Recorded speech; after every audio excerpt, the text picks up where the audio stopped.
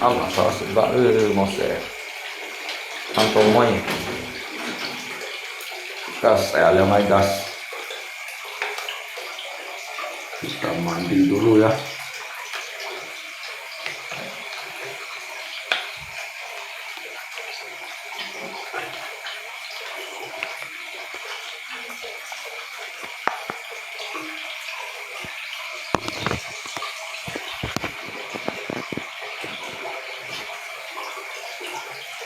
Saya bắt oi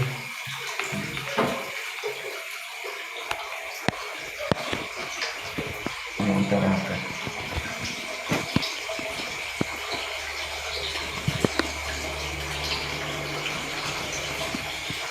la la la la la la la la.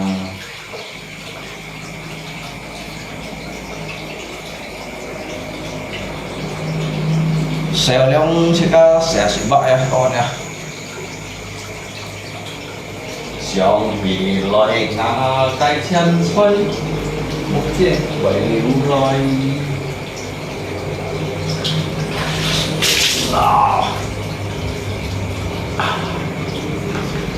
Soạn ơi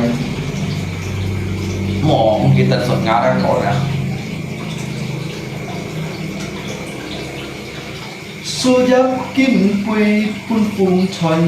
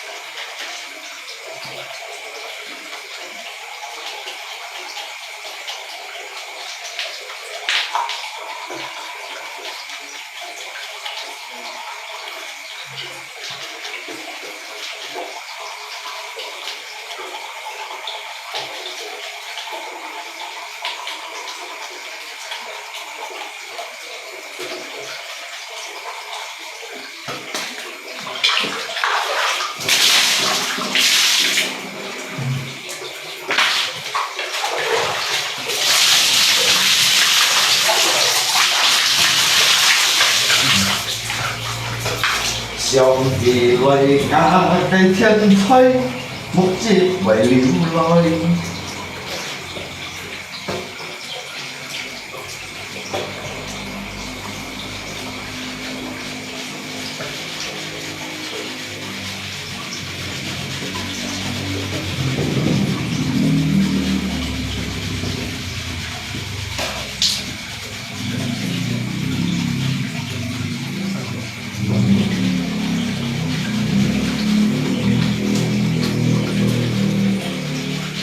Số giáp kim quy phun xoay mandi guys, kita sayang guys ya. Segar airnya ya, suian segar kawan ya. La la la la la la la la la la.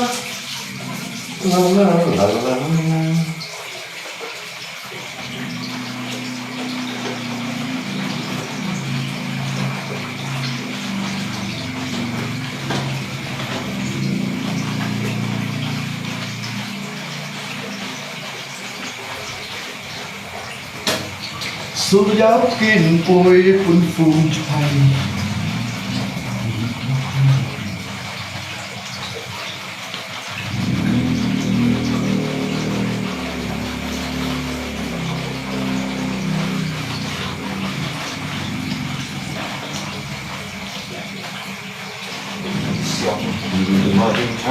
cây chân xoay một chiếc con như nó xẻo được mà con như tôi chú sẽ mà con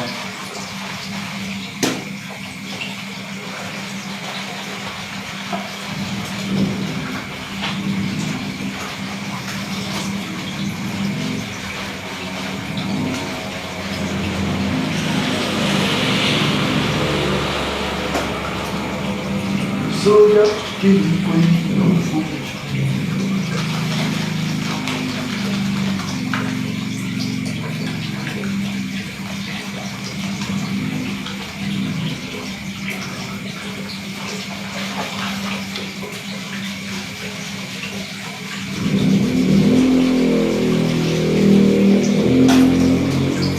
thì loài ngà cái chân thoi một chết phải liu loài aduh mandi seger saya kawan santai gue nggak saya aja saya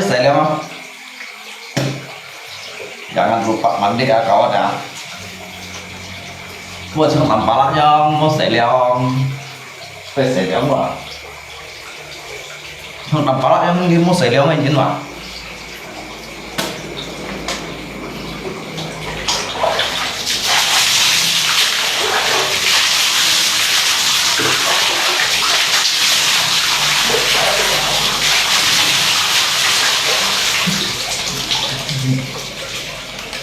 mà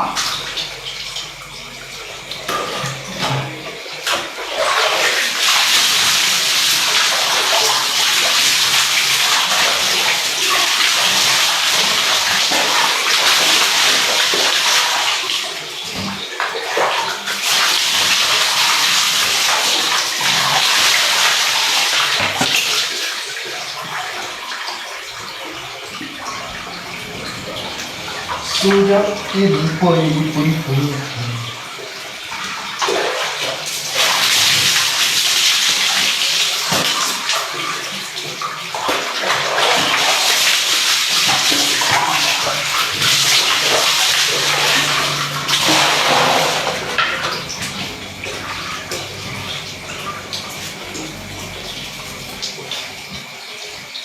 ngang tầm bá lắc sẽ ngắt chỉ khuy sẽ chẳng ai con tầm bá lắc mô tô mày đang làm gì sẽ ngắt chỉ khuy có ăn được không ngắt chỉ bắt ăn là sao đó ngang tầm bá lắc sẽ chẳng ai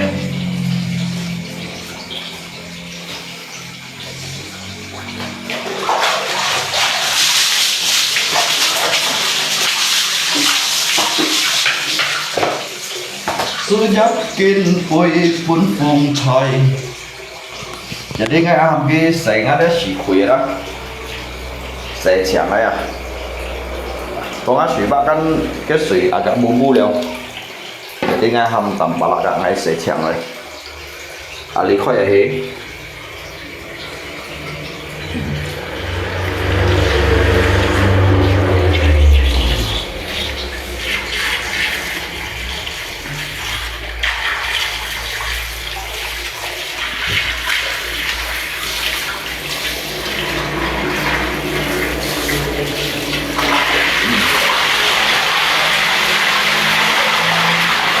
ngắm cái ngắt sẽ ngắt sủi bắp sẽ chẳng ai ngắt sủi đâu sẽ chẳng ai ăn to lên mèo là ở tập em môi à ketika lo sih gak tập môi cái lo gì lại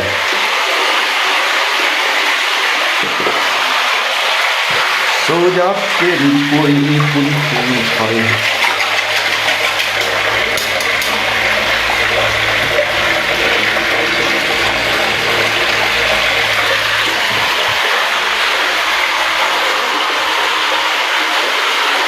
dòng thì loài ngà cái chân thấy một chết bởi liều loài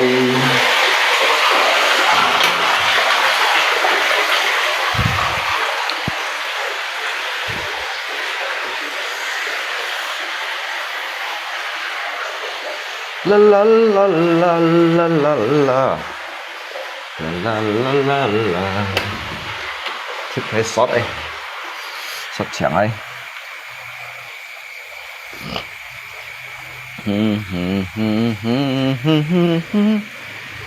một chiếc bánh liu lo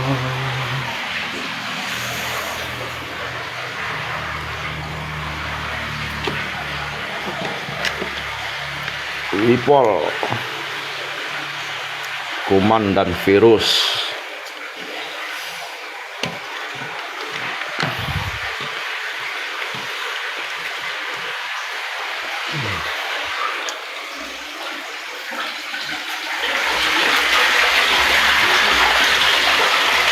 sudah kini pun punya hai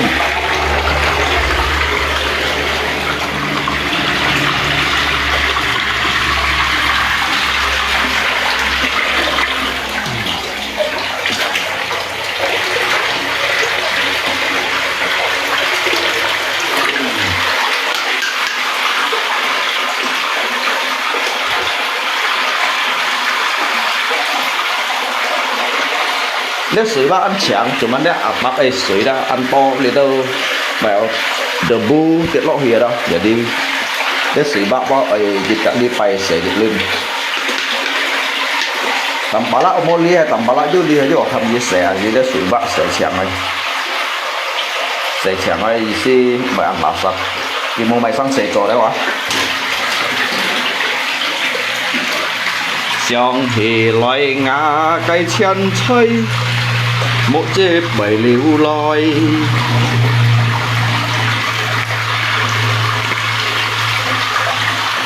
số giấc kinh khuy phun phun trời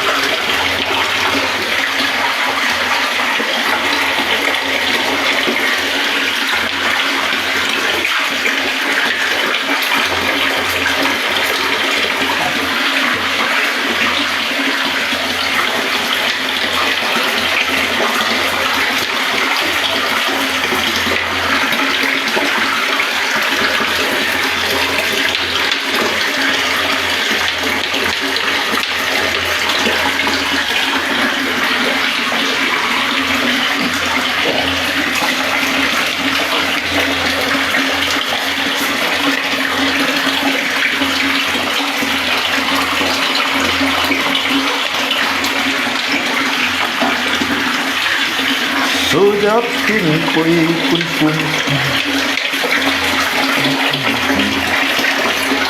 yang mulai naik sampai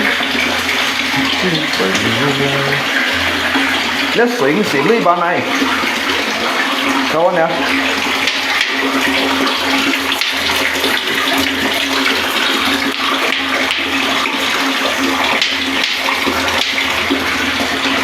mà phát ra gì bạn ơi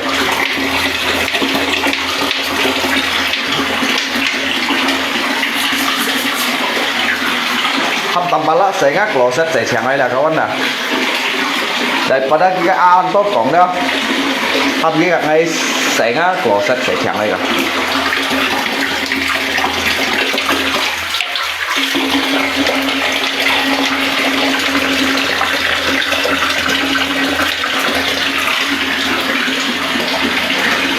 sujud kini koi pun pun trời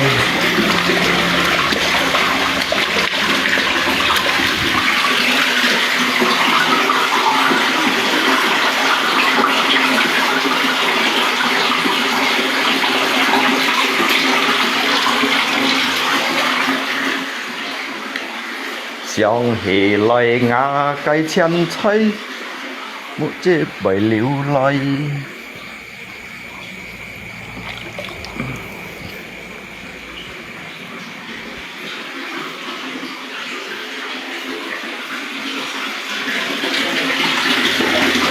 sujud kini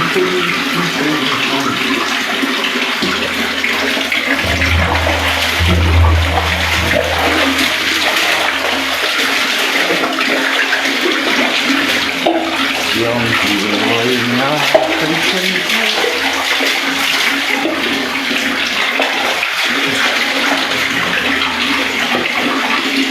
nếu水人講河水嘅水啦啦，nếu水啦人講河水，真香。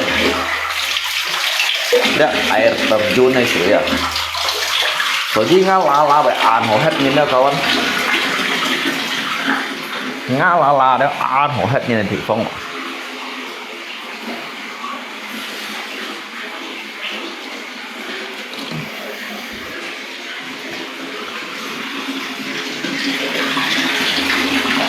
tôi dám kiên tôi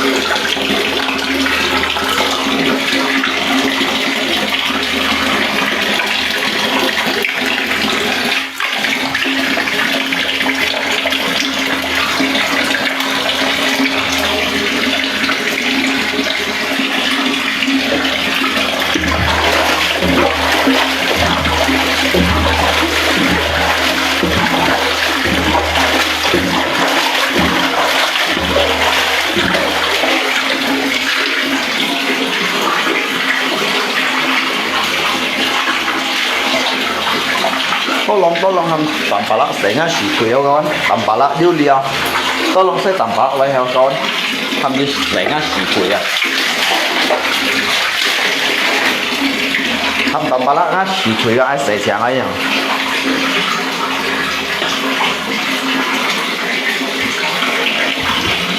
bây lasap jadi naik shot ini shot siang ai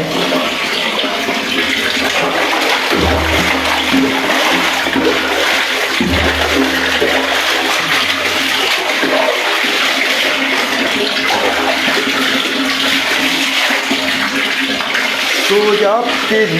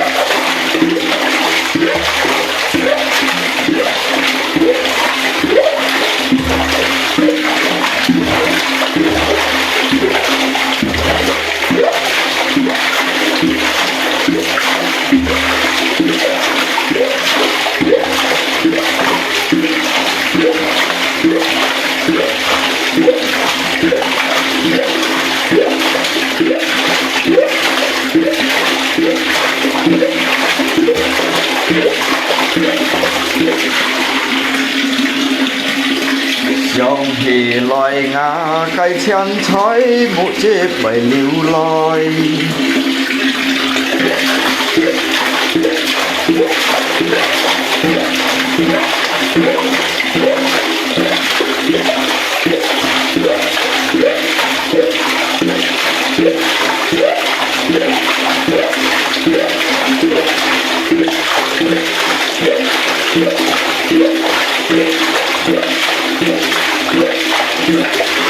menjaga kebersihan itu penting kawan-kawan. Kebersihan adalah bagian dari iman.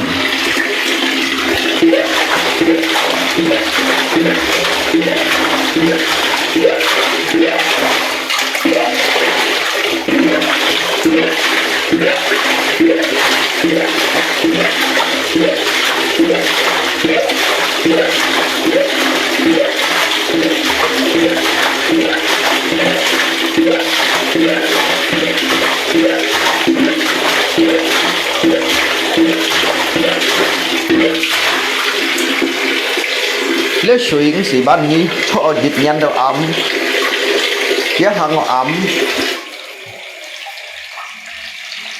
hồ chí langsung này xí đây chẳng à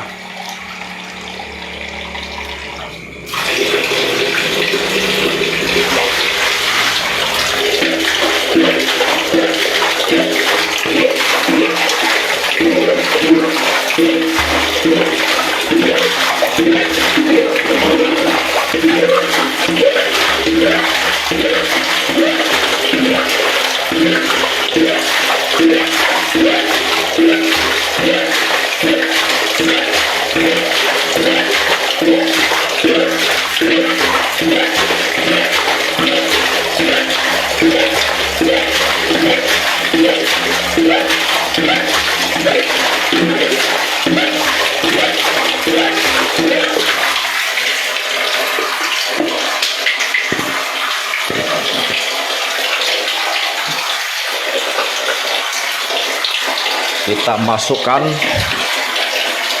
antibakteri, anti kuman ya kawan ya. Sujap kinpui pun pung coy. Wow, langsung mengkilap, langsung bersih.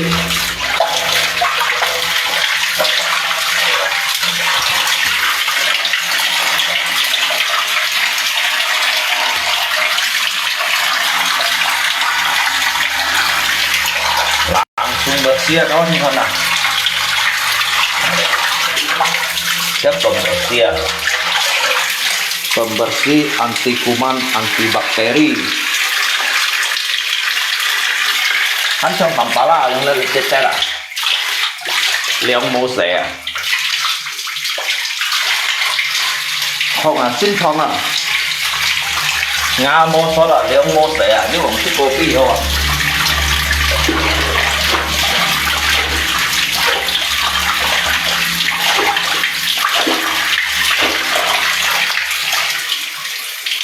Sujap kinpui pun pung coy.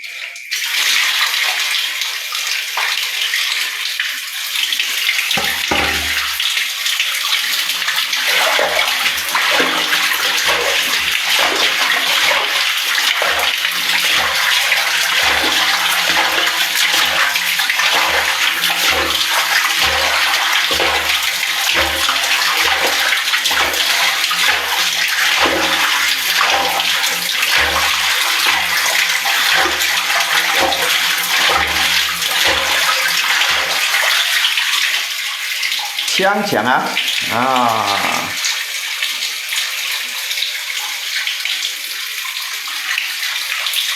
Cái hoa đây sủi kèo xiên rồi nè.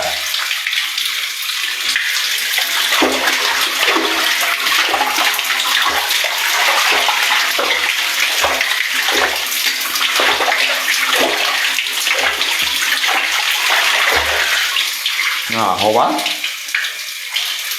Cái bệnh năn là hết có nè.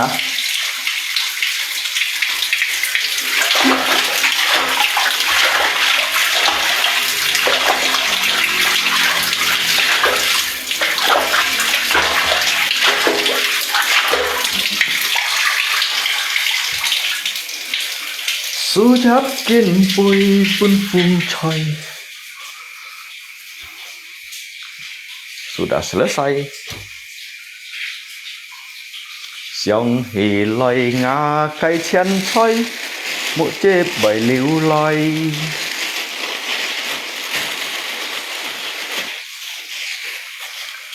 Lihat jika tak dan he, kita kunci kembali guys ya.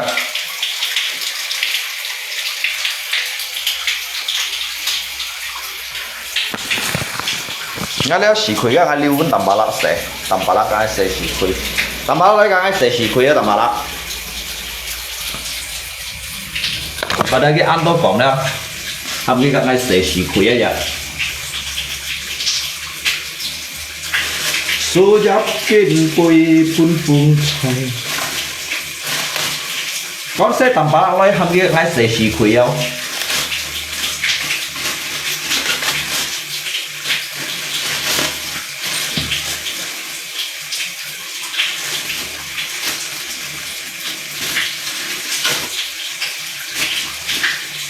Ai nè cái ngay xe nhà là có lấy hàm kia cái xe xì khuy đâu.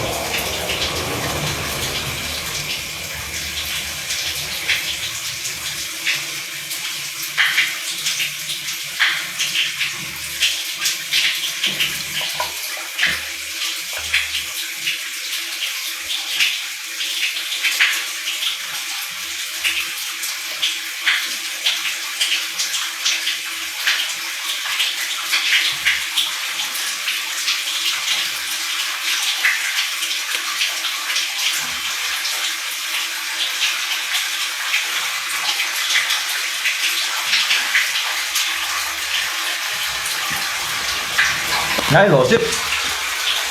lỗ xích có nghĩ thằng đã rồi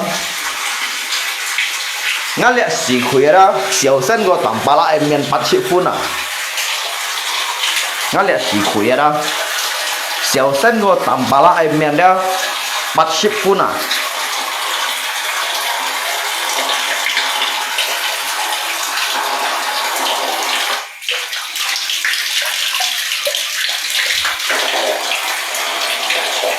số giáp kinh phôi quân phun thầy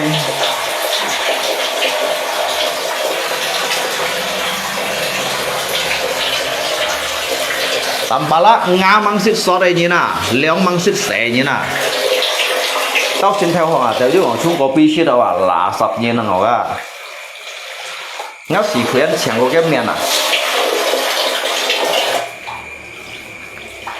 ngã xì khuyến đó bía tầm ba lá đó ngã xì khuyến có xỉu xét như nào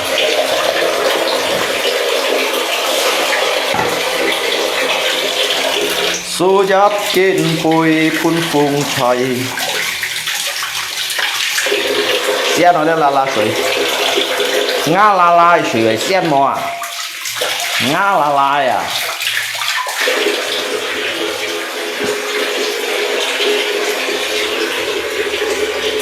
phân theo dòng thị phong nam chim cùng giọt to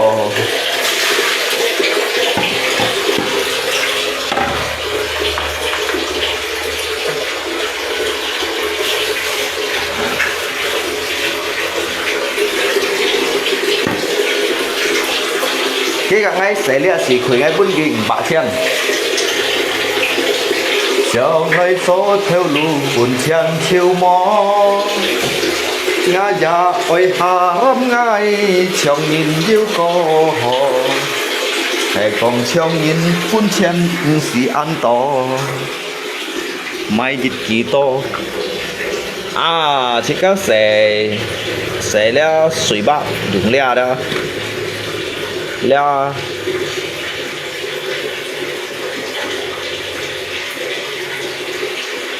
cô lì lẽ ya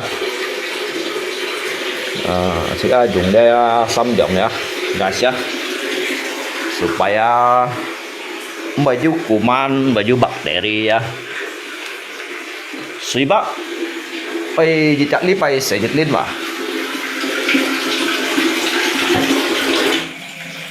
jadi Sally mẹ chẳng ya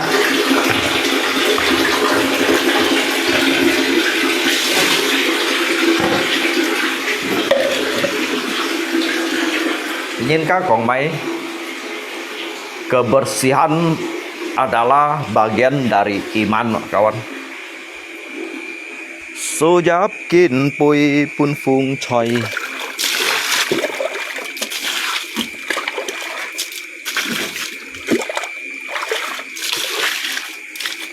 mua hâm cái chẳng áp gì chẳng họ lấy là hâm tầm ba lá lấy chẳng áp gì là lấy áp gì họ phá đó lâu chiêu hay còn này cả lì can chi bởi vì họ to ship mẹ ta đó nhưng tin chọn nó hâm cái chẳng áp gì chẳng họ lấy à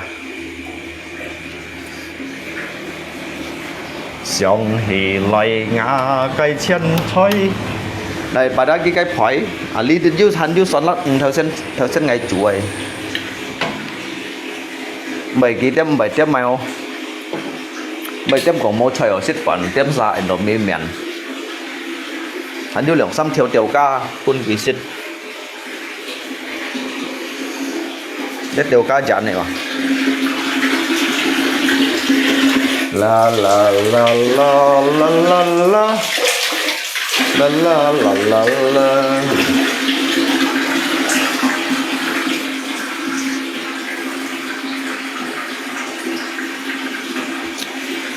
sẽ đặt tiểu gai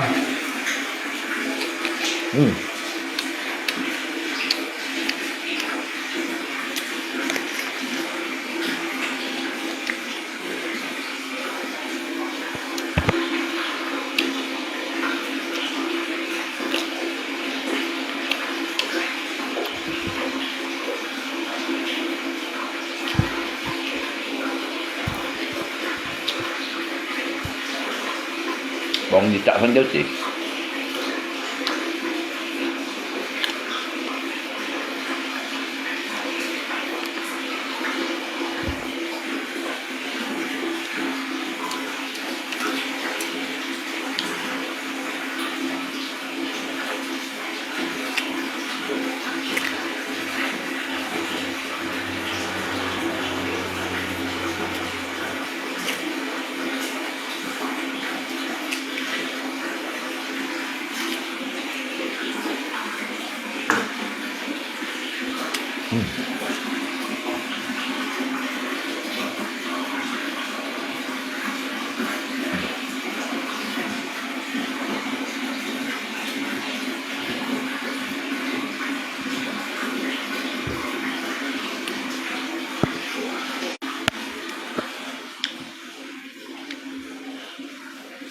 Nhớ luôn có yang xẻo leng kawan.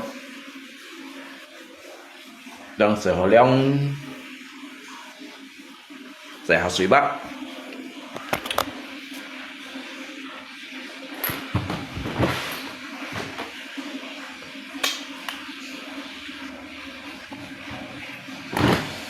Số đắc yên bồi cuốn phùng chạy.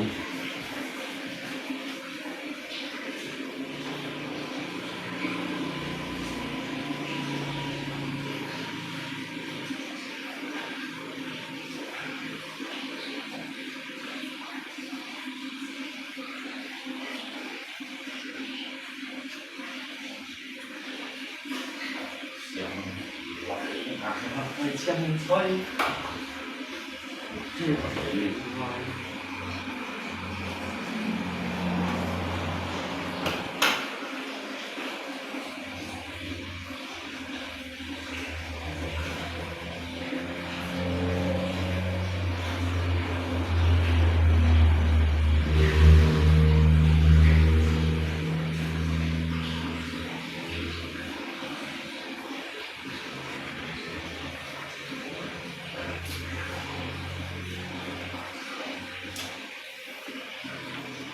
Kau nampak tua dan lelah, keringat mengucur deras, namun kau tetap tabah.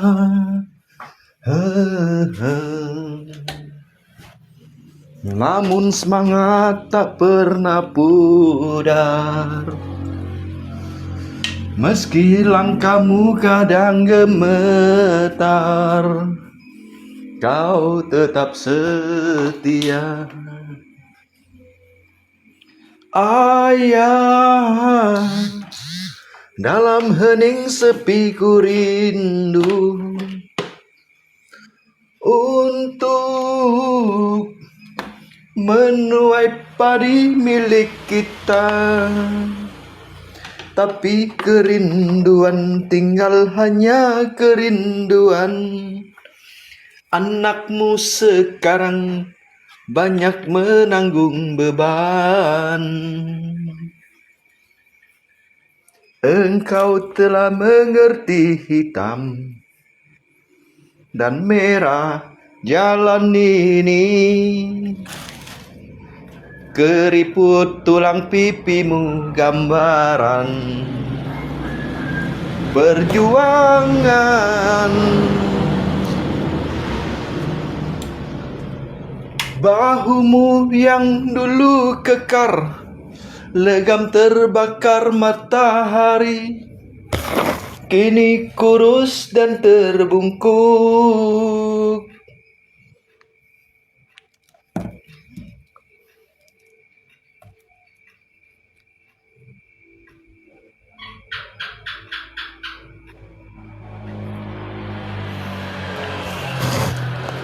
Perawatan itu penting, bro.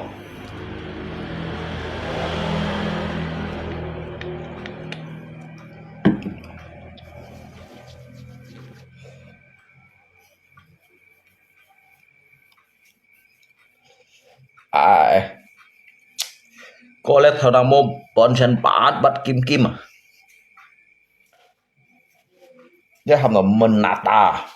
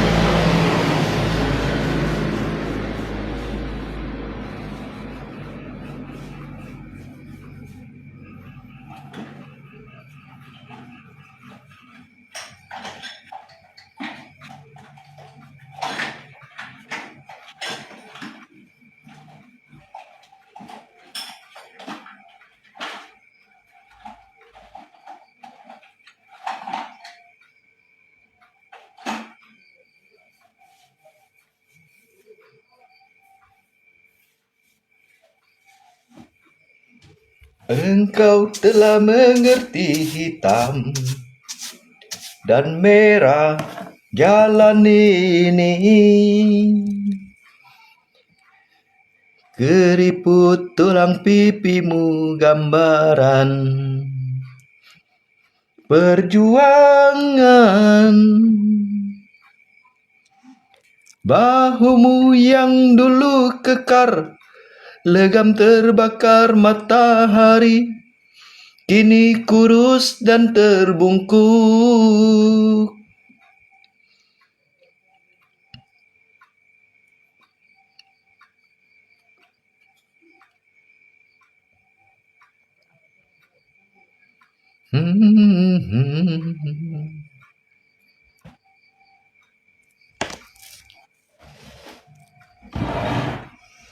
La la la la la la la. Memikul beban yang makin syarat, kau tetap bertahan. Ayah, dalam hening sepi ku rindu untuk menuai padi milik kita, tapi kerinduan tinggal hanya kerinduan.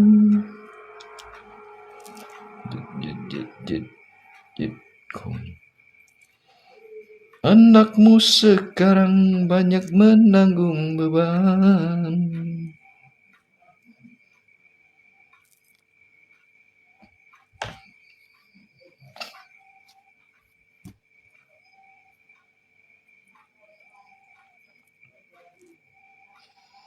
Engkau telah mengerti hitam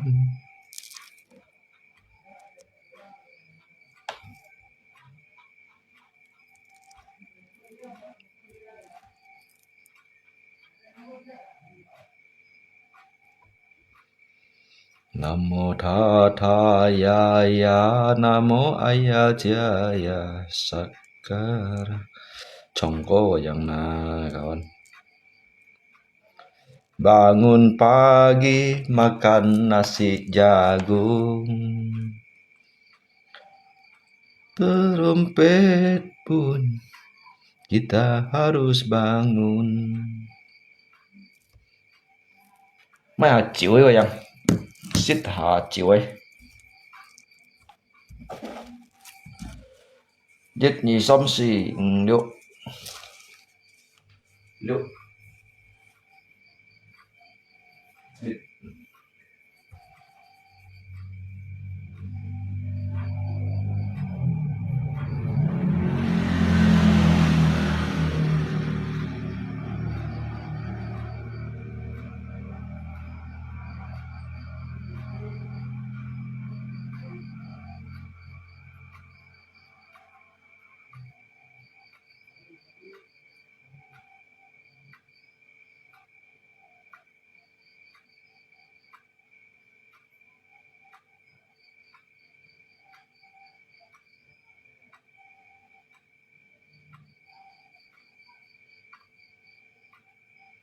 terkadang hadir rasa curiga, namun tak berdaya.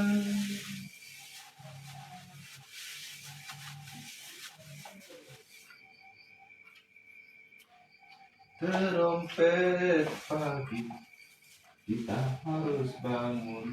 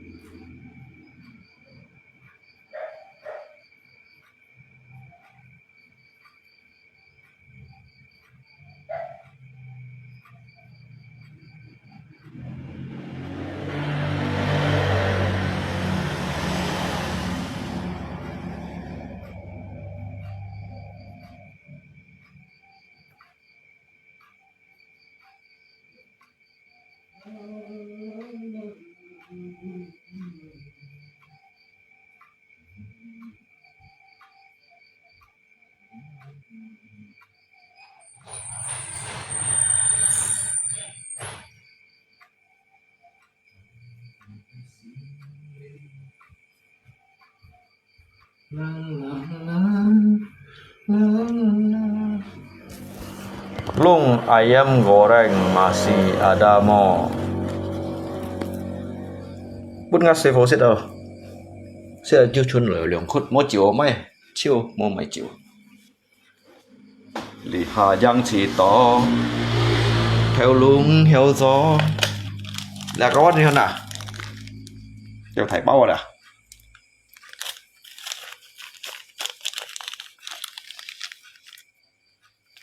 Đó.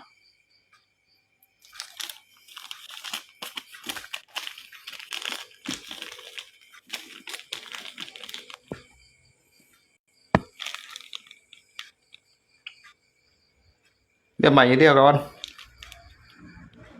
Thịt bao rồi à? Nem nem à?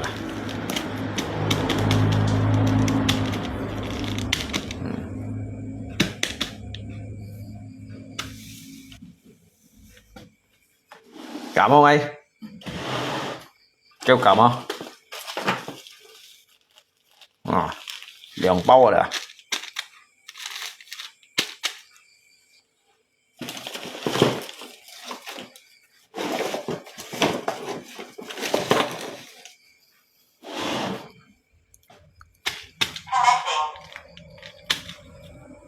Liền bao thải bao rồi à? Cảm ơn liền ngay, nhí tí ngay cảm ơn, kêu cảm ơn, nhí tí ngay kêu cảm ơn.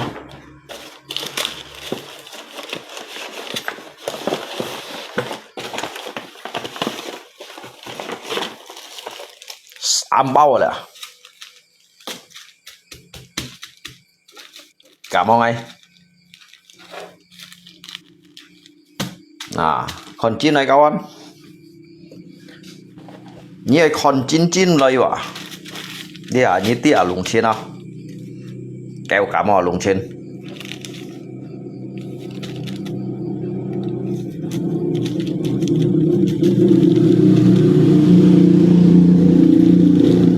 Bao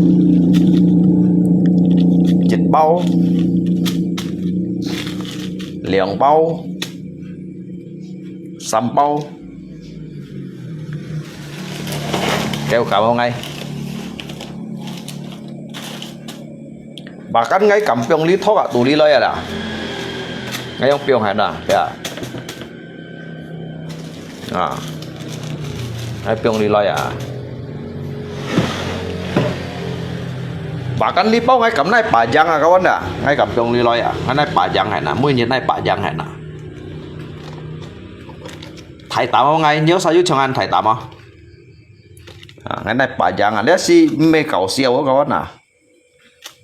Con à, ngày nay ông bà giang hả nè.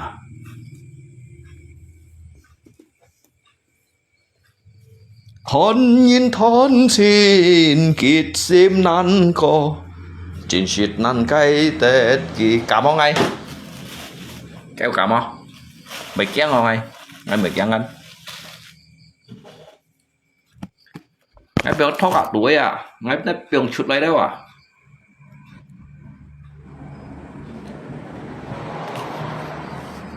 Nhìn mùi ly ho tin tô dân hiểu tì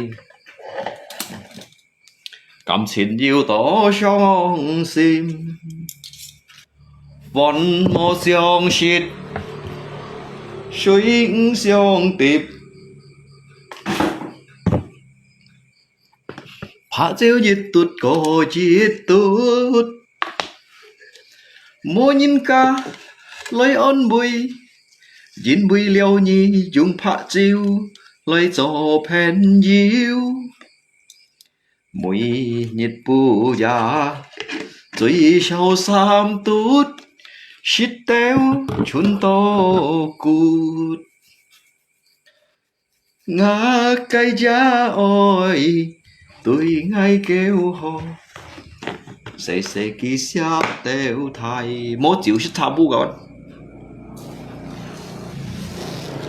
Tô mai ly ha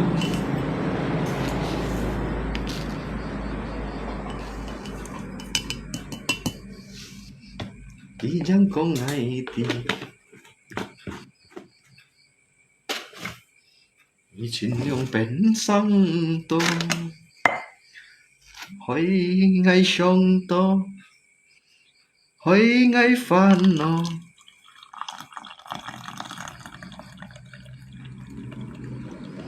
Ôi chứ tất nhiên một kết có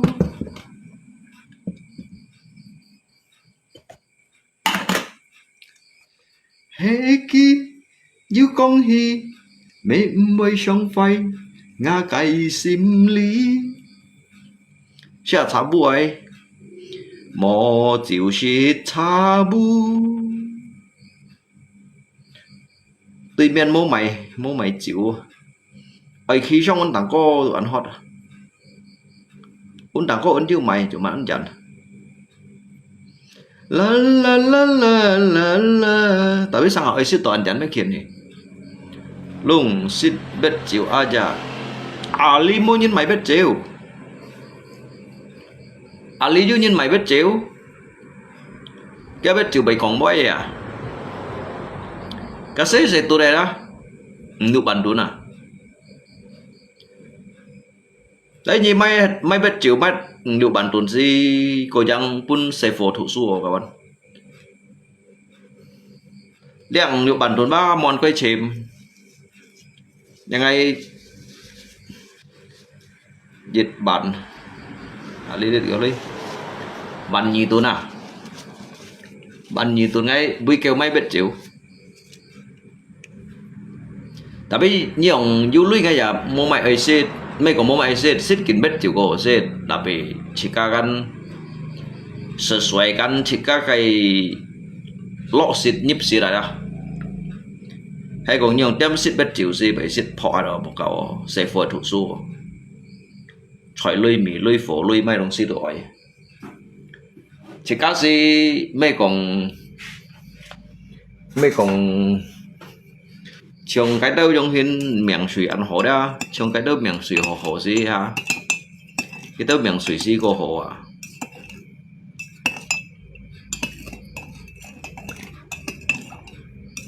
cái đâu kỳ dịch khét lượng xăm khét trong hiên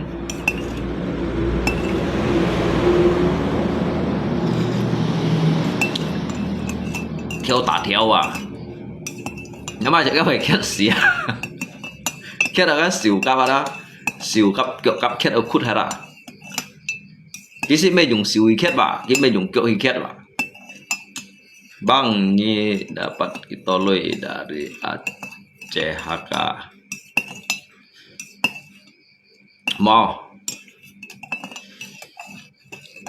mo lian kiểu mo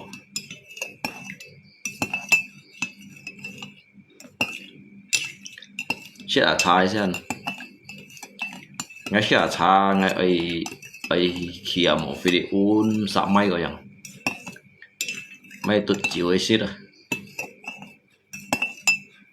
một bên thì cái xít chiều nhưng sao hả sẽ bởi sòng nhận xít từ ngay sòng nhận xít nữa ấy xít rồi một bài ngáp bao nhiêu còn hai thằng dòng hà nhịp bài như thầy như một xít chiều đấy à rồi thả ba còn đang ngào họ tại vì ngay những chiều ghi còn à các bạn ngay những chiều lộ những còn thế nhau à phát chiều satu botol 15.000 ngay máy xe tôi đây hai thầy tôi đây các lui mòn to như là bắn bàn đó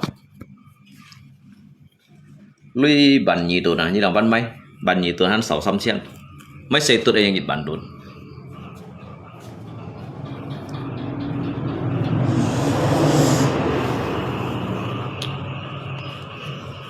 chỉ có li chọn nói li mình nói vô còn cũ ha vô còn các mẹ hạt gì kẹo hả mẹ tí mày kẹo vô ha mua mày phun mình tí mày kẹo vô đi xí ngã lạ cô đó ngã lạ cô tí mày khủng liung kẹo tí mày thiên liung kẹo đó jadi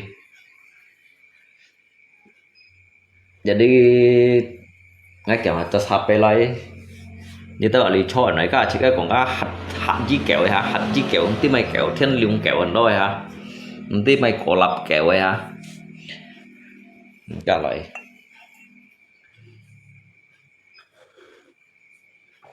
ngay khi so tặng có ba yu pan kilang chu kita pan kilang chu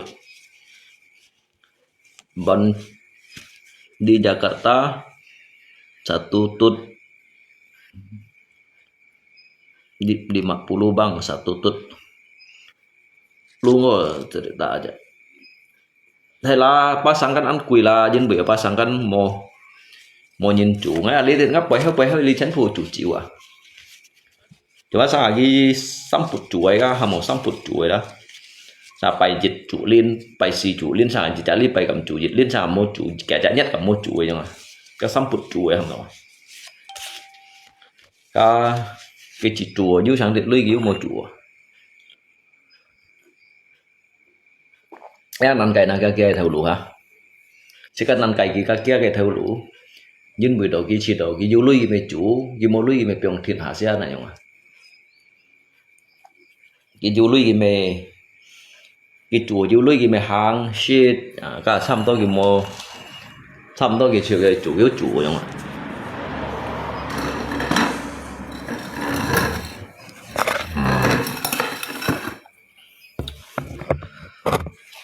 jika lung ko cerita aja cerita ngay kiểu ngay chas HP kiểu ngay chas hạt lấy chân chas tiểu ngay xẻo léo mà sẽ ngay sủi bạ thôi chân ai còn ngay sủi bạ mà ông vu thut rồi sang như thế tí jika you say for đâu các lên đấy gì si bởi sẽ cái sủi trong hình mô mày chăng mô mày họ sủi mô mày chăng mô mày họ sẽ đó cái sủi bạ là sập hôm nay sẽ chẳng này cái sẽ for busin sẽ phải hết à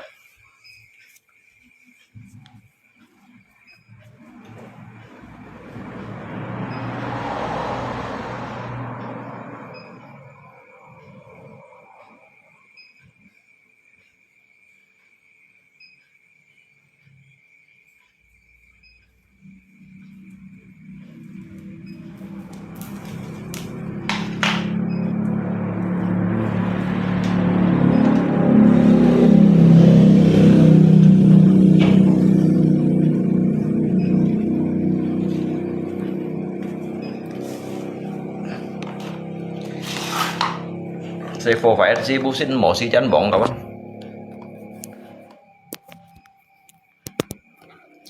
cũng chọn yun cũng chọn họ xí chỉ đó hay cũng chọn hong xin mô mày họ như vậy tiêu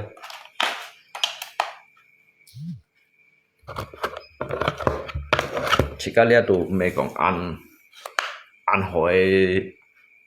hỏi theo lùa chỉ cả lia theo lùa ship nhịn dám kiểu nhịn mô chú giá mày à ship bóng ông xì theo lùa đó sang xe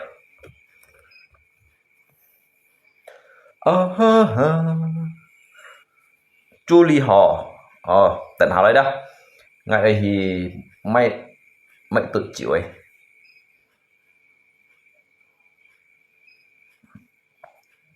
cái kia thì u tặng có ổn định mày dịch bản tuần mày dịch bản tuần này như đâu à lý đi trọng hẳn đó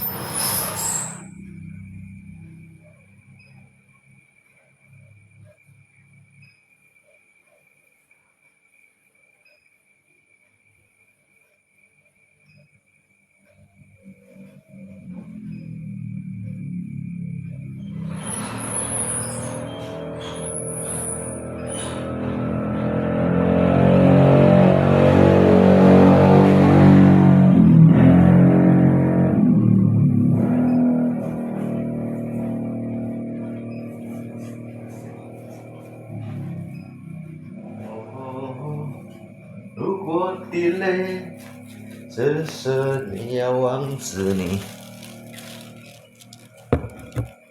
ngay ngay mới đi thời chiều tiêu thời nè, như đi khiêu kiểu giờ nó xí xe thời rồi, kiểu kẹt cái chua, kiểu lý khí xong ôn hơn sebentek, lại sebentek số học ôn thì cột cả tại kampung à, thì xăm chạy kampung không à, kiểu giờ nó luôn có ship bảo giờ mang ship bảo. Để saya dịch bui yang nào, dịch bui à, nhông cúi rồi, dịch bui dịch bản tuần, chuyện thời gian,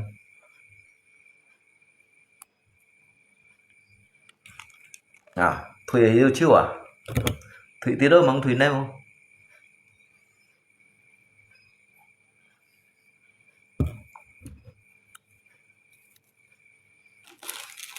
một mấy kháng cái chiêu.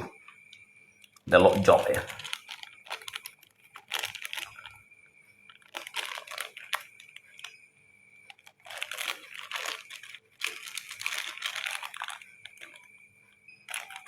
Là dù lộn giỏi cái kịp mè mà không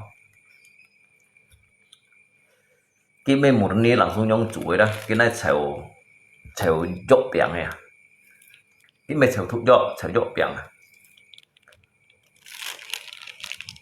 Let's say 是几年的嘛？你咪是几年才历天的嘛？我怕是時咩好了，姜米窿破肉米要遲嘅人咩？窿個肉米講下巴安真香要遲嘅人，anh đi còn ngày xa con.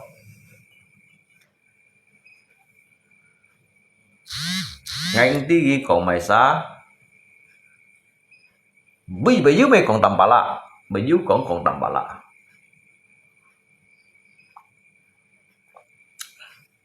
thật ra tầm bà lạ nhớ còn tầm bà lạ đi vào chỉ còn phát chế nhanh gì nhanh rồi à còn phát chế nhanh gì đó nhanh rồi còn nhanh rồi chăng đấy vậy hả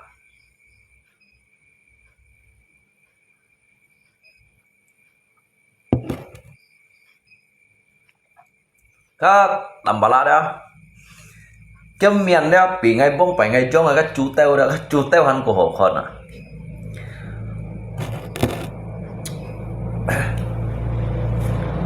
mày to lòng xịt luôn nào các bạn họ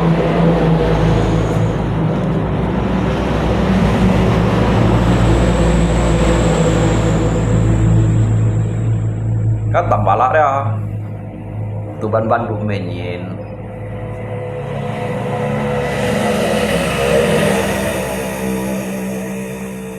trong các đôi hàm tổ các đôi hàm ở trên trong một nhị kẹo kia môn kỳ đang si phát chế bún cái cho xin than lưới xăm xịt bắt theo đâu à kia môn kỳ đang si đâu à các ba kỳ các thiền nọ hìa cái tầm bà lạ ngày ba tháng chiều ngày tí vậy đó ngày đi nghe cầm con chuột đây ngày thằng chiêu liệu à ngày đi ra ngày thằng chiêu nghe cầm con chuột đây à như tầm bả lại như hệ ăn khiang ăn nén này đó như chỗ mấy cả cái thọ phơi mì lưới phơi thọ ship theo đâu ha thọ ship theo kỳ bún như ship theo hắn cũng mò hắn ấy cũng phải cái chúng ta làm một chín trong một nhị kẹo các bạn như thế là ba một nhị kẹo mà như vậy sông Nga đâu dùng sông Nga dùng cái mô cả cái thổ rồi đã biết khâu thiền khâu miến biết khâu thiền nhìn khâu đường miến à như chợ tầm phá lại đấy à 你何叫白啊？你係秋風啊？咧何叫白有秋風啊？睇真佢第個買啥嘢？第個落坡啊，第貨出啲先啊，第個出啲先，前講này sao？前講cái苗下用đâu à？見知咯，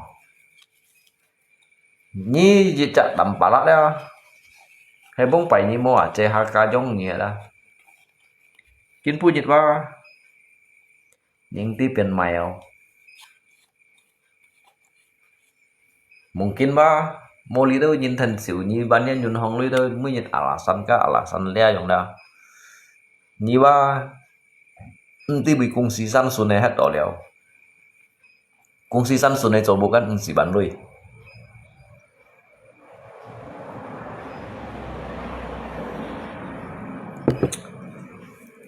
kêu như vậy xì à ha này phèn đâu cũng vậy à semua orang yang udah pernah bantu dia kena dia jelekin nyan ơi còn ngay alung sini ada ngay memang cuma nhìn tapi ngay mà đó ba me bon hạ nhìn cái nhìn ka hay cùng napa ya lungko semua bantu dia ujung-ujungnya bertengkar kan saya hamto giống cây bà hamto mua nhì kẹo quá trên trong mua nhì kẹo à giống nào si ca kiểm nhìn cây lui pun nhìn cổng sang tết bảy nhông ban cho một lúc hết bảy nhông ban hên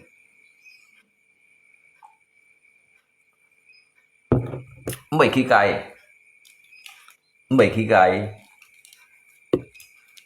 pun nhìn cổng sang dịch liệu kỳ bay ba bảy khi cài ngay còn ngay bông bảy đó bông bảy ngay giờ hà lọ li media li ngay trong kia giống hình pun nhìn các kiều đỏ đó liên áp theo luôn ngay trộn điệu thải rồi ngay mình còn phiền nhỉ à ngắt theo luôn ngay trò hồng thì lấy phân bê trò hồng thì lấy trộn điệu thải đâu à trong ngay trong kia giống hình nào đó chỉ phong còn ở đâu cái máy nhìn to long cái ship bả theo còn bả theo à cái còn như hỏi cái theo đủ luôn kiểu như hỏi cái theo đủ cho ông không á kiểu như hỏi à kiểu gì cái hỏi lan xí như nó to xí nhau à lan xí như này đó lan xí như đó mày dịch điện lên tụi tôi xí nhau à cái chơi mẹ này sống lấy phiền cái mấy modus cái thái phiền sọt cung à tao bây giờ còn ngắt cha còn kẻ bạn nhân ngay đụng bảy đồng ban hiện à cho kẻ bạn nhân bảy đồng ban nhìn coi ngay cho kẻ bạn nhân ngay coi ngay bệnh kết đụng đồng ban tụi này coi à cái nhìn nãy bên gì còn bạn theo á giờ bên gì cho một theo cung on à mày gồm bạn hắn tụi một hắn một con à ni còn ngắt phơi à để tạm bả lại à ngay thốt chịu chung nha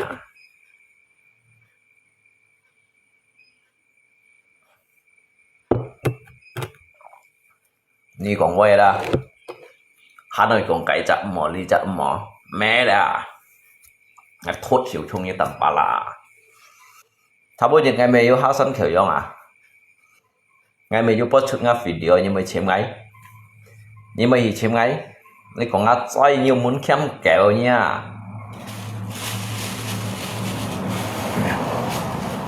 nhiều nhất tầm bả lại nhiều muốn kém kiểu như ép bị liệt thải phiền sọt bóng à thà bây giờ post chút thà bây giờ kỳ còn ấy nếu mày nhìn phân yêu các mày sao hiểu to là ngày thiếu họ cái còn à mua tòa trận cái còn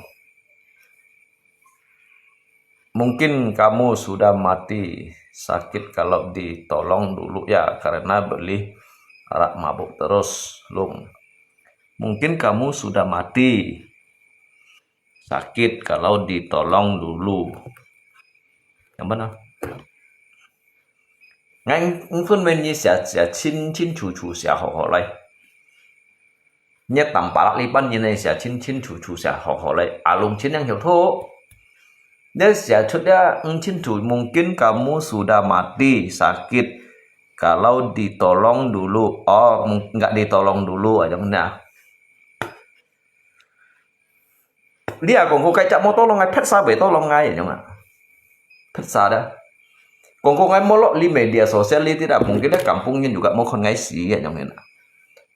Jadi dong sih jauh lagi terlalu memfonis ngay. Dong pan sih jauh lagi kentai hi còn các Santo Agung ngay vậy. Ngay còn Santo Agung ngay langsung tong men còn langsung dicau hara. Như siapa cái ngay klarifikasi tentang dia sang se. Ngay còn pun đều nhìn lui ya mau nyong nan bui như na. Cái pun ngay theo pan ngay còn ngay ban chuẩn ni cái hanya theo pan à. Như chiều như pun nhìn một bù li như na. Như chiều như bù li nhìn một pun như na. Vậy sao làm ngay còn thì vậy như xây cho đấy Santo Agung như chi ham như xây cho đấy ngay cầm còn lia như ngày boy à. Còn abi cái bụng tia pun nhìn cái con kalau như operasi li ngong nhép mai chơi như một này thật chuột lại à. Vậy sao là con này còn đi cái vậy. Ngay bây còn như khói mai thải bê té. Ngay bây còn keng như Santo Agung khói mai thải bê té. Ngay ai còn lý gì bây đó ngay như đã chín miên à.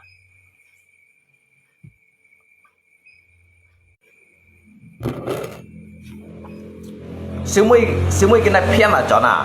Cái còn ngay mau còn cái thằng à. Ngay clip ấy thì ngay tụi còn cái chốt bằng rồi à. Như tầm bà lạ cá thiên mới đó. Như tầm bà lạ cá thiên mới đó. Tapi ngay đó.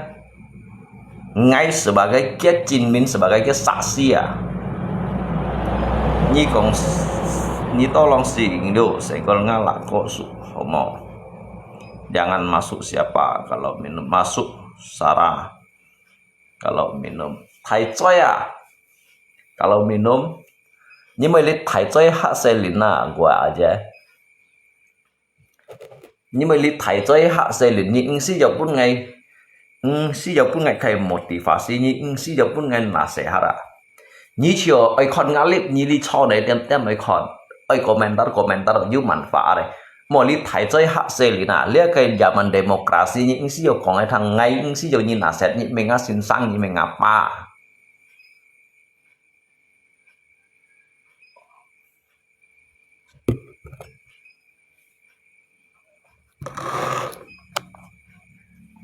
Ya, như thằng kia này. Nhị mengapa? Nhị mengasin sanga. Dia lihat zaman demokrasi ada. Nhị sih jo kong itu ngacoi boy, kong ngacoi nhị kong ka liang hanya ai chen choi aja. Ya.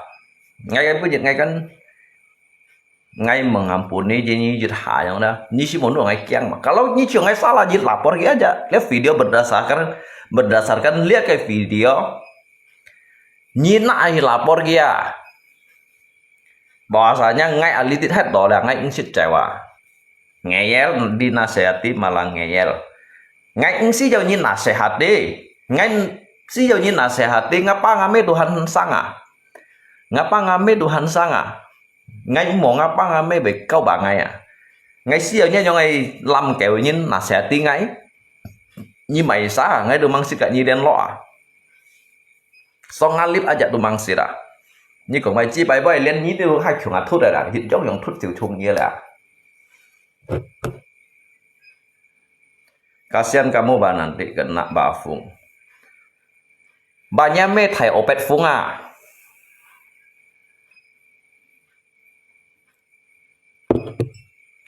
Tính cho kawan. Ngan nhìn memang ăn keras dia ngai tui lipan nhìn dah. Jujur pan ini perlu saya hargai, ada sebagian yang perlu saya hormati, ada sebagian yang perlu saya berendah hati kepada dia, tetapi ada sebagian yang tidak perlu saya hormati, ada sebagian yang tidak perlu saya hargai. Kawan ya, ngap prinsip memang anyong hendak ngay ba từ ngay cầm khí chùa li đó như ấy có bảo ngay nhìn đó cả như messenger atau WA khẩu thiệt một ngày ngang nomor khung bắt điệu si kiểu khung nhị sắm nhị kiểu cũng à nhưng si jauh li cho sang guru à nhưng si jauh ali tiếp menunjukkan bahwa nyanyian di hoi an khiang nyanyian nhưng mày sarang ngay mệt mà sang ngay abi benturkan banyak suku gak banyak suku song thong này Kalau hay còn yêu lấy còn các MABT về chim ngay à mình nha nhoi chi bay miền lấy còn boy à đó mình nha nhoi chi bay miền kim kim chiu chiu lấy còn boy à MABT you kepala adat you ketua adat you little lembaga you little nyong kai hanto kepala benua đấy à ngành sĩ nhoi nhoi chi bay miền xỉ thông nhân lấy nasehati ngay à liang ngay còn như thằng đó ngay ứng sĩ nhoi nhoi chi bay miền điều xỉ nhai mấy chi xỉ thông nhân lấy nasehati ngay à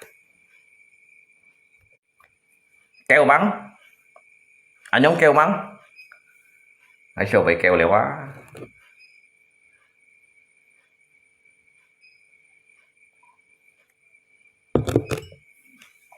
ya mẹ kalau ngay membenturkan jika sanksi ngay kalau jika sarah lagi kok nggak tentunya kita juga lembaga hebat sah tentunya kiju jika lihat nhìn juga MABT à lý do nhìn chân phụ you cọ dòng nhìn cái bài hàng à ngay xí như chú lê cảnh sát khỏi như chọn ngay cái khỏi như mừng hạ kỳ mi ngay à như có ngắt soi mòn à terjadi baru nyesal oh benarkah kata gue aja dulu như có ngắt soi à như phá khơi có ngắt như chuyện như ấy đi con như phá khơi thì ngay một điều gì nhá mấy anh đó à thank you kawan hari ini memang agak situasi kondisinya agak memang sedikit memanas ya kawan ya jadi bukannya kita ini mau tidak sopan dengan saudara-saudara kita ya tetapi sebagian orang itu yang saya anggota MABT Nhi còn nhi anggota MABT yang hen thằng nha lý trung như này liên nha lý trung như nhỏng nhi anggota MABT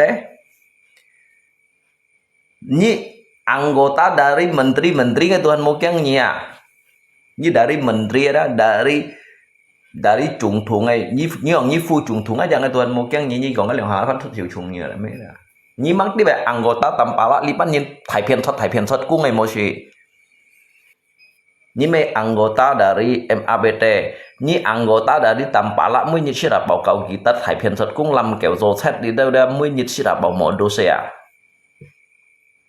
Cái mê này tả cái mê này phát copy à.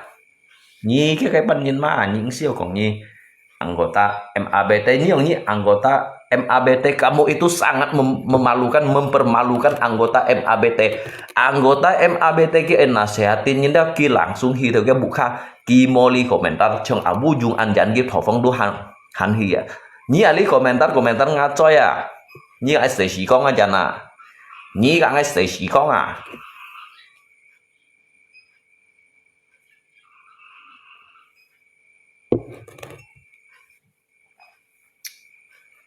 Jangan bergetar suaranya. Nyi ngai sesi kok nggak? Lihat bergetar bukan karena kiangnya, bergetar karena emosi rasanya dia ngai soal nyicit dan lau kajan ciat yang ini.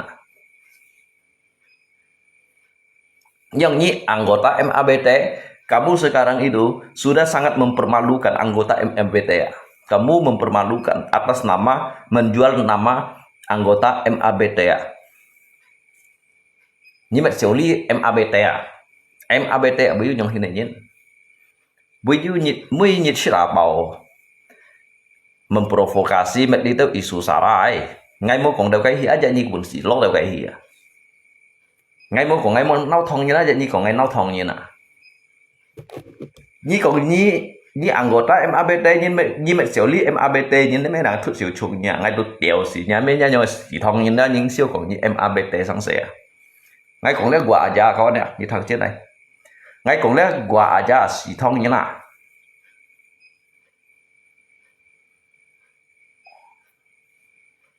như chút thì ngay ứng sĩ giàu như đi komentar ngay ứng sĩ giàu nhất xì thông như đi komentar ya ngay sen belum như chút thì istirahatlah dengan tenang berpikirlah dengan nya kayak suasana dan kenyamanan mungkin banyak sudah tidak nyaman ngapiong nyi di istirahat alasan supaya Anda itu berpikir lagi lebih nyaman, lebih tenang, lebih damai. Semua ini provokasi dari Ketua Santo Agung. Ayam-ayam ge, mai sikat ayam-ayam. Mai sikat ayam-ayam mai thang sih deh. Sikat ayam-ayam hay mai dong sih.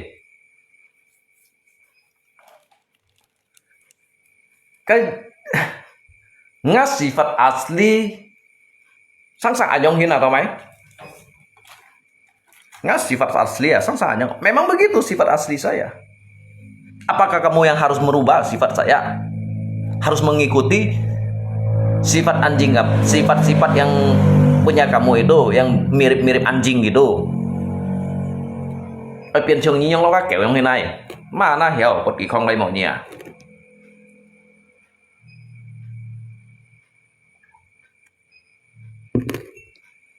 Nga cái karakter, nga cái prinsip, nga cái jiwa, nga cái sifat. Intinya ngai mau rugikan lo nyidu hoa, ngai mau campurnya kayak urusan yang sih lo dicampur. Nyi kalau campur mencoba mengkritik masalah, tapi nyi sih sangat thật pun menggiring jika opini ya. Bahkan hal yang tidak saya katakan, kamu itu memaksa seseorang untuk mengakui yang tidak saya lakukan, yang tidak saya katakan. Yes, ditongin keo. Ngai insik kok ngai mau tongin kenapa kamu sangat membenci dengan warga Tionghoa. Tetapi kapan saya berkata sedemikian? Nyi anggota MABT kan itu mang sinya meji liao ya kawan di thằng này dia gua aja dah ki anggota dari MABT dan nyi anggota dari MABT nya nyong xì thông như nào đó ngay tụ tiểu xì nhà mê chiều nya dia thông chun này xì thông như đó nya dia selalu membenturkan kok kan nhìn mo kong ada ini selalu memprovokasi kayak sangse ya, memaksakan orang itu untuk mengakui hal yang tidak saya lakukan ya. Orang ngomong dia ngomong. Ya kawan ya. Mấy còn ABA kan nyi sang lo li komentar mungkin dah. Nyi tu mau juga kayak hal-hal yang positif ya. Nyame nyi chiều nyi con nó ngai nyi mau lấy chim ngay à, các ngai tụ tiểu nyame chiều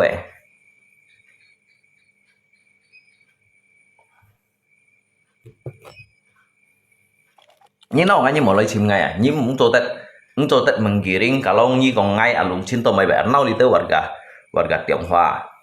Tapi ngai ingsit nyong kong kalau ngai nau warga Tionghoa ngapa ngame juga thongnya nah hyung thì chỉ mày juga thongnya nah juga hakanya cho hay nyong kong kawan. Dia fokus nguy hiểm mà, coba ngai pak mày chơi kin puja kim menjual nama MABT dah nyi kong nyi MABT nyi dah ngai thut hiểu chung như là ngai thut siu chung nyi dah hay kong nyi me MABT nyi dah berarti nyi mempermalukan dia ke atas nama lambang MABT dah. Kamu itu sangat mempermalukan orang. Kamu itu menjual dia kayak lembaga dah, nyi menjual dia kayak hamto dia kayak MABT nyi dah, menjual nama-nama baik MABT ya. Gua aja akun Tampala. Dia kawan. Ngay alung chin salah yang mất gì chú lê ní bật đi không lấy bỏ lihat alitit kiju alitit lala juga ju MABT kok lala litit juga juga kayak kepala suku kayak kepala adat juga kayak kepala benua alitit lala juga ju hakim aja polisi ya ju penasehat ju medusi ya to mai si ní chú lê nhà mê chia nhà phân phô chỉnh ní chú lê họ lời nạt tiểu nhà mê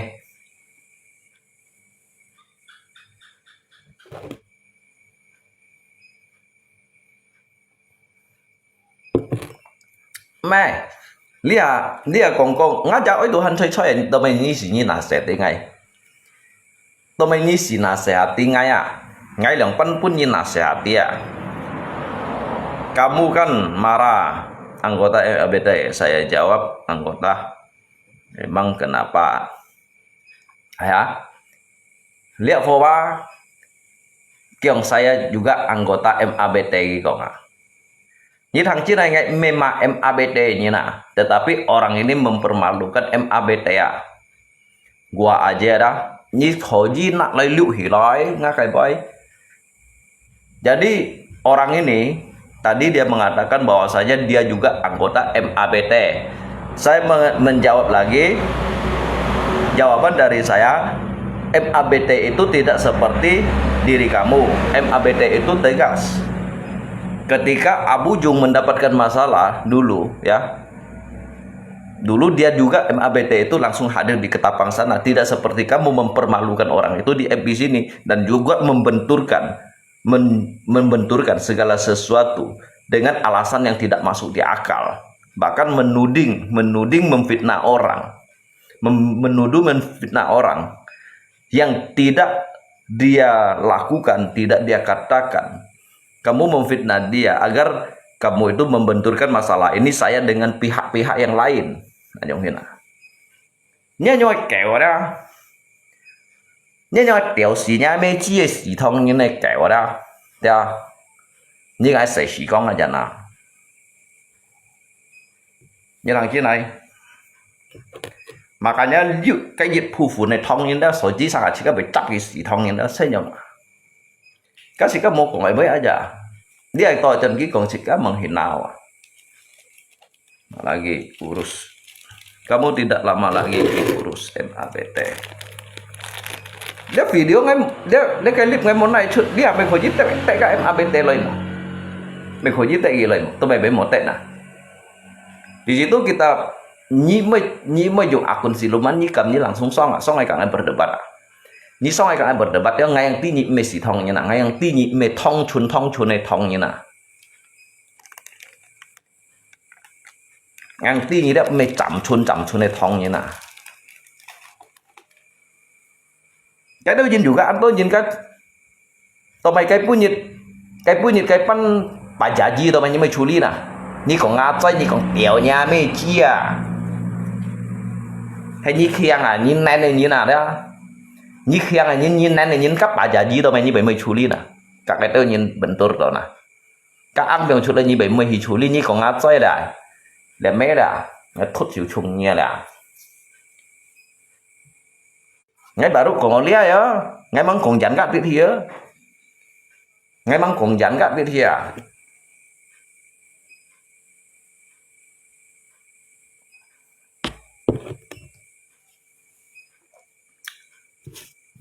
Paling nyi kon dong ngay là, alung chin nyi cầm nhông thế nào, tapi bagi ngay itu nyi tu mun kem kewa, nyi còn ngắt choi à.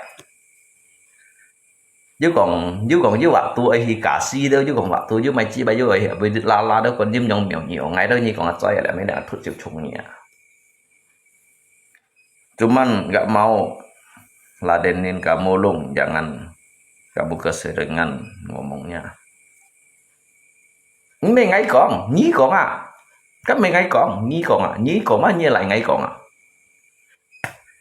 Yang mengatakan bahwasanya anggota MABT itu siapa? Kan kamu sendiri. Kamu mengatakan kamu itu adalah anggota dari MABT. Kemudian saya menjawab, anggota MABT itu tidak seperti kamu. Mereka itu tegas. Mereka itu bukannya orang-orang seperti kamu. Yang suka memfitnah dan juga suka membenturkan masalah. Apa yang saya katakan lain, yang kamu kritik lagi lain lagi.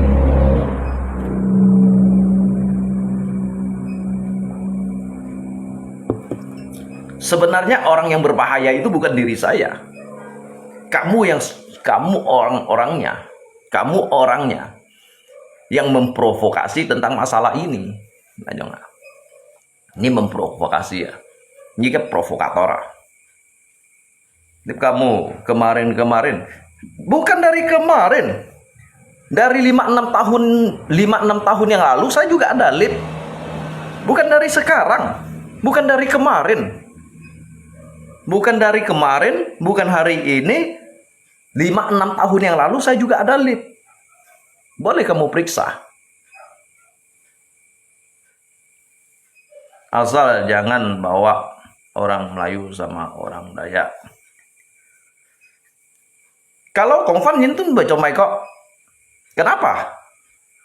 Banyak kok sahabat-sahabat saya yang Melayu, yang Islam itu semuanya baik-baik. Orang-orang Dayak semuanya baik-baik. Tidak seperti gua aja ini. Yang kelakuannya itu kadang-kadang itu selalu membenturkan di antara semua orang. Membenturkan di antara ras dan juga suku. Melayu ada banyak yang bagus-bagus, yang baik-baik. Bahkan mereka itu saudara saya. Bahkan mereka itu sahabat saya. Men biasa aja, nggak usah hina-hina gitu. Jadi salahnya di mana? Kalau saya mengatakan orang Dayak, istri saya juga orang Dayak. Saya hidup di kampung ini hampir mau 20 tahun, orang Dayak ini semuanya baik kok. Orang Dayak ini semuanya bagus. Yang membenturkan masalah ini kan bukan saya. Yang mencari masalah ini bukan saya. Adalah gua aja. Ingat ya. Yang gua aja, akunnya gua aja ini. Yang suka membenturkan masalah. Tụi mày nè, liang cái còn phát nhìn mày tụi mày nè. Cái còn cố trụ nhìn mày tụi mày nè.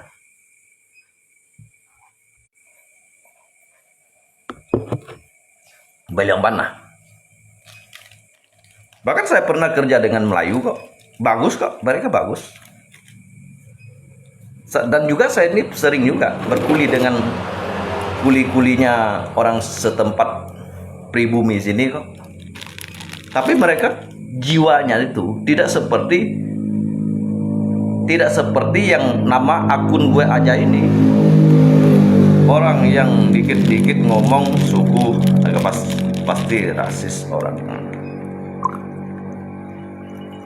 Yang rasis itu bukan saya, kamu. Karena apa? Karena pikiran kamu mempunyai otak yang lebih kotor daripada saya. Sehingga kamu itu cenderung orang-orang yang mempunyai watak yang kotor, ya. Watak yang kotor, pemikirannya tentunya buruk. Gitu ya. Ribuan kok pengikut saya, jutaan kok kawan-kawan saya. Mereka tidak pernah seperti pemikiran diri Anda. Karena apa? Karena itu kamu mau nonton aja, kalau tak mampu nasihatin.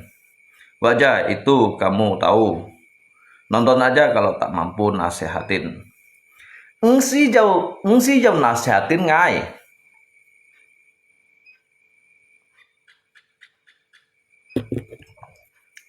Ngay message na. Alitin ngay baju kong salah bagi juga tindak pidana. Juga kayak pelanggaran ITE. Juga kayak penghinaan atas itu nyin masa-masa tidak terima, tentunya juga tuntutan yang mempunyai hak untuk menjatuhkan jika hukuman itu bukannya kalian. Tidak dibilangin bisa kena imbasnya termasuk saya. Nggak itu memang kongnya, bukannya mereka. Yang saya bilang itu bukan mereka, saya itu bilang kamu. Kamulah otak-otak yang tidak bagus. Nantinya kamu yang membenturkan masalah ini di antara warga Tionghoa dengan yang lain. Bukan saya, tetapi kamu. Kamu yang membenturkannya. Nyata-nyata saya tidak pernah mengatakan bahwa saya tidak pernah mengatakan saya ini membenci warga Tionghoa. Lalu kamu menggiring. Kamu menyeret urusan ini dan juga mengiring sebuah opini kepada netizen. Sehingga kalau netizen yang awam, dia mengira bahwasanya itu adalah betul. Bahwasanya itu betul. Padahal saya tidak pernah mengatakan bahwasanya saya ini membenci warga Tionghoa. Tidak pernah. Tetapi kamu yang menggiringnya.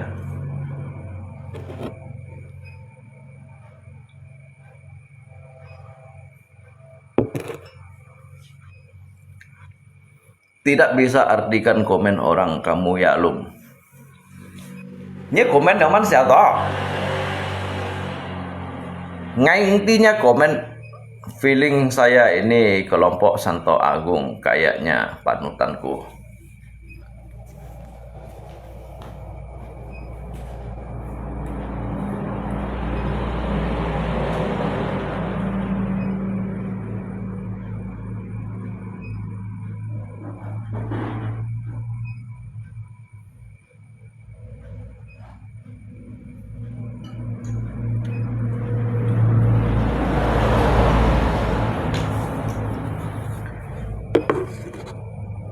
Bang, kalau Nyi jadi konten kreator, belajar dulu bahasa Indonesia yang lancar.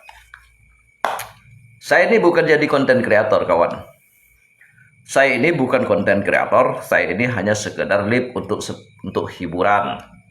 Yang mana itu salah, kita katakan salah, yang mana benar kita katakan benar. Begitu aja ya, kawan ya. Dan juga di sini yang perlu kita ketahui,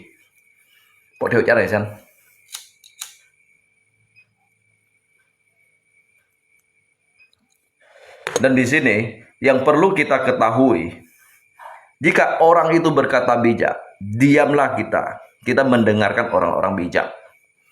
Tetapi kalau yang bijak itu ya ditijak, maka bertindaklah kita. Ya kawan, gitulah.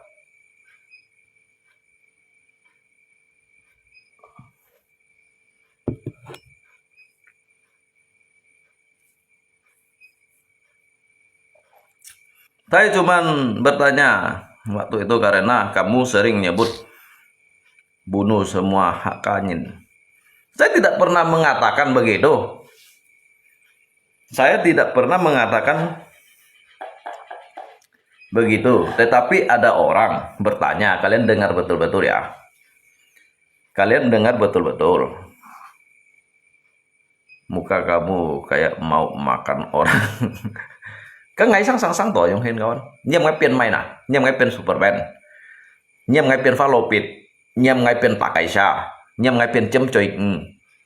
Nhâm ngay pen little key shot. Ngắm miền sang tỏ trong hình này, bằng nhá cái là nhâm ngay pen mày trong hình này. Ngay bao pen mày trong hình này. Nhâm ngay pen mày. Nhâm ngay pen nyi ngay đúng hiểu. Nhâm ngay pen kita san netizen ngay hắn cũng hiểu đấy trong hình này. Jadi saya ini menjadi diri saya sendiri, saya kembali lagi kepada identitas saya sendiri. Inilah kepribadian saya. Ngay lượng mắt hiểu tiền kita sana. Aja bang. Serius banget Cokmo Santo Agung Alin. Mengakai kepribadian sang anyong hin. Ngakai nyinwa sang anyong hina. Aku bawa senyum-senyum juga. Sebenarnya ngay ditampakkan begitu lau jin kai kuan kasar yang ngombe biasa aja kayak sapa gitu sa. Memang begitu. Kasih kak ngombe kayak ngombe leman tapi di thang ấy ngombe ăn kasar, tapi ngan jin ba me ăn kasar aja. Saja sampai yakin itu saya bagaimana kak di sini kita ini salon Rita ini kita ini memberikan jika kepuasan pun konsumen ada di sini kita saja top boy dah. Jadi jika ngangsit mainin kecewa, kepuasan Anda adalah kebahagiaan kami ya. Ngakai nada bicara ada, ngakai nada bicara memang seperti itu. Apalagi ngaji lapangan yang henso jika lapangan itu kan hang dong ngai lo obi kampung kan nyin gap entah. Kan nyin gap ngai dah. Kadang ngay bị chi tổ liang pan hin segan karena kita hadapi kalau kita merasa di saat itu kalaupun tertekan kita harus siap untuk membela diri kita. Bawa senyum awet muda. Siap jangan maupun nhìn khỏi đó nhi mau salah pian salah nhung. Nhi mau salah dia pun nhìn khỏi đó pian salah hết nhung. Jadi hay còn chỉ khai perdebatan ngay của thằng kawan. Jika perdebatan ada, sehingga hay còn cá nhìn lay đó, cá nhìn lay cả chỉ cái sâm ảo đó. Ngay bác hiểu bún gigi phủi cộng bay à? Ngay hiểu bún gigi phủi cộng bay à? Từ ketika hai gom nyi pun gi hi kongen he. Jadi sumi kicimnya ke celah gimet nyi salah. Lung asam pedasnya secumang.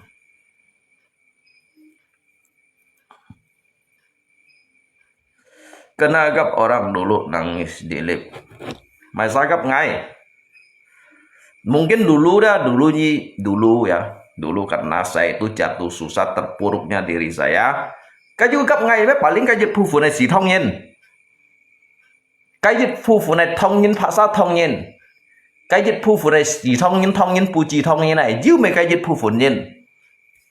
Dia chứ bởi ăn kịp tỏi nhiên mấy ngày nhông còn bây mấy. Ăn lý hả nhầm đi tớ sao khi chút lấy. Bagi ngay kita sao lihat thật sao đều ạ. Jadi ngay còn lý khi bây bây sao làm à. Bởi dư lấy còn à. Dư mấy cái dịch phu phụ này xỉ thông nhiên. Các cô chủ nhìn mày tí một hạ sang ấy. Các fan nhìn mày tí một hạ sang ấy. Lý hàng hạ đến lý cái clip đi bà lính mấy cái dịch phụ phụ này lý đâu xỉ thông nhiên thông chuồn này xỉ thông nhiên.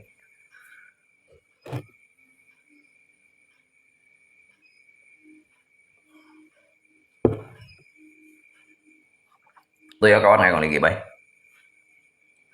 Apakah bersalah? Cái fakta sang yang hina. Kalau Alin sama Santo Agung nentangnya kasih las di bangun. Cái fakta sang aja. Kok như tao sao bị chỉ độ an thùng sih? Kalau bahwasanya ngay cùng các thông chun này xỉ thông nhiên, termasuk ngay juga thông chun này xỉ thông nhiên kok. Kok như sao bị chỉ an thùng ở yang hina? Apakah kinha? Cái là như tao sao mengenang di kai masa itu, masa suram itu. Kalau như mengenang các cái suram như nút ở ngay còn lý kỳ bao nhiêu lấy thông hạt ngay aja. Supaya kalian puas hati kalian ngay mấy còn đổ cái dịch phu phun xỉ thông như nào yang hina.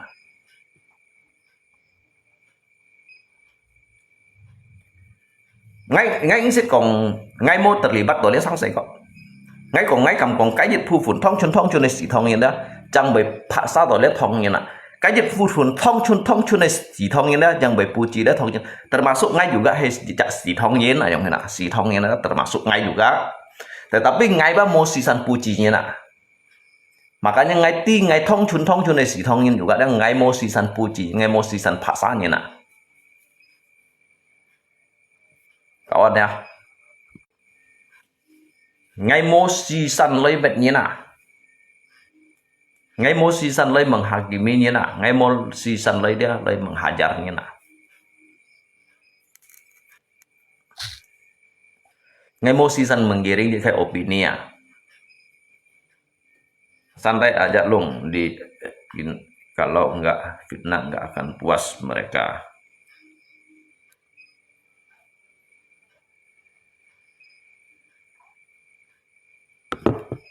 Wow, bintang 5 keluar ya, Maxen. Saya lihat makanya Tukin pun saudara. Ngay juga enggak juga harus terlalu khawatir untuk menghadapi dia yang sang saya. Ngay mau unsur niat buruk membenturkan di antara ras dan suku, tapi yang ada video saya dipotong-potong mereka yang ada itu. Yang ada sebagian mereka pembenci diri saya. Mereka itu berani memotong. Sudah beda bahasamu. Ngomong yang dulu dan yang sekarang. Dulu ngay mấy cái dịch phu phun xì thông nhìn mà. Kenapa? Jadi Jiu, dulu saya pernah ngomong begini. Kalau dicak lo apa, cái còn tiếng chui ya, saya sẽ điều chỉnh ya. Kalau arak habis tambah lagi, cái cak lopa kan gak nganyong kong. Jadi itu kan bahasa hanya sebatas lau jenengah kong. Bahasa anggapnya sebagai bahasa gurau gitu ya. Yang maaf ya adek ya, yang soal yang dulu apa pak kong. Soal dulu zaman dulu gitu nggak. Di sini kayak tragedi ya dah.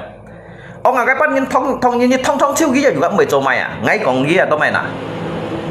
Apakahnya kayak urusan kah? Apakah kinha ngay còn lý gì bởi melanggar hukum? Tapi các cái kejadian thì các pháp đó các si liu ship nhàn liu ship nhàn để sang sẻ kawan nheti pak. Bukan untuk yang sekarang. Bukan untuk yang di saat ini. Nyeti wah. Ngay còn chút cái bơi xí juga unsur. Jadi các bapak kong ada kong ting chu nak ya gitu bong pai masalah bong pai ngong bong pai to mai những siêu cả ngay thổi nhân liệu à kong bong pai di si du dịch khai tragedi ở du di si kong le cái pembantai cái lẽ cái dịch phụ này thong nhân như thong chiếu gì juga mày cho mày có các cái những tia sáng sẻ những một cái thổ khiêm à ngay ông anh kia bị sao làm ấy tentunya tidak. Dan lagian kan demonstrasi sanksi juga nggak inti kok. Ke permasalahan hebui lo ya. Kemungkinan thongin thật phải juga nggak inti ya. Sehingga các thiên pojina. Tapi lý giải lo nhìn mà khi cái thổ nhân lượng thổ chỉ khiêm ngay thiếu ông nhìn coi ya.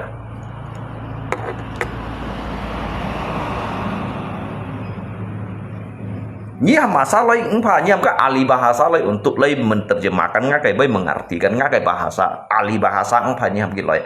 Bai salah mau ngejawab lihat loku ya. Hei kalau bai salah berarti saya siap untuk dibawa ke pengadilan.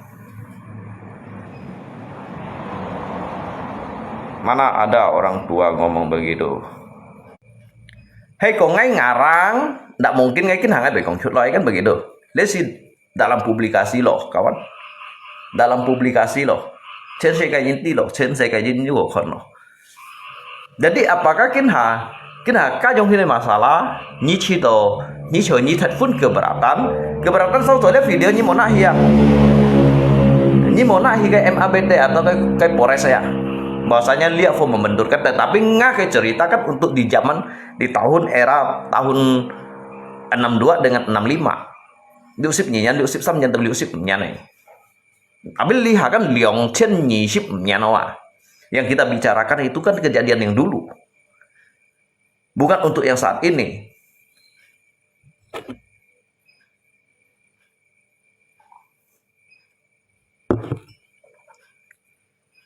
Lihat ni kong salah li tidak. Tomai kan nhìn kalau YouTube kan pembantaian kan mangkok merah tomai baju kan cerita juga sejarah. Kalau salah Tomai kita usah hiểu memperjelaskan lihat hin kayak kejadian kayak kronologis nah. Tomai kita usah nak lagi lo YouTube nah. Tomai các kiểu sifatnya này kan kejadian kasih tomai han nhìn lo YouTube nah. Tomai kita usah bermocok siu gini nah. Merahnya aiของalia ya. Ujungnya. Như chỗ ya kawan ya. Các mày jiwa, như khơi cái YouTube ấy khơi hay supaya nhìn dah. Nhắc cây nhìn bởi thật phun cổ lọt ở đó sehingga nyi hiểu ti dịch khai cerita dan juga sejarah.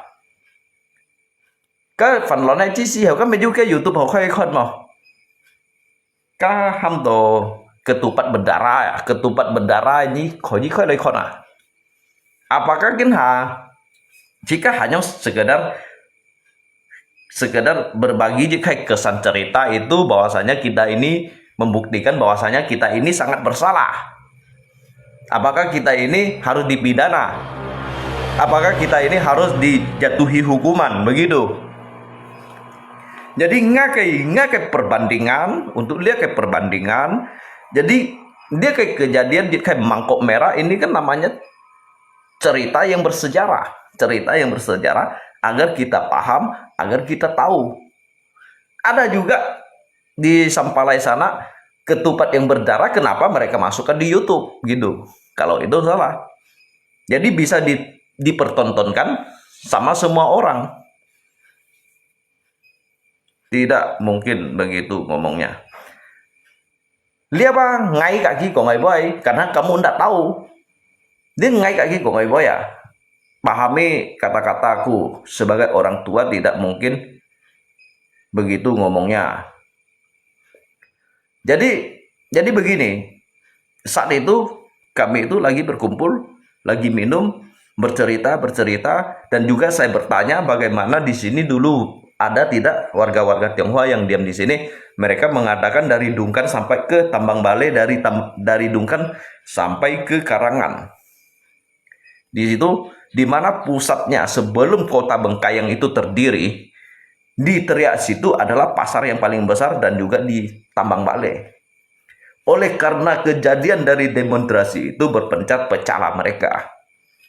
Anjung kong kayak cerita ya, kayak cerita sehingga mungkin kita juga merasa bersalah karena kita kan orang Tionghoa juga, ya.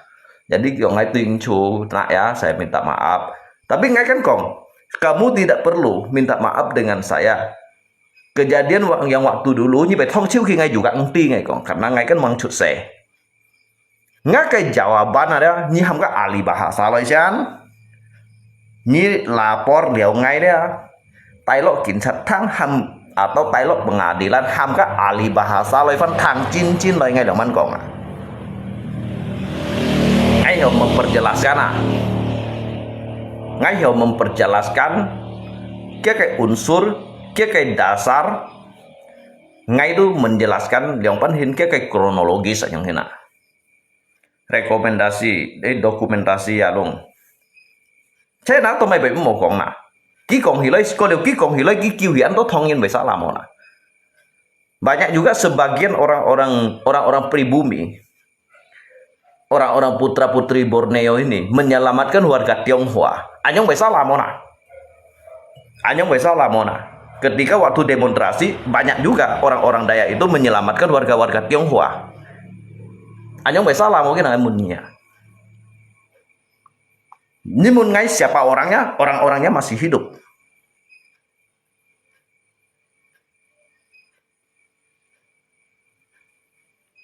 Orang-orangnya masih hidup.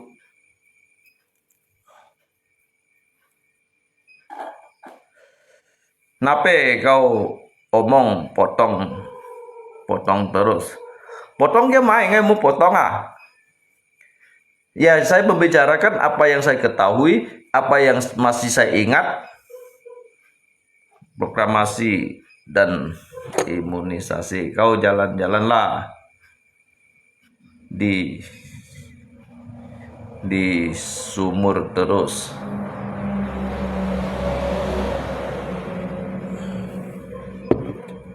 Kan memang bersalah. Tapi hay còn nhiều người salah. Như so ngalit như còn ngay thang mà.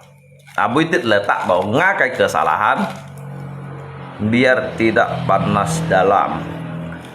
Lihat contoh ba li phu phu dari si thông nhân menggiring ngay mau ăn phải ba kêu sao còn được ăn phải kawan. Ngay alung chin ba mau ăn phải như này pun kita sa giring đều ăn phải ya. Nga video cái này to, các mày sao to nè, các mày li đâu si thông nhân to nè. Cái này sao to nè. Mấy cái dịch phu phun thông chun này nhìn to nè. Karena kita kan aku hỏi ngay nhìn. Itu mereka itu para pembenci Alung Chi itu tentunya dia berbuat demikian. Apa yang kita sampaikan dengan suatu kebenaran, dia tidak akan pernah percaya.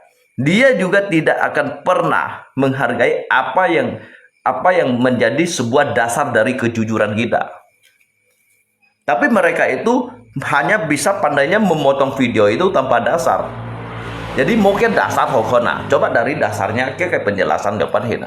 Kayak kronologis yang terjadinya itu dari A sampai ke Z, dari 0 sampai ke 100 di situ. Kalau hanya memotong video itu, berarti orang itu kan terlalu licik, seperti Ahok menceritakan tentang di Kepulauan Seribu. Anyong hina dah. Coba kita pun nhìn lo amkan karena potongan video itu. Karena saya lihat phu này si thông như nào đó, chẳng phải anyong cho. Memicu kayak hal-hal yang tidak baik, gak? Ujung-ujungnya kita seakan phu kan merasa menyesal.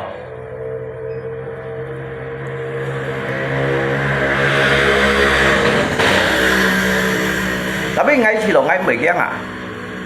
Kalaupun ngay khi đó cái itu nhìn hiểu menggerakkan dia kayak hukum jung lu ya dah, helmet alung chin lo amkian dah, ngay terima dah, ngay kam membusuk di dalam penjara, ngay kam mungkin tuh cium. Tapi suatu saat ya, belum tentu ada suatu saat ya, mang kong ko ba ni an chin chiang ni mo chui ya. Suatu saat ya mang kong ko ni an chin chiang ya ni mo chui ya. Ngay còn ly kỳ bao giờ đó. Ngay bị cái nhìn cụ hỏi ngay còn. Ngay bị cái nhìn các lượng bắn hình gì xí còn đỏ. Mà gì xí còn đỏ mèo. Còn đỏ các sĩ các mô của mày bây giờ nhung hình giring đều cái gì đó. Cái nhá nhoi model á. Đúng một model chúng ta tầm bả lại nhung hình này nhìn à. Còn bây sáng hỏi nhìn xỉ hỏi nhìn à. Mày xỉ ra xỉ ấy đâu cầm còn này nhìn à. Nhai model là đó. Cái quả ra cái ảo cuốn ngay còn cái chỉ chặt xỉ thông như nào. Ngay chỉ các lý hết bên nhị ship nha nè. Nhí cho cũng sẽ năng nhí mày khỏi gì loại à nhung à. Nhí cho cũng sẽ năng nhí khỏi gì loại à nhung nè. Nhí cho nhí kêu du lối ngay cái cầm bung tủ li hết đó. Nhí mày khỏi gì loại à ngắp video như này nói. Tay đâu kiểm soát loại à. Tay đâu pin pak đâu loại à. Tay nói bila perlu tay PM đâu loại à. Các hakim jaksa đâu tay loại à. Tay nói ngabuk kali untuk lay bersosialisasi ya. Kalau ngai salah ngai langsung khoji langsung tay lo mungkin nah. Tapi ngai mau salah sih nah. Bahwa saja ini hal-hal yang wajar untuk diceritakan nah. Agar mereka ini tahu tentang kebenaran nah.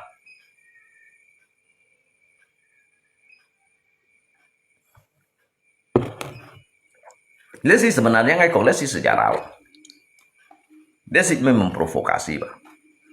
Dia sih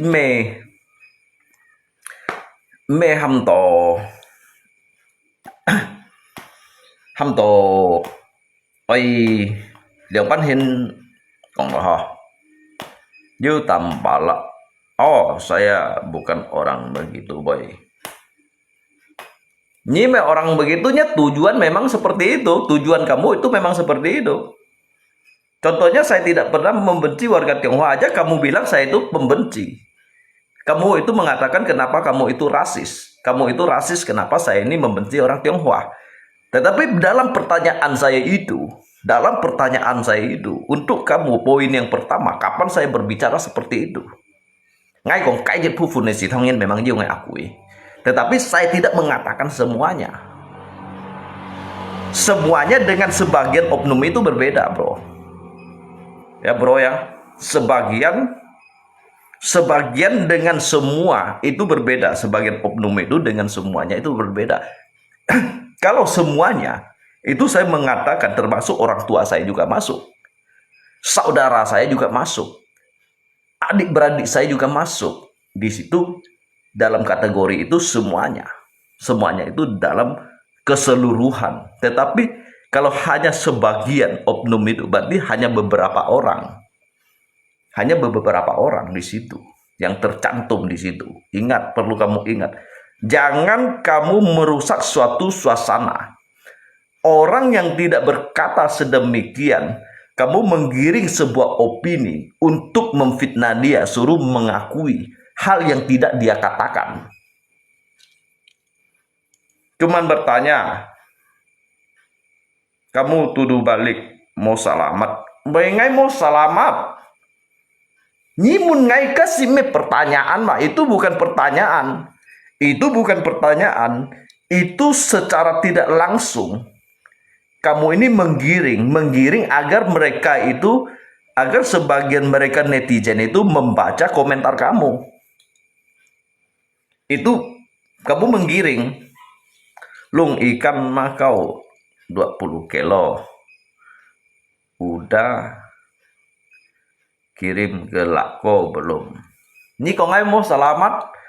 Ni han kau mau selamat. Ni sini orang ngai kampung nyin mau thuksu nyin ada. Ngai mau thuksu tapi ngai yukin nyama. Pengalaman itu lebih besar dari pendidikan. Orang yang berpendidikan belum tentu dia sukses, kawan. Orang yang berpendidikan belum tentu dia bisa sukses. Tetapi orang yang berdasarkan dari pengalaman dia bisa sukses. Ali bahasalah, cek komenku itu.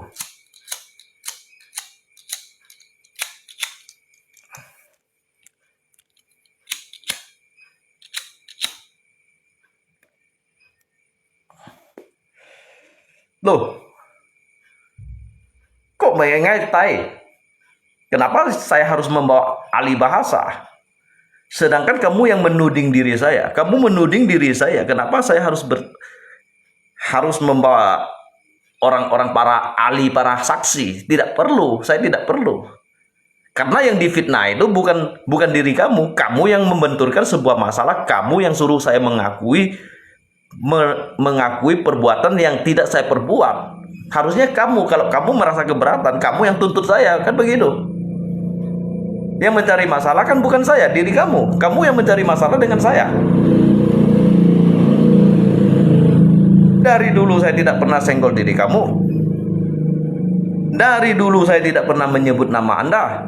Anda itu siapa? Saya belum tahu. Saya belum tahu siapa Anda. Saya tidak kenal siapa diri Anda.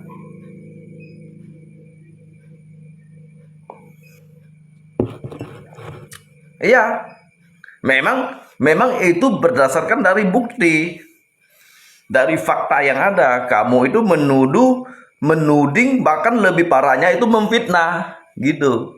Itu bukan sebuah pertanyaan. Kamu itu menggiring suatu opini. Yang mau nasihat lungko pasti itu menggiring. Kamu mempertanyakan saya, Lung, kenapa kamu membenci semua warga Tionghoa? Itu pertanyaan kamu begitu. Jadi saya bertanya balik lagi kepada diri Anda. Apakah saya ini, kapan saya mengatakan jam berapa, tanggal berapa, tahun berapa, ya, saya pernah mengatakan kalau saya ini membenci semua warga Tionghoa. Kalau saya membenci semua warga Tionghoa, berarti termasuk bapak saya benci. Termasuk mama saya benci. Adik-adik saya benci. Saudara dan teman kerabat sekalian semuanya. Kan begitu? Jadi hal itu tidak saya katakan kamu itu menggiring agar mereka netizen itu mempercayai apa yang kamu ketik gitu. Orang pendidikan belum tentu sukses. Ngai setuju banget, contohnya ngalako tak sekolah, duduk santai, makan, berak, duit datang sendiri, hutang, judi pun orang bayarkan. Nah, disitulah saya bilang, disitu yang perlu kita kaji. Sebuah pendidikan itu belum tentu menjamin bahwasanya orang itu bisa sukses. Ijazah itu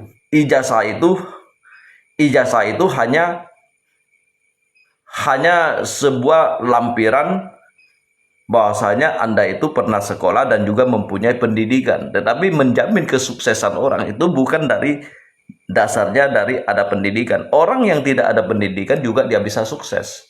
Didasarkan dari pengalaman, dari pengalamannya dan juga rajin giat bekerja.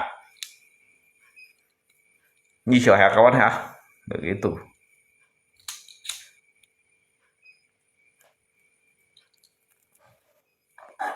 Pedulikan komennya, Lung.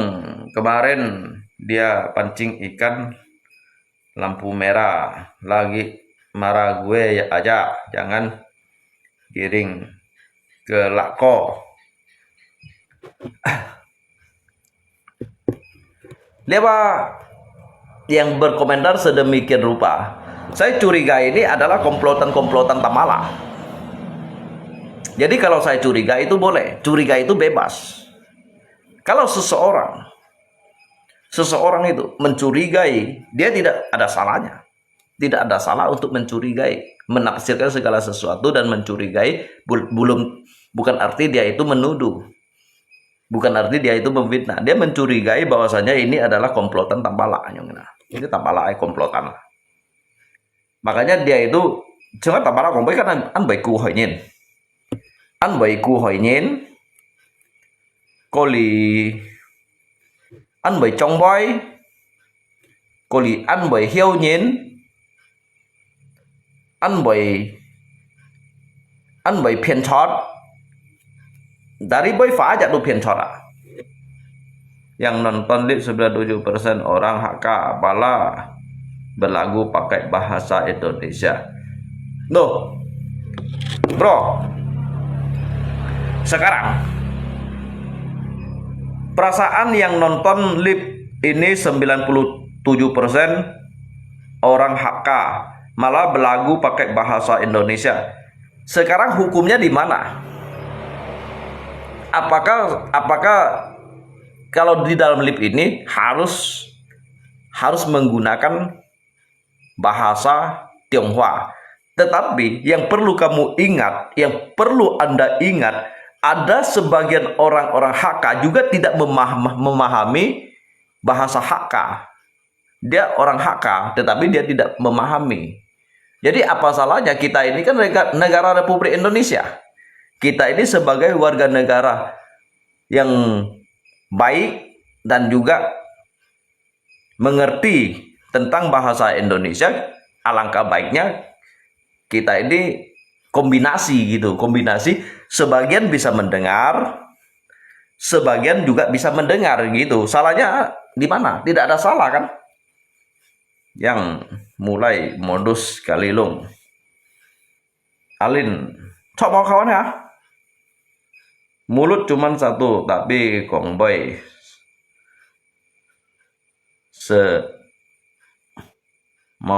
mokut orang susah ditebak, jangan kamu mau tampala dua sendiri, benerin dulu orang lain jadi bilang kabugut kemarin.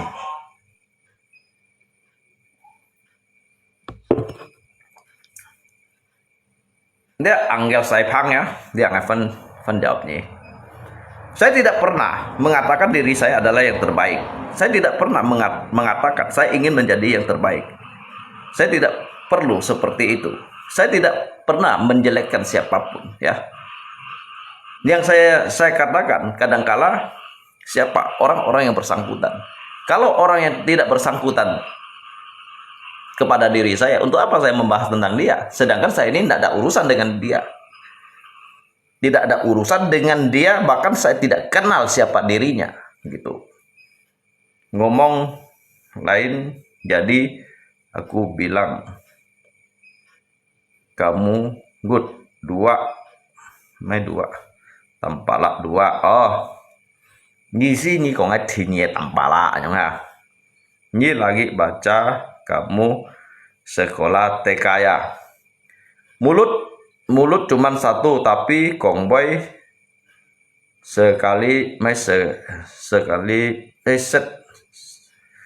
kongboy set mokut.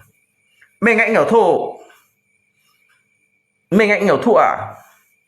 Tapi nyi sia chut ai boy ba juga anan kok anan na diartikan yang tulis itu ngay kan tahu si thukin liha kawan, dia ngay tahu si thukin nih kok mulut cuman satu, tapi kongboy se gì sih kok mai se tapi akhirnya se mokut aja. Jadi orang SSH orang susah ditebak, alit kok orang susah ditebak ya. Jangan kamu ngomong tampala dua, tampala ya, tampala yang tidak ho. Karena alit kalau sendiri benarin dulu baru ngomong orang lain. Jadi aku bilang kamu good. Jadi ngai ba marah tampala long, jangan marah saya. Terus kamu sewa orang marah-marah ke tampala, nanti ada yang tidak puas. Sewa memang sih. Ini lagi baca kamu sekolah TK ya. Jadi Ali tidak. Kalau untuk soal pendidikan, jujur, saya orangnya memang minim pendidikan saya. Kenapa aku komen tidak dibaca? Jadi bukan YouTube-nya komen. Saya memang minimnya pendidikan, makanya saya ini kurang pintar. Kalau saya orang pintar, saya ini tidak diam di kampung lagi. Kalau Anda itu berkomentar sedemikian, berarti Anda itu bisa berpikir sendiri. Kalau misalkan saya ini orang yang mempunyai pendidikan tinggi, saya orang yang bercukup pendidikan, mungkin saya tidak diam di kampung lagi, mungkin saya ini sudah menjadi orang pintar. Nah, dari situ yang perlu kamu ketahui, dari minimnya pendidikan saya, sehingga saya masih di lip saat ini. Ya, kalau saya orang pintar, mana saya mau lip lagi? Mungkin saya sudah mendirikan suatu perusahaan yang besar, membuka suatu PT yang besar, dan juga menjadi orang-orang yang berwibawa gitu. Tidak akan minum ini lagi. Mungkin minuman saya itu satu botolnya sampai 5-6 juta atau puluhan juta. Oh, ini orang ini sekolah TK. Ngai baru tahu Lung iri dengki sama tampala, padahal sudah ingatkan pesan status Sopaito. Jangan yang iri dengki terhadap orang lain. Pokoknya lungko cok tampala salah. Alitit ni kana hanyu nyin dukungan ya. Saya tidak perlu 1000 kawan. Kalau 1000 kawan itu yang adanya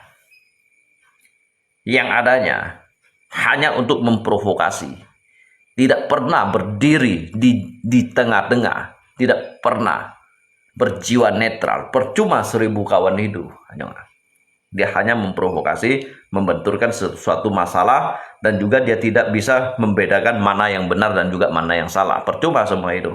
Artinya komenmu tak ada unsur provokator macam gue aja yo.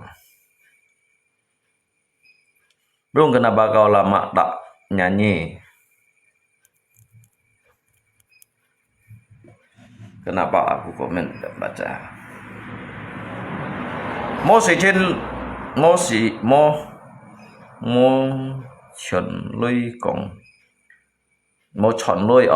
lưới còn phải nhìn. Lý anh còn mo chọn lưới còn phải nhìn. Ya. Ngay mun ni siam dit kiboy. Jadi memang mo chọn lưới còn phải nhìn. Mak kayak lihat kan mekong kong fainin sang seva. Jika menyatakan dikai kebenaran, mengungkap tentang dikai fakta, ya, tentang kita membenarkan mana yang benar dan juga mana yang salah, begitu ya kawan ya. Lihat hai kong nyong kong fainin ataupun kong do dikai masalah yang hina. Mereka polisi bởi anh nhân campur những cái sự情 padahal kayak fokan theo những cái một phết atau kayak fokan phiền đổi như này lôi lalu kan may phiền đổi polisi lôi mereka polisi bởi campur những cái sự情 yang hina.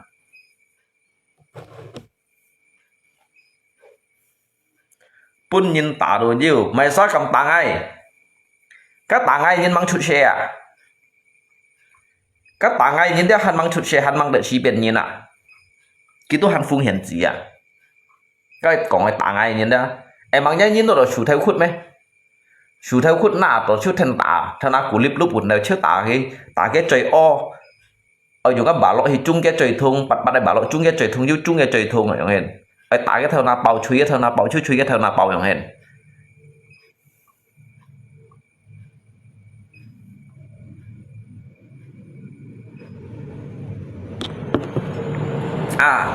Lihat nyong kia kayak tugas wewenang. Oke. Lihat nggak li kong bay emangnya nyai tugas meh? Nyi tuh me polisi ya? Nyi me polisi, nyi me maisa. Nyi me ngapa? Nyi juga wewenang mau nah, nyi tiếp hệ nasihat tinggal ya. Nyi wewenang mau sen? Nyi mau wewenang ah? Apakah kan ha? apakah kina ni chiều ni chỉnh cho như vậy mà năng mấy ni thật ra ni kan còn nasihati ngay ngapa ngame Tuhan sanga ngai yung tiji mai han yung ngan to jiju ah wajah heba urus aja diri sendiri. Hari aku dengar nampalak bosan.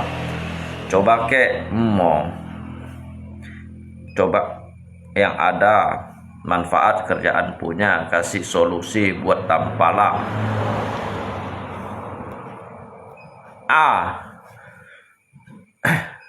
Orang tampalak manfaat kerjaan punya, kasih solusi buat tampalak kerja. Nih malah belain orang biar orang ni orang benar hemolong. Lihat cái mun nhi kawan. Tampalak thế sen ngay kan kong ki dia sa kong ki modus ki be ada ngay kan kong ki pian chot, ngay kong ki pian chot terang-terangan kong kan. Jadi anto nyin kina masa kong mo pun tampalak cho theo luai. Các bun chen kong pak theo na leo bun gi leo dari Thai Ban, dari Hyong Kong Aceh na leo bun gi 40 theo. Apakah kina engkau mendukung engkau mendukung tampalak lihat atau kin punya dah kifan tojon kong Aceh haka kong Ciusia ya kan. Nah itu poin apa yang pertama ya. Poin yang kedua itu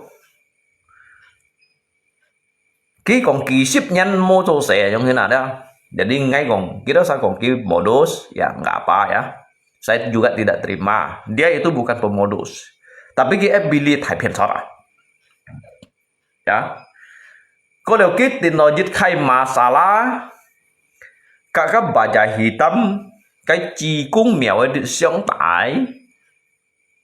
xuống tải kan kêu cả pha chế thổ ship theo lối pha chế hiểu tampala hiểu sự pha chế melalui dari nhuk moi nhìn ship pun tampala cái chi hiểu kita sa khong serang Aceh Hakai dah. Ngay kondo kita sa bentuk jet khai tim, jet khai grup, bentuk jet khai pasukan nak jangan dah. Loi serang Aceh Haka, ngay tu lo hidu campur lian jangan sangse. Karena saya tidak senang melihat orang yang tidak bersalah lalu difitnah, kemudian didiskriminasi, dituduh, difitnah, bahkan dijelekkan ya. Ngay tu lok cái tidak ramah, ngay tu sit ma phát sẽ nhục mỏi ya. Sehingga cái kejadian kayak ando kiểu ngay yu dia meja sawah Aceh Haka ki kong pun ngay lui sit chịu cô hết kẻ nhiệt đó cái khâu thiện ngay kẻ lên. Ini fakta, kita mengungkap tentang fakta ya. Bahwasanya kita ini bukan dibeli. Tidak ada seorang pun yang mampu membeli Alung Chin ya. Tidak ada seorang pun di FB ini yang mampu membeli Alung Chin. Karena dibayar. Di situ kan, di sini inilah yang saya bilang, kamu itu terlalu goblok untuk menyimak bahasa saya. Mereka itu membentuk suatu grup, membentuk pasukan untuk menyerang ke Tale Aceh Haka Pagilo. Fatse berani bersumpah, ngay kam bersumpah hay kong ngay sen kong Aceh Haka da ngay mo sen kong ngay mo cả cái thổ lối hay còn ngay cả cái thổ lối da nga kêu cả buka nhìn xỉ chiêu hay còn nhí fitnah ngay đó nhí gua aja da nhí kêu cả bu nhìn xỉ chiêu kin bu giả dah. Yang mana hina? Orang yang memfitnah saya akan mati satu keluarganya. Kêu phải không anh? Hay còn ngay mo trôi những cái xỉ chiêu này đó. Hay còn ngay trôi những cái xỉ chiêu, và đến ngay kêu cả bu nhìn khỏi xỉ chiêu hay còn nhớ cái tudingan bahwasanya nilai ngai sausonya sefonya fanponya panya để chặt bọn phèn bọn ở xí Ni kamu sena Ngai sih konkret kebenaran mah kawan.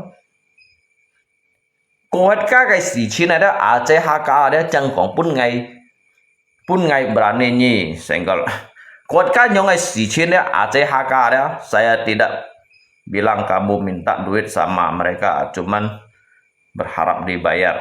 Ngai mo nyong hin berharap ai ni han kau thian pun ngai si lina. Thật ra ni kan kok ngai minta bayaran. Tapi ngai ingsit minta dibayar ngai ingsit ya ham kong to dia kodo untuk lấy cả ACHK thổ lui à.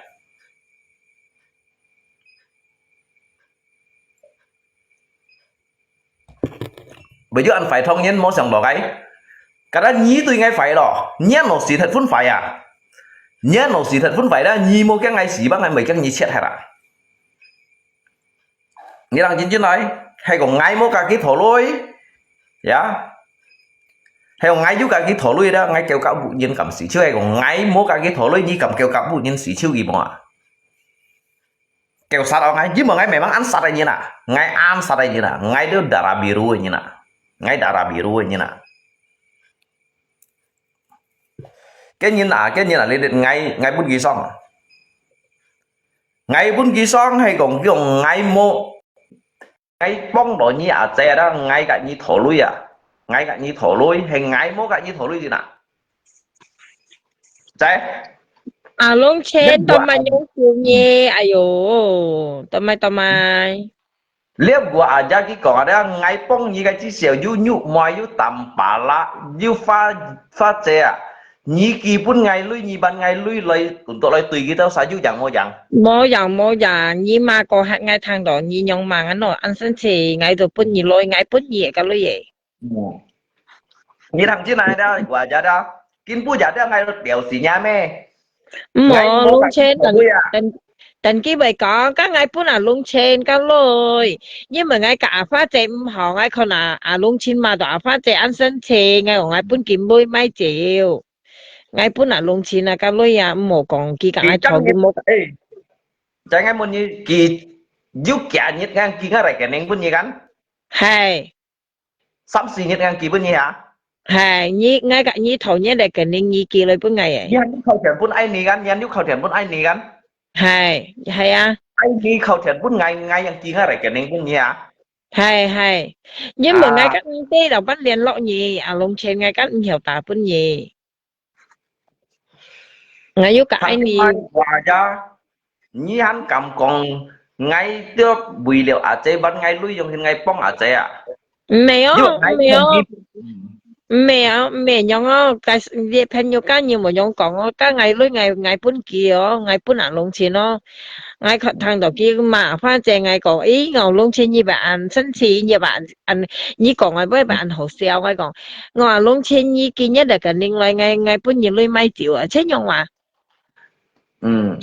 tapi ni kan yu kỳ sang trình độ liên can ngày một kỳ bún như kan saya kan ngay lại cái nén kan hay kawan như thằng chín loài đó hay còn như chi đó zaman sekarang nih ini maksud saya dikasih sama dengan dibayar ini kok ngacoy rasanya nyong ai pun Aceh may to nyongnya maksud nhớ tujuan mà cái địch lo mẹ pen nhiều cái ngày cả nhớ sao còn sự thật cái lưới hàng ngày bún long chen mai chịu kim mua cả ai thọ mò phô phải như nó tôi na chế các mò còn phải như là đi học long chen ngày ha rồi như chỉ các còn ở đây long chen đi cái lưới hàng ngày bún long chen ngày bún kia như mò còn kia cả ngày thọ ngày kim mua cả ngày thọ ngày bún kia pen nhiều cái ngày bún kia bye bye long chen bye bye Tính chú đi long chen đi bảy masalah bye bye chào đây cảm謝đây bye bye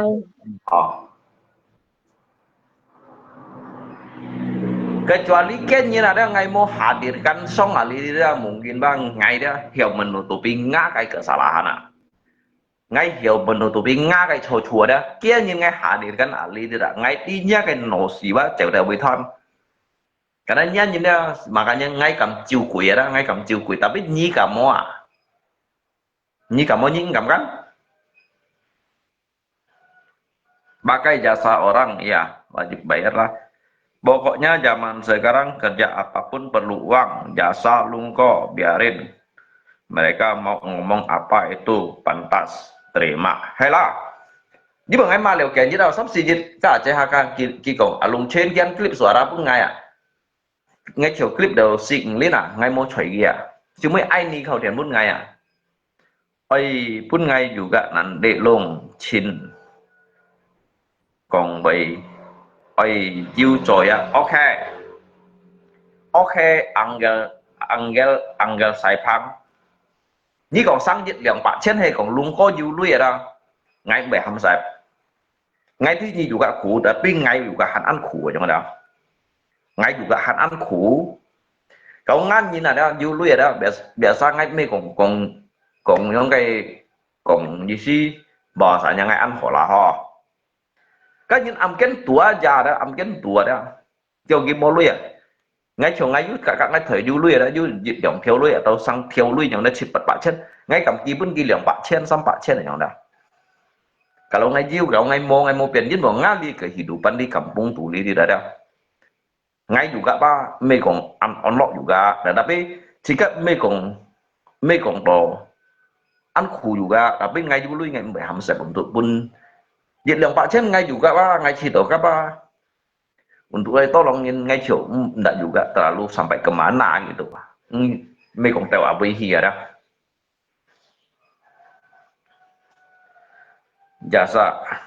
jasa orang kasih me pun nhìn may và kawan menggunakan jasa orang kan ada longchen anyi kak ngai ma kayak formal kayak foka ngai pun nyilui anyong hamo menggunakan jasa orang tetapi kasih didiskriminasi orang yang tidak bersalah disudutkan sehingga difitnah dan dijelek-jelekan ngai thang to moa ngay thằng đó một sehingga ngay cảm khi chút hia hidup sesusah apapun jangan bahas di sini malu lihat ngay kok kawan saya ini memang hidupnya di kampung sudah mau 20 tahun di sini menjelang 19 tahun tetapi kalau kita ini susah tidak perlu harus berlagak sok kaya kita ini orang-orang yang tidak mampu, kenapa harus berlagak sok mampu? Gitu aja.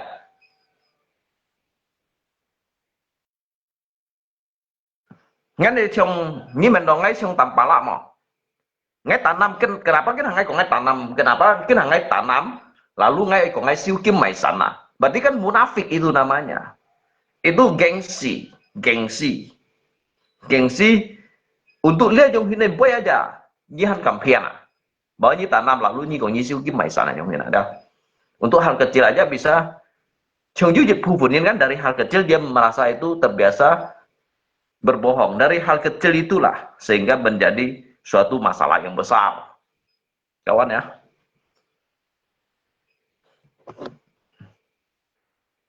sering buka aib sendiri dia mbak masalah kok ngay memang ăn khuya như nào ngay ăn khuya tapi ngay kan mau kayak gua aja toh ngay dulu juga hidup di kampung Bodaklum iya karena kita ini kamu kehidupan kamu dan dengan saya itu berbeda bro berbeda yang perlu kita tanggapi dan perlu kita sikapi ini yang pertama saya mengatakan saya dengan alasan yang tertentu kenapa saya bilang ada orang meminta bantuan pada diri saya bilang saya masih susah. Salahnya di mana? Karena kita ini mencari keseharian kita, mencari hanya pas-pasan untuk keluarga dan juga banyak kebutuhan, ya. Dan juga saya ini bertani kadang-kala saya kerja bengkel dan juga masih cari kerja di luar. Jadi saya ini tidak perlu gengsi, bukan dalam arti kita ini membuka aib, tetapi memang begitulah fakta kenyataan hidup yang perlu kita hadapi. Hidup kita ini keras, hidup saya ini keras. Saya sudah terbiasa itu mencari uang di tempat manapun, di pelosok manapun gitu. Jadi saya tidak perlu gengsi bahwa kita ini Ada, bilang ada. Kalau kita orang tidak ada, tidak perlu harus pakai dasi dan juga pakai topi ataupun pakai sepatu yang mengkilap. Anyongin kawan. Ni kia wa ning si jau cho sepatu cho kim kim lap lap ah. Kan ni lo kai fon dia menyi molu yo si fon. Itu sama juga membohongi diri kita sendiri. Dia bukan teriak, lebih keluar-keluar doang. Dulu ngai juga pernah tanam padi ikut nenek ngai. Nah di sini kawan, lihat jika tanam bei xiao li mo na, cindok mai xiao li lo, ngai xiao li mai na, ngai li tanam ah, ngai me kita sama modali ngai zo, ngai piang, ngai ali mo tanam ngai me zo bengkel, sang ngai hi chim, chu di chim sei zo, bei xiao li me. Ngay bây giờ lý mẹ nhông hiến mẹ ôi nhìn kêu đồ kia nhìn pun kia lui ra pun đều kia lui đi cầm chả nhìn ra không mà nhìn cả nhà một hồ xíu lý à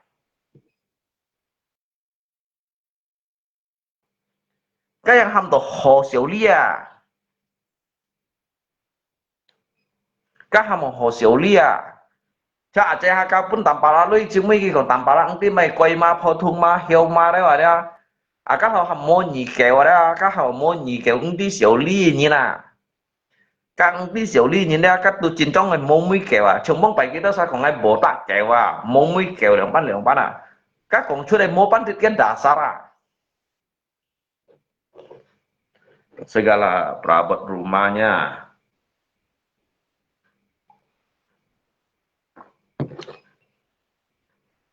ngay mày còn ngắm miệng suy mô chồng như thế sao hả à ngay khu đồ ngay cũng chồng như đó sai miệng suy cái đó sai miệng suy xí dưới những tạc kêu à kêu sao dưới những tạc kêu nhưng ai ca chú cao ai lia jadi ngay jelaskan nah jika ada jika Lucien mah kamu dulu pernah hina dan caci maki Faze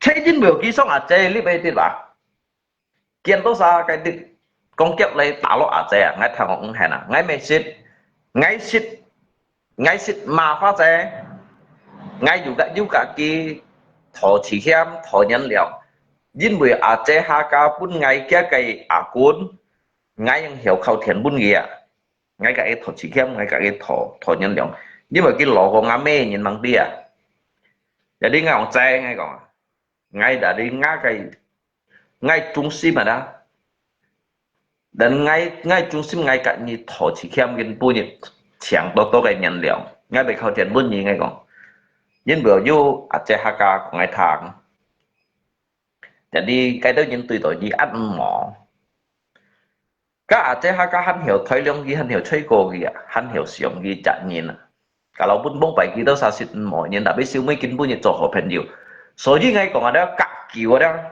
chẳng tin nhìn xí mà treo chán ở đó chẳng tin mà lít à bông bảy chỉ tôi nhìn mấy chỉ còn ở các Aceh Haka bột không nhìn các lê lê con ghi mò con ghi phải vậy à kinh bún nhiệt ba tao cá xìa đó chẳng lấy khe cá khí các bạn tao cá xìa đó chẳng lấy khe cá khí à như kỳ tật ngay kỳ vậy nhưng phải giúp nhân chứ nào cái juga mấy bột không như nào hay cái bột không nhân lúc chủ nhân pun gimana chen hay bột hạ nhân pun gimana siêu à tao mấy cái lý sắp xì nhân chẳng mà tao tạm bảo lá nhưng mà cái tạm bảo lá ông đi nhìn cảm trẻ như nào đó mỗi như tem khẩu thiền muốn ghi bông bài cái khu đó mỗi như là tem khẩu thiền muốn ghi xây phố môn nên phun môn mì bù khá môn mì thùng môn mì cho anh khẩu thiền muốn ghi chứ còn cá còn chết còn bả đầu tiên bù nhiệt nhai lui gì bún liệu nhân xăm xí xíp theo à nhai lui bún liệu nhân cá xăm xí xíp theo à nhân nhung còn phải như chi đồ hiểu cô mà hay còn như hiểu cô đó và đi nhai cái tủ liệu điệu thải à trong kia bể mà đó châu Aceh Haka bảy phút nói xong xí xíp theo đó cái bảy mà ngay đó ngay phút cái mà nhiệt lượng nhanh ngay hiểu một khí gầy à cái bữa ngay hiểu rồi theo lũ dính biểu cái nhiêu to lòng bụng sen ngay à nhất tạm bà lại trong thế này chú kẹo trong hết nhất tạm bà lại chú kẹo trong thế nào đó ngay ở lùng chín đó kêu khoang đâu à ngay kêu khoang đó ngay hắn ti tật đó cảm chia tổ nhiên à cái là cái mẹ chơi hai cái mẹ yêu xong chuyện kia hắn một còn cái lưới sang nó ngay còn nghĩ thằng cả chơi kỳ bước ngay sỏi xì theo à bóng bảy à ăn kiểu kẻ nhen đeo như chỉ muốn nghĩ ngay xịt khẩu thiền muốn nghĩ cả cái thổ lưới mà như chỉ muốn nghĩ thế nào hắn yêu cái kẻ chả la như nào ơi bút ngay lưới như nào kiểu lúng trên kiểu nhất kiểu chủ kiểu ngay bút nhì lưới là kiểu như hì di sầu tổ hì tả chim cái lẻ lẻ demi uang kamu pun tidak peduli pun bisa lakukan walaupun kualat. Ini dia Hemona, kawan ha. Tapi kalau orang aku bantu tapi ada yang manfaat punya. Kawan hàng như là đó chỗ chạy như này chứ chạy nhìn thổi chứ chạy nhìn ly à. Như đó sao chẳng cái comment thấy chí bay à.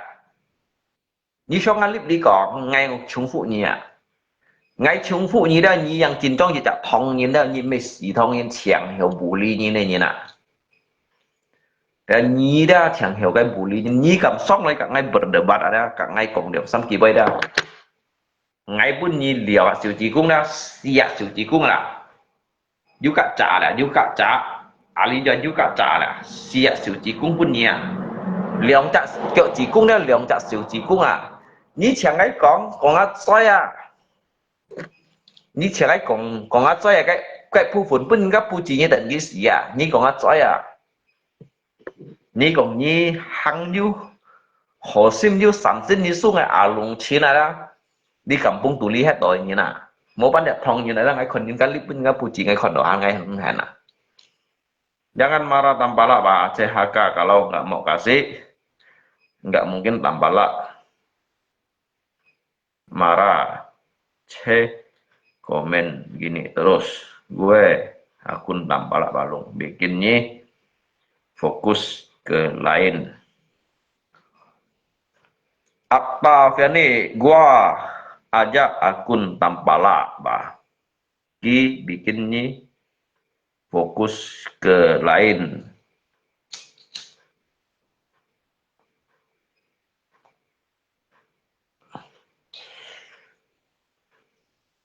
ngay kalau ngay tong pin ada ngay hay có ngay untuk lagi có ngay tong pin này ada ngay jiwa patriotisme nya nak so ji ngay sit có ngay cái busin ada ngay cầm hi chút chân đó ngay busin cầm xin chuông gì như nào ngay cầm quảng bay đó ngay cầm tiền cầm xí yêu con trò cái tầm bala hay xây mày sao xây sản đỏ gồm còn mày dốt biển ấy các ngày cái đi là đã như các sản tỏa cũng soi cả bật bật à còn cái xoay cái phạt đá đó trung chít còn hay berdasarkan juga dasar juga alasan ngay mấy sumpah pun hanya mà tapi mungkin ngay còn đối với memang cổ thụ tapi các ngày mua nhung hin rồi như ngay chủ thực sen như còn ngay dibayar ACHK ngay muốn như cầm sĩ chân cá nhân mò hay còn ngay muốn minta bayaran như cầm sĩ chân cá nhân mò nhung hin à kan ngay chỉ sah-sah aja agar kamu puas tapi nya kayak pembicaraan kan semuanya kan tuding alay yang baru tahu saya ini jiwanya sejahat itu tetapi tadi kamu itu mengatakan saya itu berharap minta bayaran tetapi di dalam hati saya melihat mereka itu diintimidasi sama orang-orang lain saya merasa tidak senang lah chứ bảo ngay đó FPD ngay pun các bu chiều kèo leo à pun các hạ sao kèo leo đó vậy kinh pun như thế ngay chỗ ngay chít cả ngay hiểu rồi như thế cái dịch thu phụ này chú kèo xì thông những điều xì nhà mê chi chẳng ai comment điều nhà mê chi vậy đó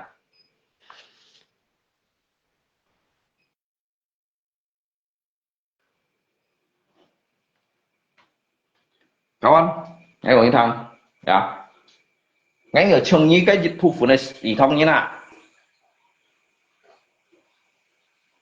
siapa malam ini sebutkan inisialnya dia ngayu kok mai sana ngay manyi gua aja ngay manyi đó 你莫里头讲里头电机位呐，你讲爱谁啊？你讲爱谁啊？为谁抢来那了？你爱谁啊？为谁抢来？你要水仙仙的呢？他说爱谁了没有？谁了俺俩水仙啊？你讲爱谁抢来？我为谁啊？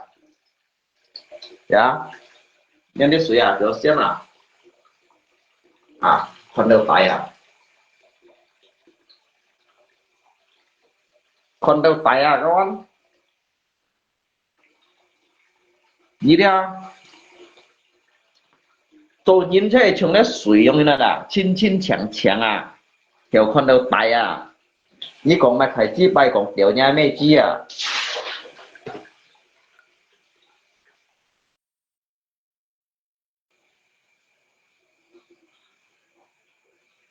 ？tiếng chúa các bạn ngay agak kasar ya ngay công chút đây cây bơi sang tự sào cầu bơi à nhưng bữa lẽ sẽ ngay mà nó sẽ ngay mà ngay mấy cái nhìn nào ngay mấy cái một hình dù cả ngay mấy cái nhìn mấy cả ngay à từ ngay ở đầu tiên cầm còn cái dịch vụ này thì không như thế ngay mấy cái không nhìn nào ngay dù mấy cái không nhìn mấy cả ngay à ngay mấy cái bốn hạ nhìn nào ngay à chứ mà cầm phong chủ lý hết đó ngay mấy cái như thổ xích juga kecuali ya nyi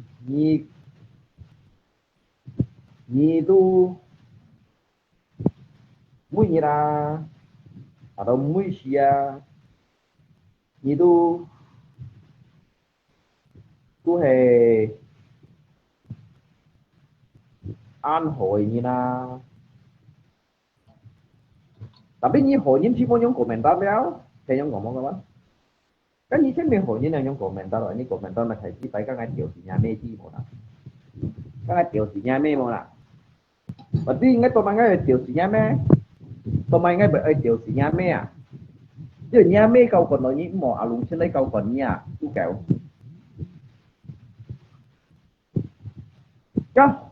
cái trình trong hội ba như còn như vậy vậy à các vậy đó như trình phong gì à như chú kẹo bộ nào các anh tiểu gì nhà mê một nào các hội đó như còn như vậy à các vậy như còn như hội liệu à cái như chú kẹo mà cái như phụ thì mà ăn món nào con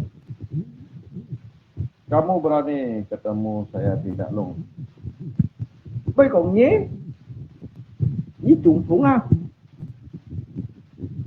như trùng thủng à cái trùng thủng á cho các bà bộ như hầm gì lên á bukan đi à kêu bằng à cái này có trùng thủng ấy gì đâu hay ngồi ngay mua sắm là cái kia lấy tảng ngay đó ngay cho nhận tảng cái ngà chỉ bảo thiếu à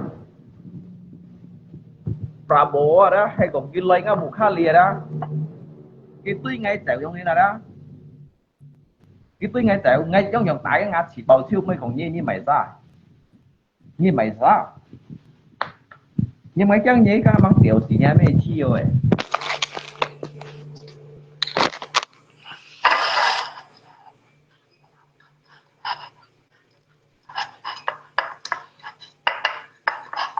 kêu mắng truy thầy áo gắn ngay xe đồ truy thầy áo gắn ngay còn truy thầy áo à bravo à cái cầm lấy đâu ngáo bù khá li làm xuống tuy ngay sẹo giống thế nào đó ngay giống như tại cái thằng nó bầu siêu à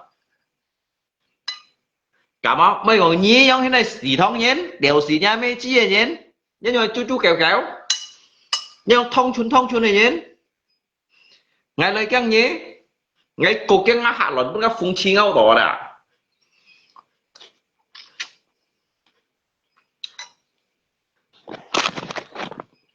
ngay cuộc cái ngã hạ luận phun chi ngao đỏ hình như còn pro tan tầm bả lá các tầm bả lá như xây chiêu lại à tầm bả lá như xây chiêu lại hắn chứ ở bên như bẩn tụ nhất bà số cán tại chiêu lại à lụng xin đi đã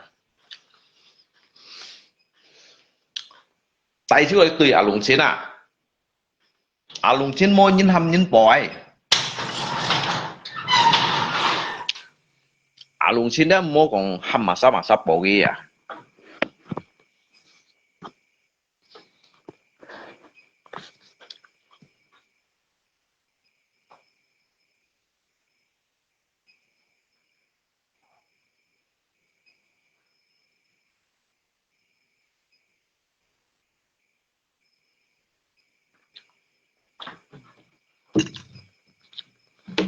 Orang ngomong A dia jawab Z.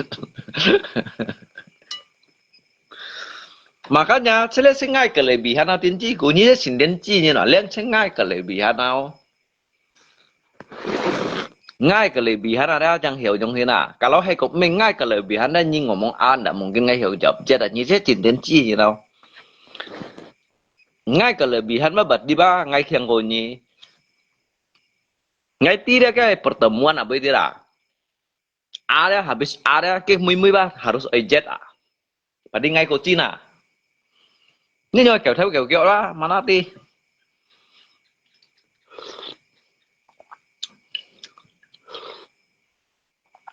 Kamu tidak lip.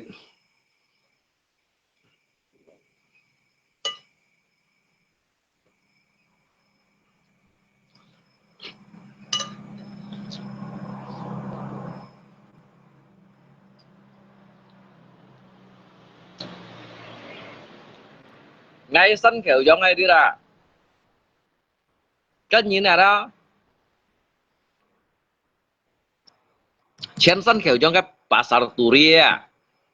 Trên sân kiểu giống ngay hàng à có alung trên nữa. Hay ngay tay masker ra mua những con xịt ngay à. Ngay mua tay masker à. Tụi mày ngay với những tà xế. Chả những trên phụ chẳng ngay xịt copy lưu ngay hiện giả. Chứ như mấy ngay bộ xoay lì còn xoay ngay chi lì còn nhỉ à.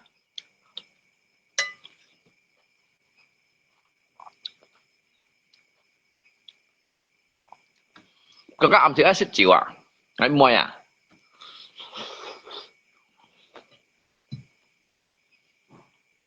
Ngay mình xịt chịu mà nhìn các bạn. Nhưng mà ngay xịt ngay chẳng à. Hay sao nó khỏi bụi.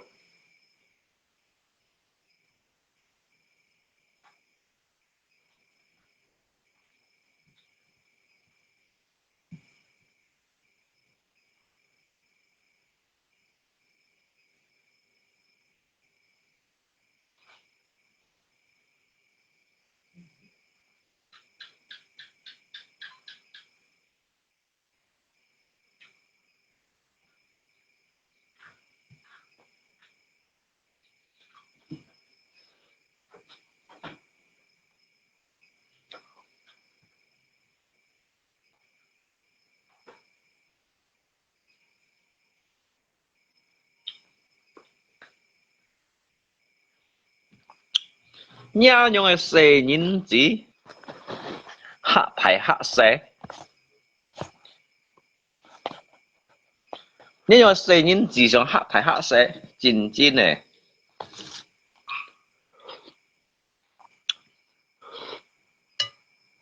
Còn cô như vậy biến sân chéo chả hắn lặn đồ ngay à.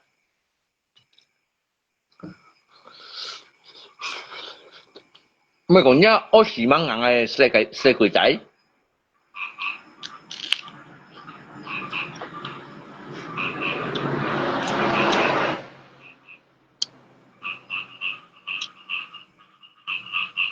Đây các bạn. Lampu padam tandanya kurang bagus long. Ada hantu. Cho ai bong chiều bong hay là quỷ hen cho ai bong chiều bong hay là.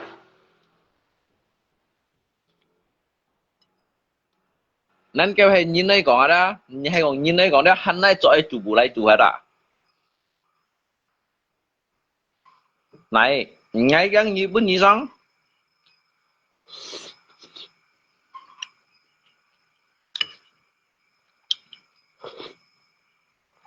Mình nói là cái tết này đã bị mua cảm xong này.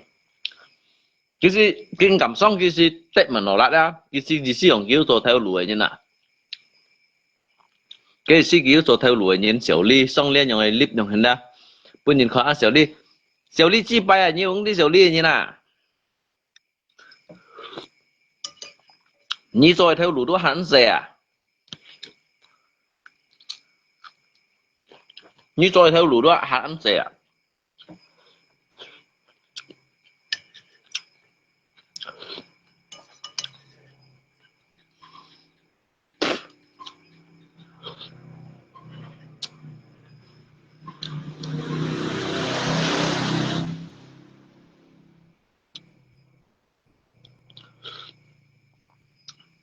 tanpa lagi ni sebenarnya asep kau yang hen.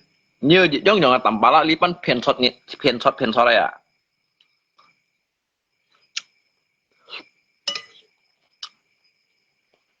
Nó cái còn phát xe xin anh hả đó. Tanpa lagi còn phát xe đó anh hả nè. Cái còn ACHK ngay juga anh hả nè. Ngay mình còn muốn kita sama itu.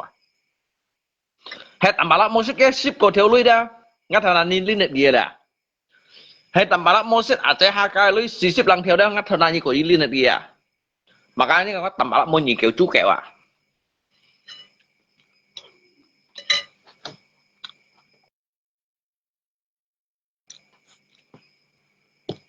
Cái gọi chi bài hỏi đâu cái lẹ đâu à. Tanpa lagi như vấn đề độ mình như nào.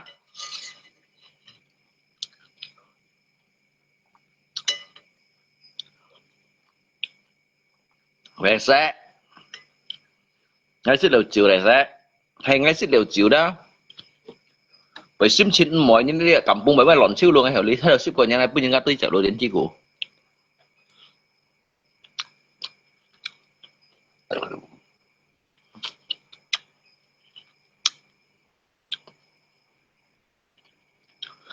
itu yang lagi ini makan bukan kiriman tanpa lagi lihat ăn thải theo họ ký bữa ngày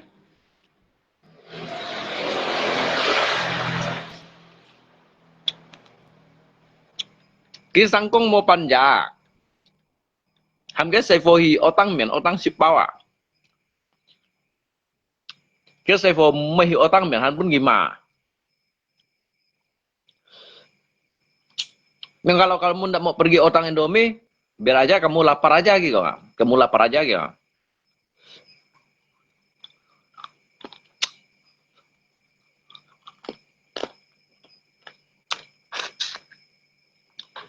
sang công mau panjagi ham cái suni jap hi otang mì dong cái lo à cái suni jap kong chong ngắn siêu lie kiểu cái nhìn đâu mai cái ship liệu nhà này bọn này nhìn đâu mặn bạn này rồi chúng mày hiểu tăng ghê cái còn à có thằng xong tội ban đi rồi ngàn cam ơi rồi trong kinh cảm đó nếu bây giờ hàng xem xì bột thun này lo mấy yêu ngang này ở tăng à cái bà long nó tăng đấy chứ hàng gì phết thằng bà long ở tăng à ở tăng mì lòng cái lọ ở tăng trở này po mồi à ở tăng trở này đó trong chùa phần má một chuồn to à chủ dịch khác đồ hổ leo à chủ dịch khác đồ hổ leo một chùa là phân to pamit bentar long mau sorry tak dulu ada yang kami bahas con ngày chơi xỉa như còn mai chi bay bây con ngày chơi xỉa bagi ngay như đến chi như nào ngay được một tiểu xỉ nhà mê chiên thôi như nào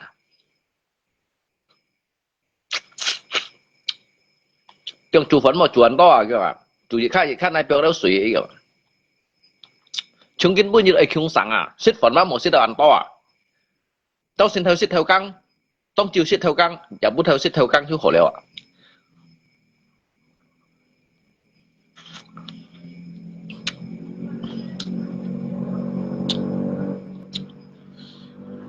dia pun tak balak sikit ya.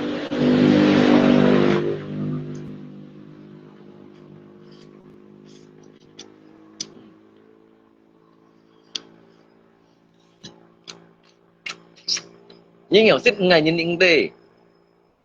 Lihat nghe tủ loại đó kia cho cái cụt suy.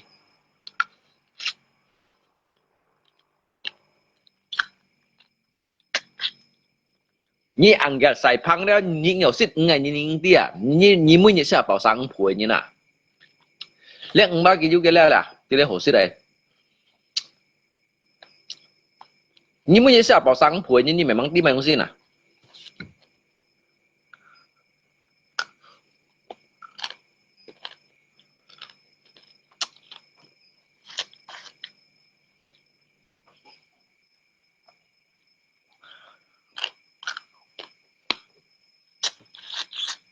Nyambung kabar nggak apa-apa.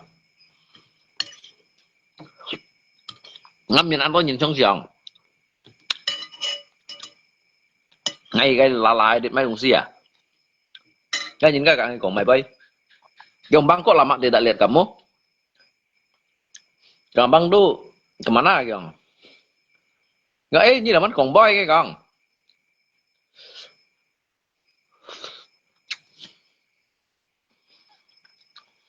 como nhưng một ra là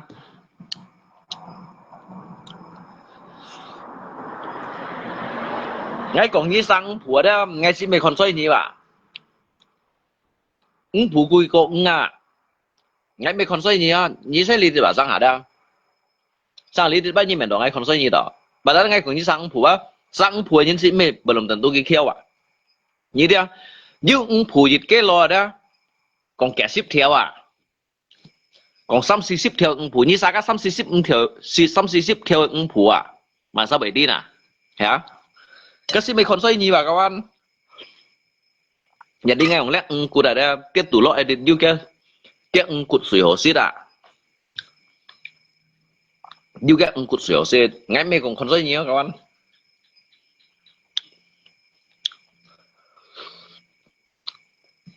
sang phụ sih belum tentu khéo à besok nyi pun ngai lui beli ikan kalau nyi tahu ngai sit phụ nyi dia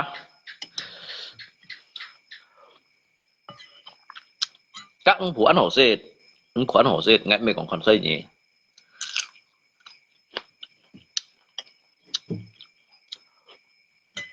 ngay du lui ngay những kiểu mà sáng ngay đôi dòng kiểu ngay du lui vậy đó muốn bài ngay muốn bài du lui các béo theo ngay ở chợ ăn pun như nè béo theo à thiền phổi béo theo à đó ngay tụi hắn ăn pun như nè cái như nó dạng ngay kiểu cái thủ sư bún xì kiểu SMA hàm lý ngay à lùng trên khu đó châu khiêu trên tổ như nè muốn bài ngay hắn yếu tóm si thông một cái rõ hẳn ngay muốn còn mà sang ngay còn suy à bahkan Alisa ai có chút những xăm xí xếp sai những đứa ngay hắn bún xì cao cái họ bèn cái là cao cái họ chủ nhà hàm lý như anh còn ở ngay ở trong hình bây giờ nhìn sân đồng si bởi lọ hẻo bởi tiện nạn mỗi khi cày như bị khu đó ngay của nhiều cày như bị khu đó đó ngay nhiều cày nhỉ tại vì ngay du lui nhưng dịch lượng bạc chen ngay đã tập 7 pun nhỉ ngay 17 suýt rồi nhìn ba ngày 10 còn 2 xếp ngay nhìn ba 10 còn đỏ nhìn lùi đông xe tận ghi sử dụng đang ngay 7 Kudo jangan bahas di sini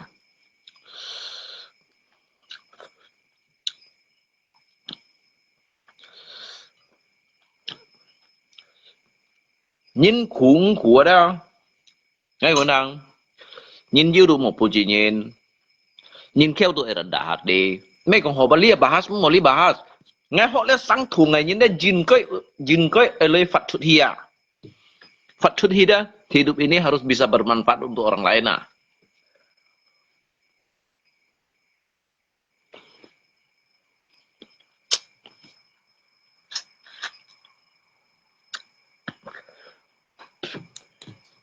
số gì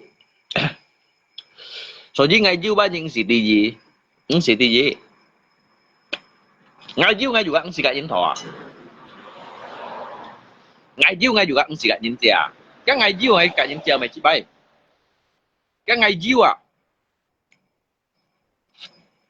ngày dư ngay cả những thọ mày tới ngày dư cả những chờ mày ngày dư ngay tuổi pun nhìn à ngày tôi mày cả những chả ngày tôi bay cả những thọ những khu đó chẳng bội các bạn tiểu lim mày không xin à tapi nhìn pun chỉ cái kita mà ra kêu liệu xịt ra thế xịt chọn những cái水的nhắm chọn những cái水nhân thay à Mỗi nhìn bún đều đó tổ mà kia, tổ chiều kia, tổ còn phải kia, các tụng tôi.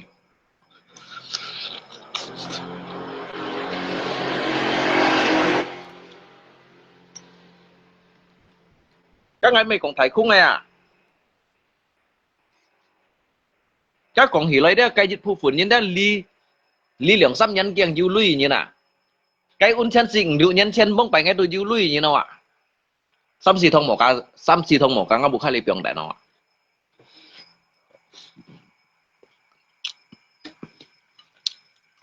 Như đâu sao tôi theo lúa?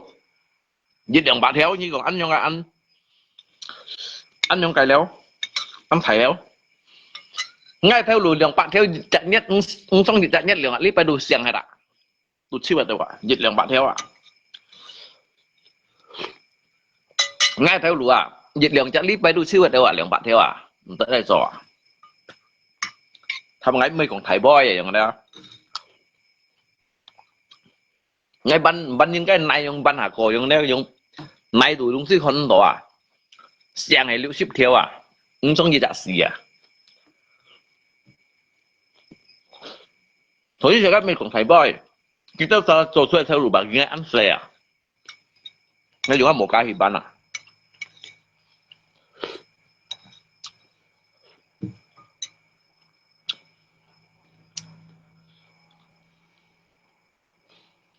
nhá miền ăn xong nga cung hả luôn ngay thế nhá cung mà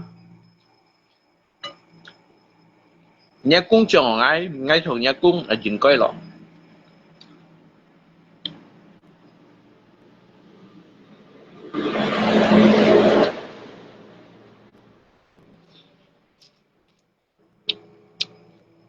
bóng bạn ai cụ đó bóng ai cụ đó ngay có ngã lộc ngay dù gặp mày đồng gì nhỉ ngay dù ăn kêu rồi nhỉ ngay giờ dịch theo chơi phim này là dịch theo chơi phim này là 20 歲嘅交往阿老婆啊，因為就細個啊，做新人啊，20歲嘅做新人嘅超紅你冇啦，紅你兩斤半六字啦，做呢做咩咪差，做咩咪差咩女咩嘢啦，你紅你都個老吧，你不台灣開病嘅啦，開病嘅你就去做兼啊，跟住都條路做提子幣條路啊，你講阿仔啊。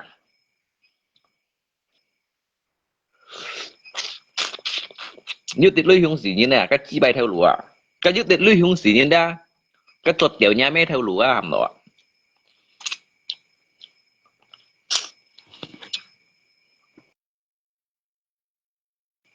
như thằng chứ này các anh cái như tiết lưu hướng gì như này đó cái tuột chi bay theo lúa cái tuột tiểu nhà mẹ chi theo lúa ngay lượng bệnh tụi nó ra ngay cầm khói bệnh cái đã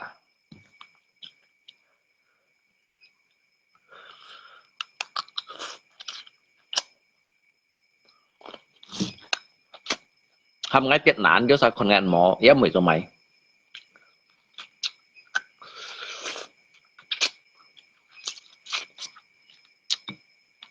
warga sekitar masa cầm tuy ngay ali itu ngay đồ cho thái à ngay ali itu là mà sang chân chủ ngay nhé ngay ali itu ngay cho theo đâu à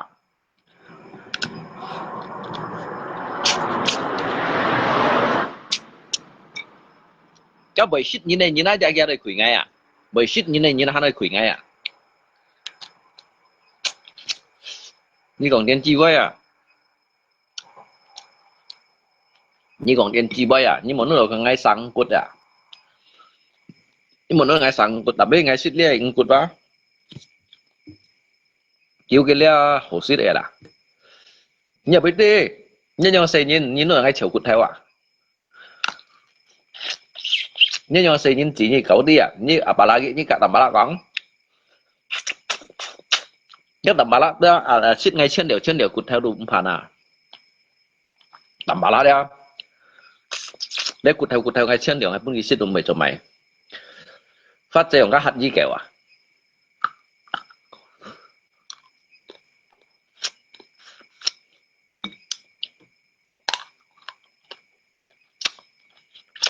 nếu ngăn như cái cút theo suy cái tủ lạnh xuống xuống cái gì thầy à 你都不要出书年，你点几年年的啊？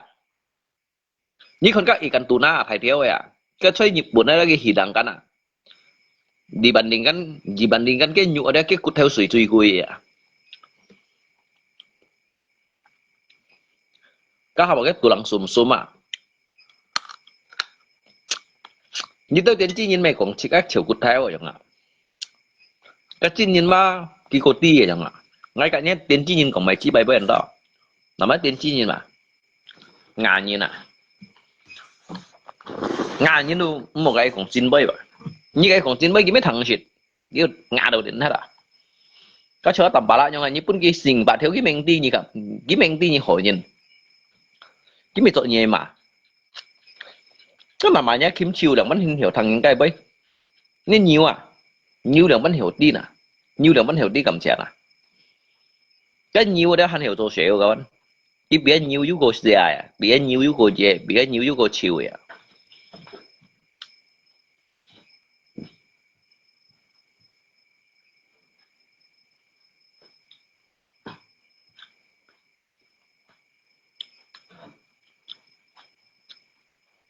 Bạn biết nhiều à chứ cô gì à, nhà mày quý cô pi hành này làm cái phân phối chung à, bây còn làm cái chủ sở bên kia, Tampala saja masih 7 tahun di bawah umurku, kok kamu panggil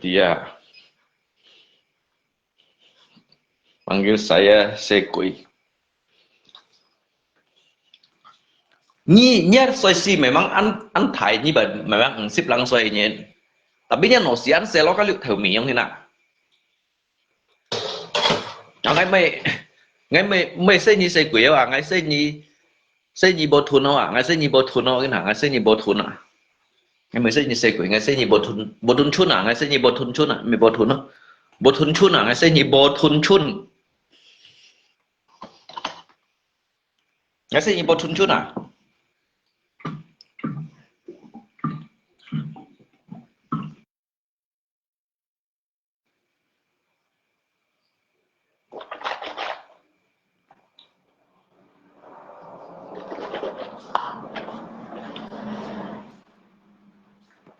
Ayo. Ketika pertama ku jumpa denganmu, bukankah ini pernah ku tanyakan padamu, kasih. Alyong Pajintan, Alyong nganyin, Alyong nganyin. Semua terserah padamu, aku begini adanya. Ku hormati keputusanmu, apapun yang akan kau katakan. Sebelum terlanjur saya pernah secium sama you, punya bapak. Sebelum terlanjur, nhưng mày tay phải mày phải ngáp bài miệng na ngáp bao à, xịt cái nhá nhờ xì xa lần cái xịt chiều, ngáp bao đó亲西方的亲的红板里冲香的呀，这是我们中国人的呀，这是我们中国人来的，ngáp亲西方亲来的。是美里头三王亲，美态度亲来的，美里头含到买亲的哦，个天亲哦，300千啊，我咧亲西方亲啊。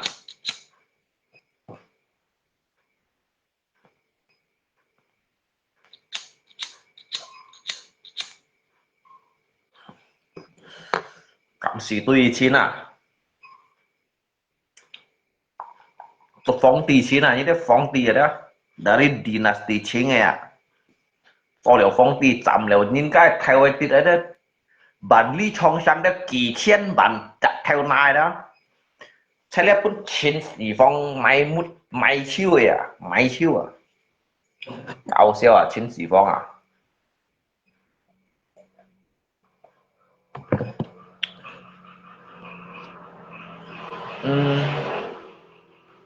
Kêu nhì chín kali.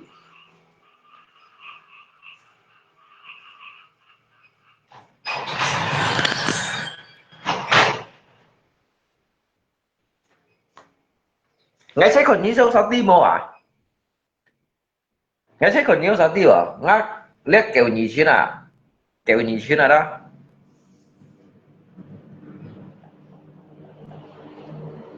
Cái nhì cung đó. 1000万里眼看到啊，这木做的，可以望到條腰背啊，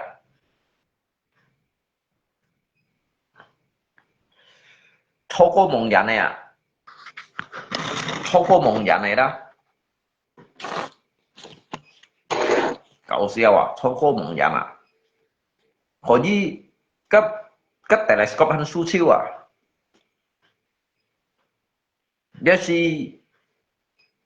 這是天狗啊，天狗咧可以吞日光嚟啊，搞笑冇搞完。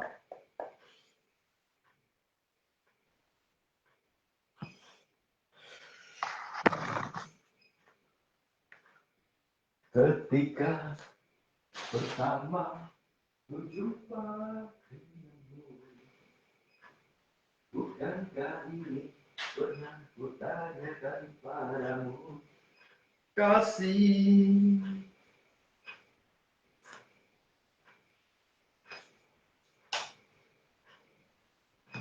Bluetooth mode.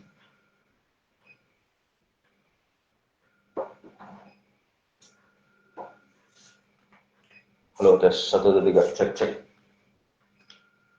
Halo, tes 1 2 3 cek. Semua terserah padamu, aku begini adanya. Ku hormati keputusanmu, apapun yang akan kau katakan. Sebelum terlanjur kita jauh melangkah, kau katakan saja. Kalau menurut pandangan saya, kamu dibayar ACHK setampala.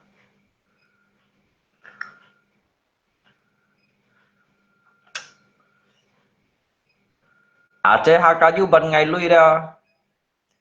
Ngày mau selamat sih dok lui ya. Tapi hay cũng nhớ cái menurut toh kalau jiu ya berarti nyi của ngày boy tu biểu cho trên.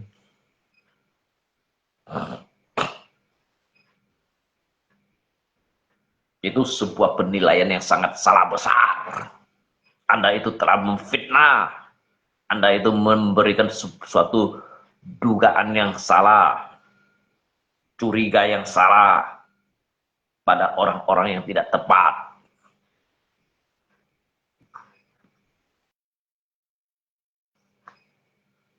Ngay còn ACHK itu ban ngay lui mau selamat ngay sih oke lu ya. Untuk apa kita ini bertapuk lindung? Untuk apa kita ini memberikan suatu kesaksian palsu? Untuk apa kita ini ada kalau kita bilang ada? Kalau tidak ada kita bilang tidak ada.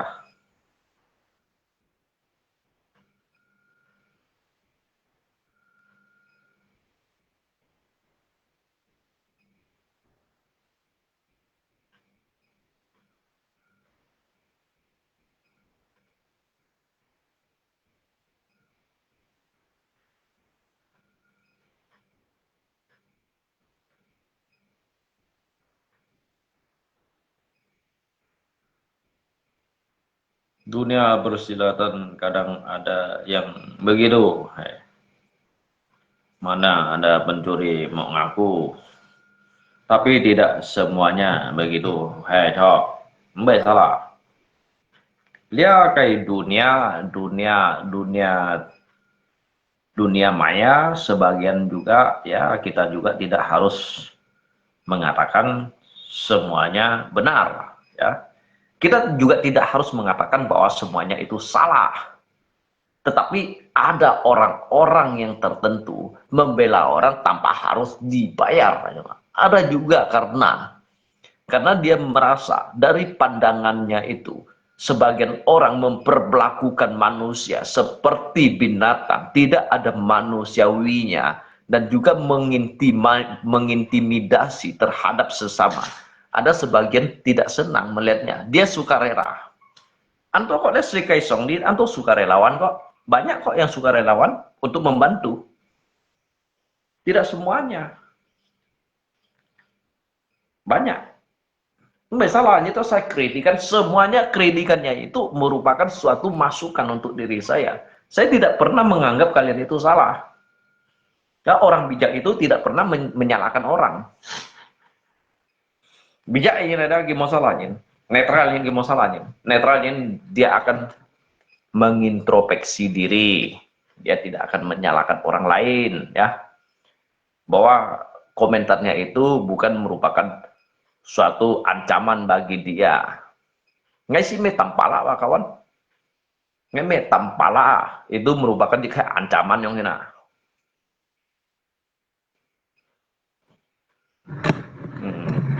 Raja, kalau ngaku kejaksaan, jaksa ringan dan penjara enggak muat, terus maksudmu sematkan norek di profilmu, saya terima jasa, ya Anda harus beraksi bilang jangan, saya minta bayaran. Nah,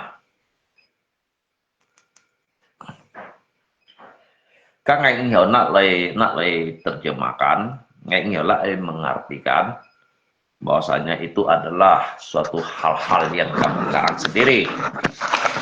Saya tidak menerima suatu karangan cerita dari diri Anda, ya.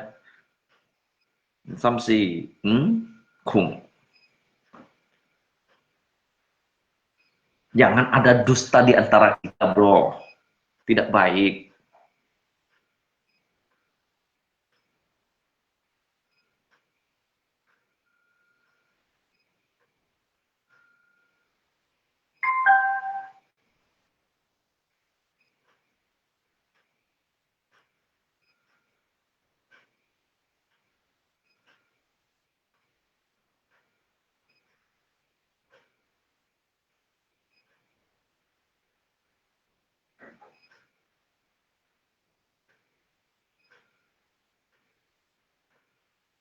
Kalau langganan Shopee VIP bisa dapat banyak voucher diskon, lumayan banget kan?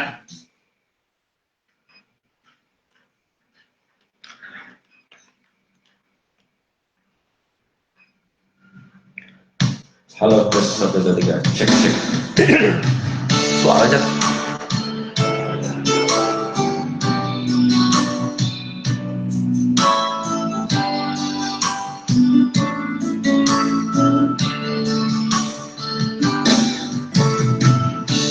Ketika pertama ku jumpa denganmu, bukankah ini pernah ku tanyakan padamu, oh kasih, takkan kecewakah kau pada diriku, takkan menyesalkan kau hidup denganku nanti.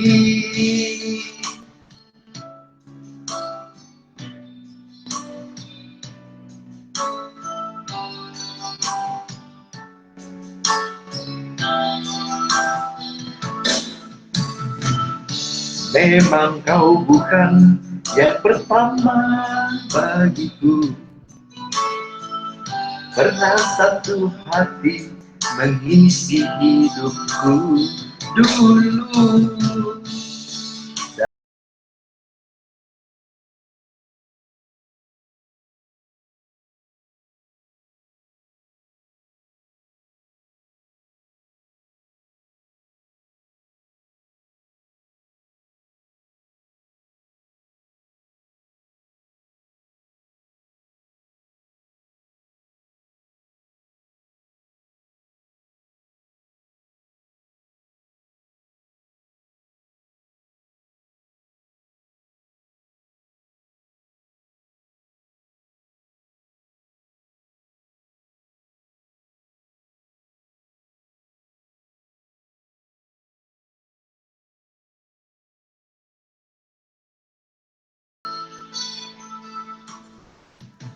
Sebelum terlanjur kita jauh melangkah, kau katakan saja.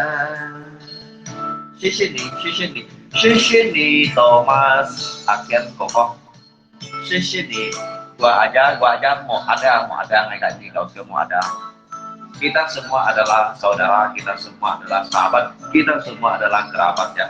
Jangan simpan di hati ya. Memang kau bukan yang pertama bagiku. Pernah satu hati mengisi hidupku dulu, dan kini semua kau katakan padaku. Jangan ada dusta di antara kita, kasih.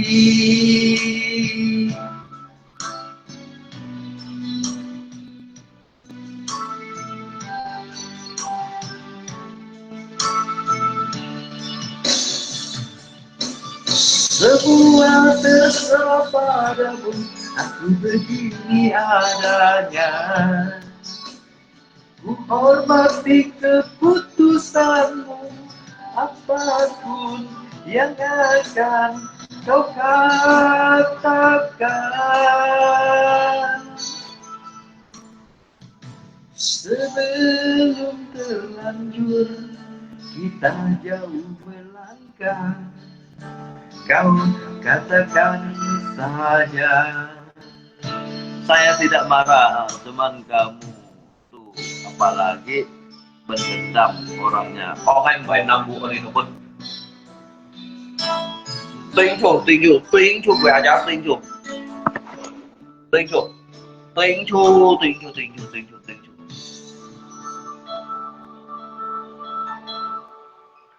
chú ya. 这是对男人表白的感觉，似乎也不算太长。 Tuyên chú ngayon madonya me atau nya naisa ya. Ampun, tuyên chú ya. Jadi dia ngayon minta maaf. Ngayon madonya me menyapa ya tuyên chú ya. Saya dengan sepenuh hati jiwa raga saya ini menyampaikan permohonan maaf ya. Jadi jangan simpan dalam hati ya kawan ya.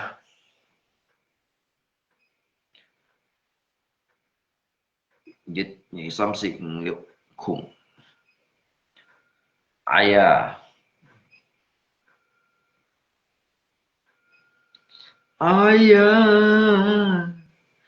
dalam hening sepi ku rindu. Lagu Ebit, lagu HK.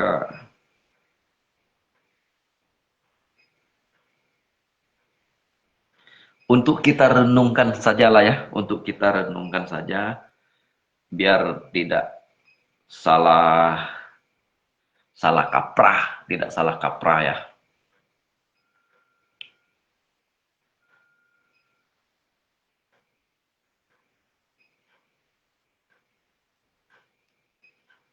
Untuk kita renungkan.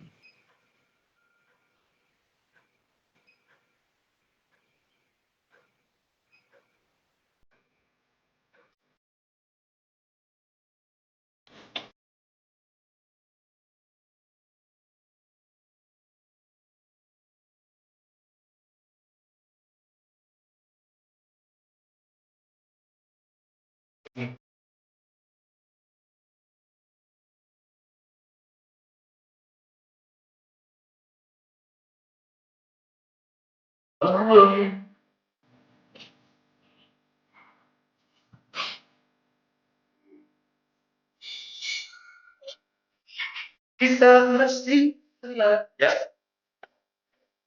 karaoke dan batin kita karaoke untuk kita renungkan. Ada ke karaoke.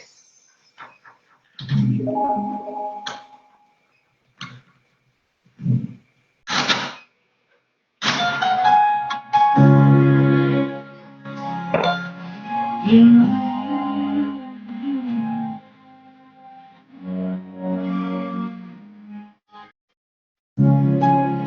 dulu.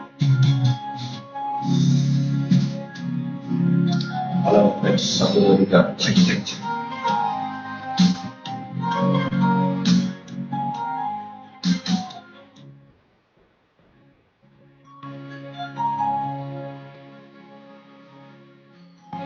Kita mesti telanjang dan benar-benar bersih, suci lahir dan di dalam batin. Tengoklah ke dalam sebelum bicara, singkirkan debu yang masih melekat.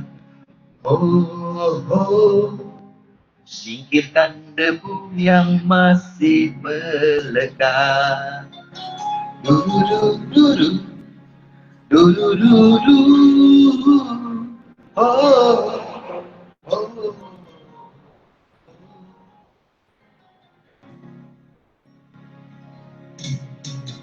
Anugerah dan bencana adalah kehendaknya. Kita mesti tabah menjalani. Hanya cambuk kecil agar kita sadar adalah Dia di atas segalanya. Oh, oh, adalah Dia di atas segalanya.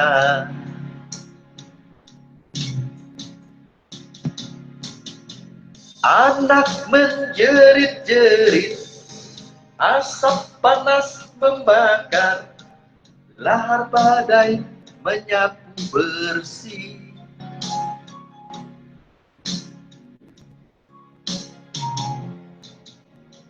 Ini bukan hukuman, hanya satu isyarat bahwa kita mesti banyak bebenah. Memang bila kita kaji lebih jauh dalam kegalutan, masih banyak tangan yang tega berbuat nista. Oh, oh. Tuhan pasti telah memperhitungkan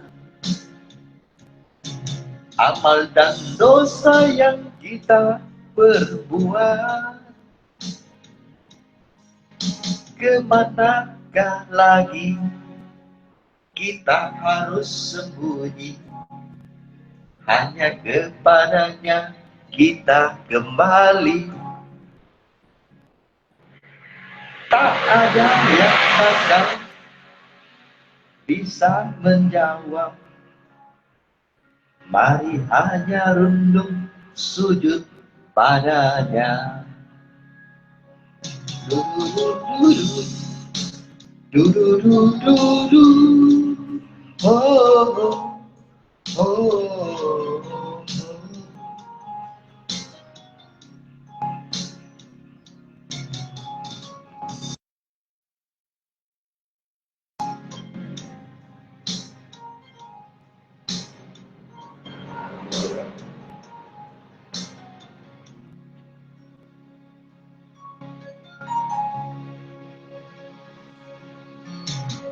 Kita mesti berjuang memerangi diri, bercermin dan teruslah banyak bercermin. Tuhan ada di sini, di dalam jiwa ini. Berusahalah agar Dia tersenyum. Oh, oh, berusahalah agar Dia tersenyum.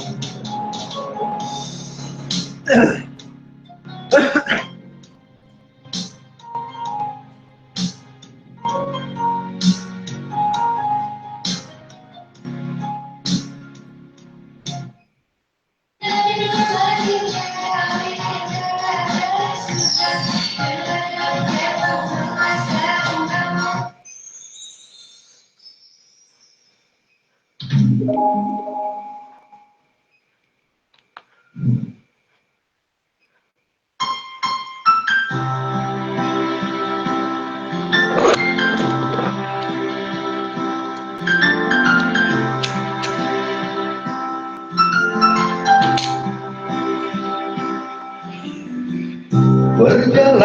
ini terasa sangat menyedihkan. Sayang engkau tak duduk di sampingku kawan. Banyak cerita yang mestinya kau saksikan di tanah kering bebatuan.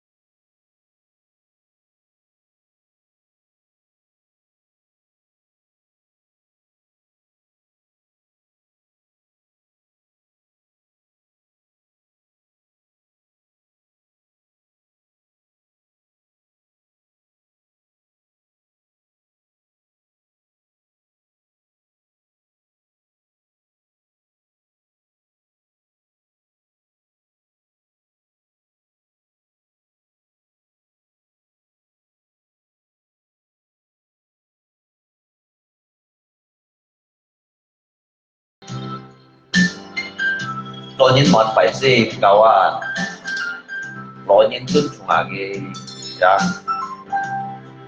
Jika lo nhìn ada, nang kêu cho hiện trong cái này là bị ship nhân công bị ship đỏ được mặt bằng như là tùy chu hiểu ra tùy chu trong ngoài đó, chú ấy dịch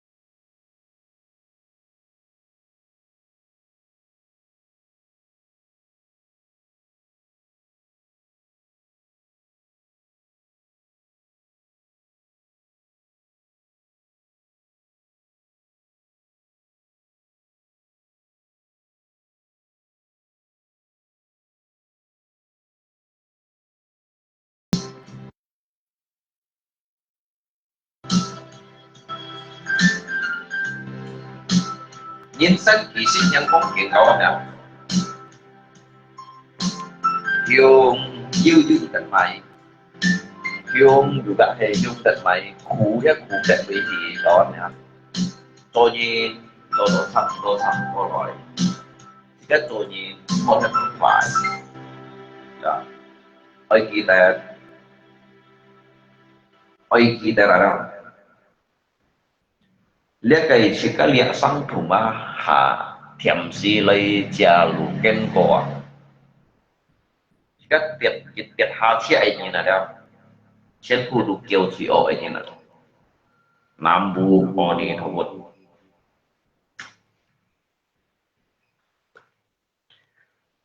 3 ditambah 3 dikali 3 sama dengan berapa? 3 ditambah 3 kan 6.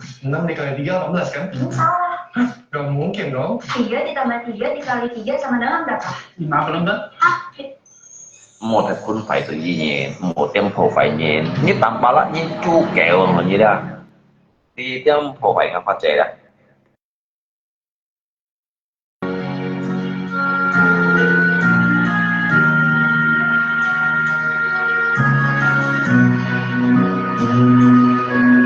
các phát triển ngay vậy của nhân được nhưng mà chẳng phải ngay của phát triển thì chú không phải ngay mà ngay chỉ có tôi thì được họ có tôi chỉ dân gì phát triển không nhận bạn sẽ lấy năm có đi thôi chỉ trước đây các thiên phải có thấy cái gì hỏi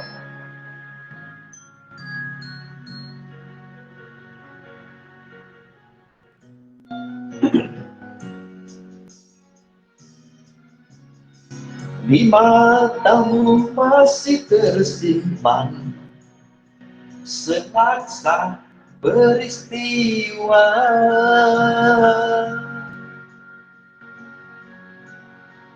benturan dan hempasan terbahak di keningmu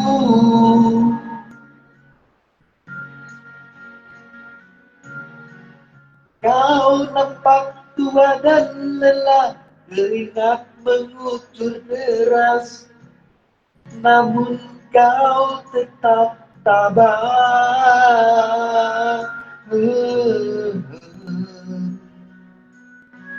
meski nafasmu kadang tersengal memikul beban yang makin syarat kau tetap bertahan một tuy nổi nhân sầu cao các bạn giá xếp không có nổi như này cô ạ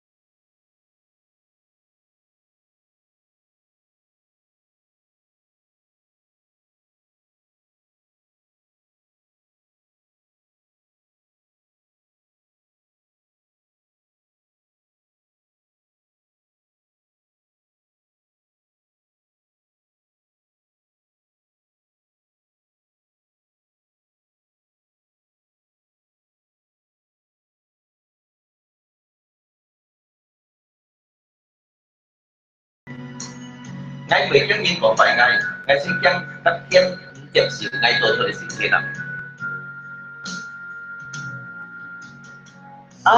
ayah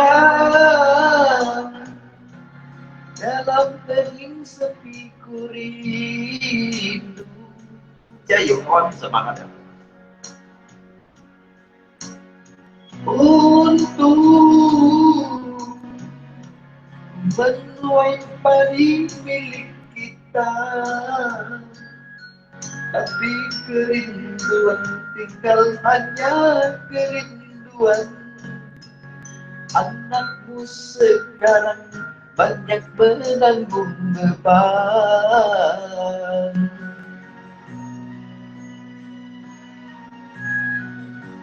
Trung nhiên văn này phù nhiên ho, còn thì chim săn như chẳng xin. Trung nhiên họ phù chí, làm méo hồ cháu nhau. Nhìn xin chỉ đi tay phù bóng được bao để chỉ gây.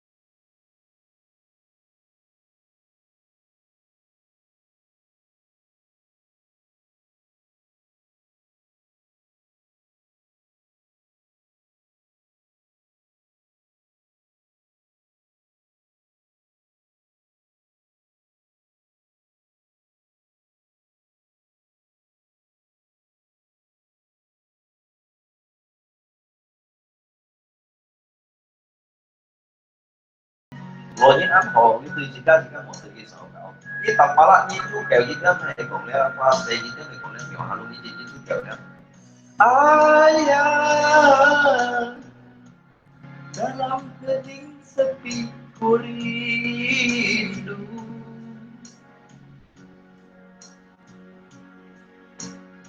Utuh menuai padi milik kita, tapi kerinduan tinggal hanya kerinduan. Anakmu sekarang banyak menanggung beban, tapi kerinduan tinggal hanya kerinduan. Anakmu sekarang banyak menanggung beban. Còn đó đó, apa ame ngay tiền phụ đội gì à, tiền phụ như là nó ngay bị một phần phụ đội gì đó chín người đó khác phụ thuộc chúng ta hay ăn thải ở trong cái nào còn lý theo cô phòng đó đó, lý theo cô phòng đó đó.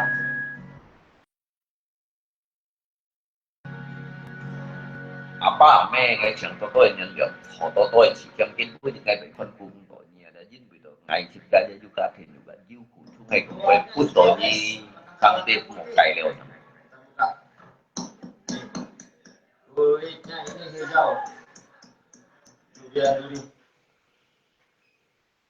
Trong theo hạ các cô ấy đi theo hạ các cô một phát copy à ba mẹ đó một yêu à mẹ một kết đầu cái gì đó yêu à mẹ đó một kết đầu cái gì lên ngay trong bên tầm ba là thằng này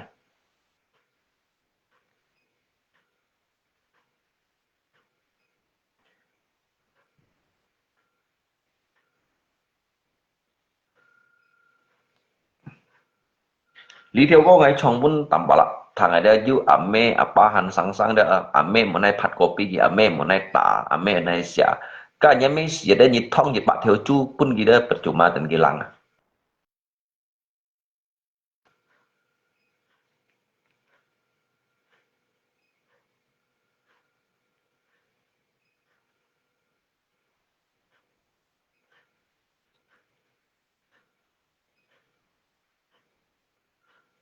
Cô ngay cùng lấy tập ba thằng như một đêm cũng phải pha trèo đó như một đêm cũng phải nhiều hà luôn rồi đó như ba cái xịt to lòng liều như nhìn ra như xịt xịt được cái lui như đó cái xịt kêu liều như đó như bị tiết lộ nản như ăn lộ hẻo đó mỗi nhìn bún xịt kêu như đóใช้pha trèo hẻo kêu như một đêm cũng phải cái đó mẹ pha trèo mấy độ ngày như thằng trên này với các ứng chọn ngay còn chọn lại các ứng từ ngay còn từ rồi như đó sẵn một sống sao là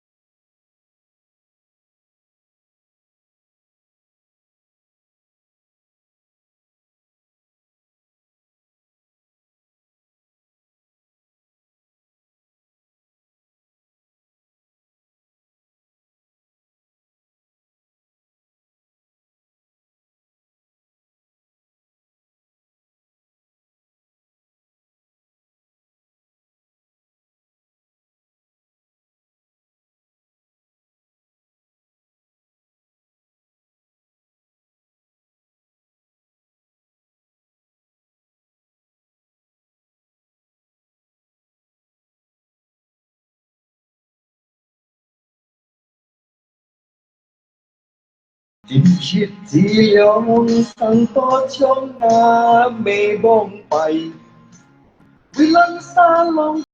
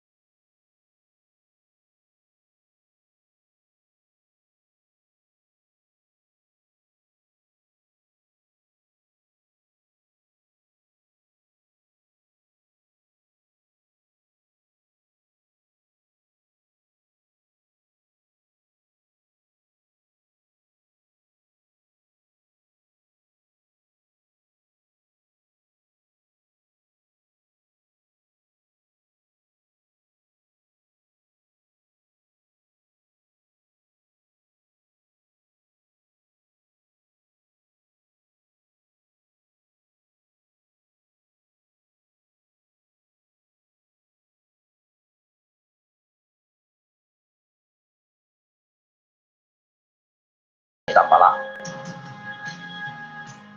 Mong bay nga mi ya he chai so san he to Thang ki pháp có thiên shit an thời cô Mong bay song san mô mắc cái cu to ho to Mỹ thay cốt chu yên ca ta vô Thời song san hết có thiên shit he chi có chú yên mấy cháu xin không tổ thông anh gắn bom trong ngã mê bông phải nhòm mùi nhìn xoay lăn cha cả tiêu tăng lăn mình cho Bông bẻ nè, rồi những con lặng chia đây, có liệu tiêu dịch nặng lặng bên cho mà cái kiểu của mình bằng trong này như tạm bà lạ như thịt gì nha mẹ trên quỷ lứa gì đó một ăn lọ như chu kẹo như tạm bà lạ đây.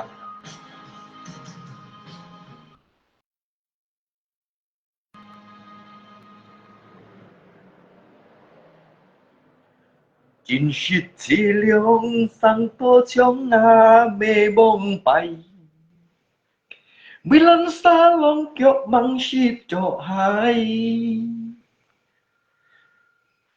cái mê vui lặn xa lòng à nhưng còn cái mê tên này cho anh vui theo lặn xa lòng hắn này cũng đi kịp ở xìa đã như tầm bà lạ như dùng mô dùng nha mê bị theo lặn xa lòng này tên này cho anh à đó tên này cho anh à như này phát cổ bi hắn cũng như kịp ở xìa đã kịp ở xìa đó nhân thay của mô bún nhìn mô bún nhìn lui hi cả chỉ đấy nha mê cho quỷ như phân ngô xì gạ lý nà như kịp đó chơi gọi như chiều như tầm bà lạ như chén xế mô xì như an chú kẹo đó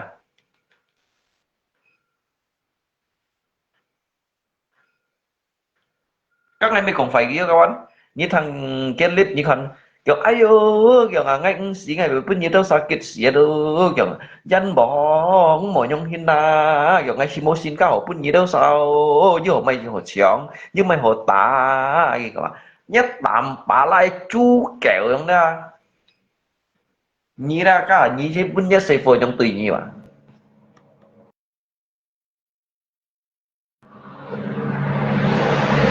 tạm bà lại nhất sẽ phơi cái sẽ trong tùy như vậy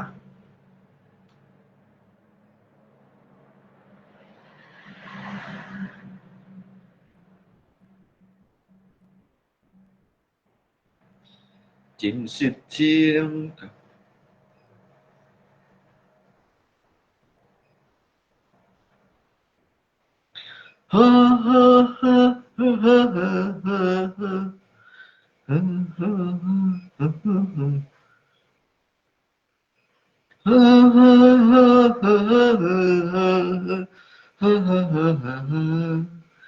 정도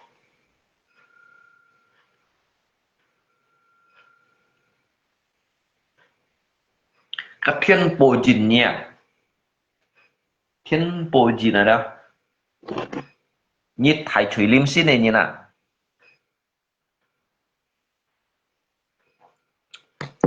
như thải thủy như kiểu như phân còn phải gì như kiểu như còn cái ổ bẹt hay như còn cái phốt thùng ma đâu liệu 你讲佢貴嘛咧，佢咧咧就講人來你咪只敗命，你他媽啦！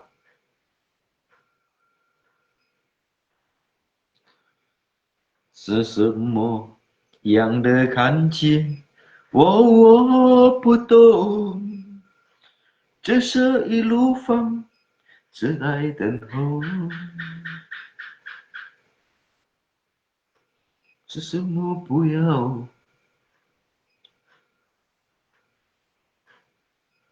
？Lagu Mandarin hay chọn tiêu như chiều tươi con nghe bị cũng phải tầm mà lao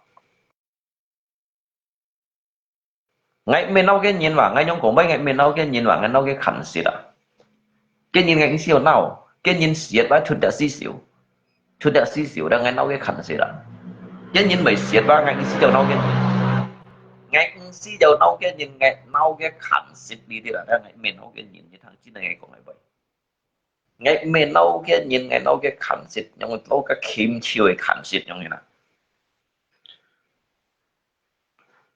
theo trên clip hả nhưng vẫn còn phải phát trẻ cá phát trẻ quá ở bên tùy nhị mỏ em à nhị tùy sinh ban mì lôi kí tu tùy tùy khơi theo đó tùy khơi theo hiểu to lòng rồi nhị nhị à nhị cái thổ ship theo kia một bún nhị đều ship theo là bây giờ hắn bún nhị ship theo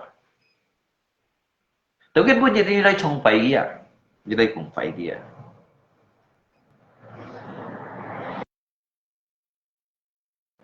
ngay sáng ngay bởi khi cho đi còn dịch dòng kỳ bay sẽ dùng thì nào các bạn ngay bởi khi cho đi còn dịch dòng kỳ bay đó sẽ dùng thì nào cái nhìn ngay ly còn bay ra cái nhìn du ly như chim môn cái ngay bởi vun phát chế may tội nhìn mà chứ ngay hoạt động ngay khám thị ra ngay lấy sĩ mệnh căm nhận mà ngay hoạt động ghi ở trong tùy ghi đó ngay hoạt động ba bần một bắn tuyệt nhìn ly à một cái mô nhìn ly mô nhìn trên mô nhìn thọ đó mô nhìn xin đó rồi còn chơi với mô nhìn xin mình các kim chiêu yang mình dùng hiền cũng vậy à hay còn nhìn mà hiểu dùng cũng vậy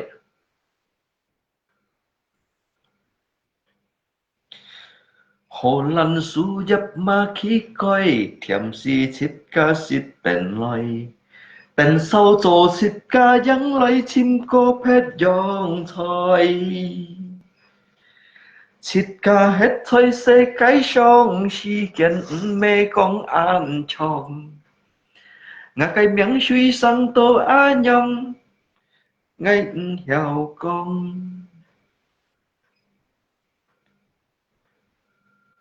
ผู้ทรงเป็น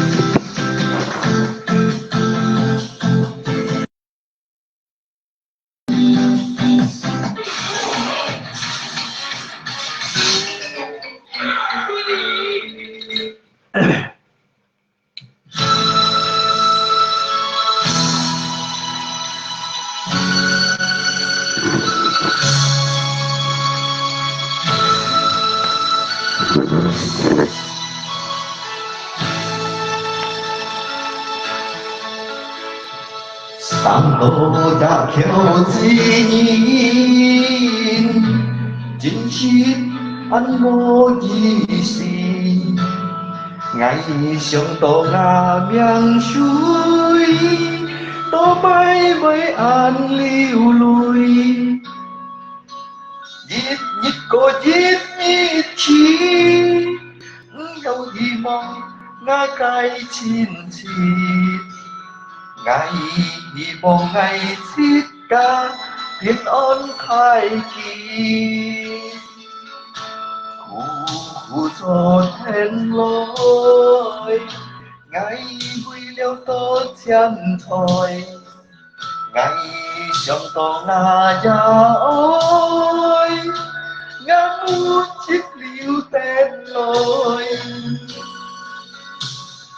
sang tô trả kéo gì nhìn mỗi nhìn chập siêu na cái nhìn xin ngài buồn nhìn con thô giống xin nhìn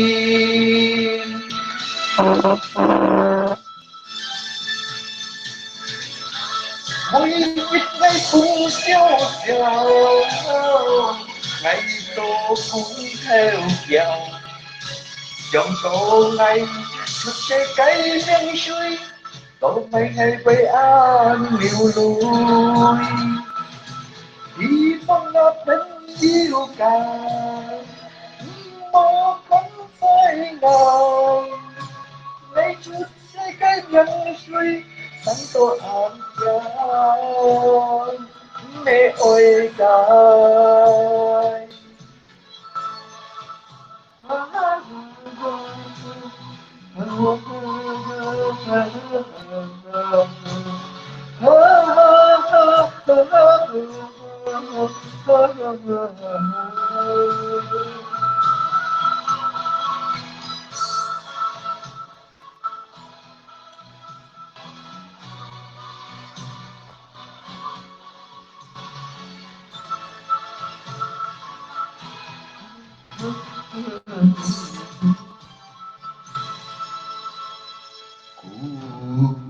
cho tên lối ngày vui liêu tốt chân thôi ngày sống như lời ngà ya ơi ngã mu chít liêu chút lối sang tôi chắc khiếu gì nhìn muốn nhìn chép siêu ngã cái nhìn xin ngày buồn nhìn khốn mô tổng xuyên nhìn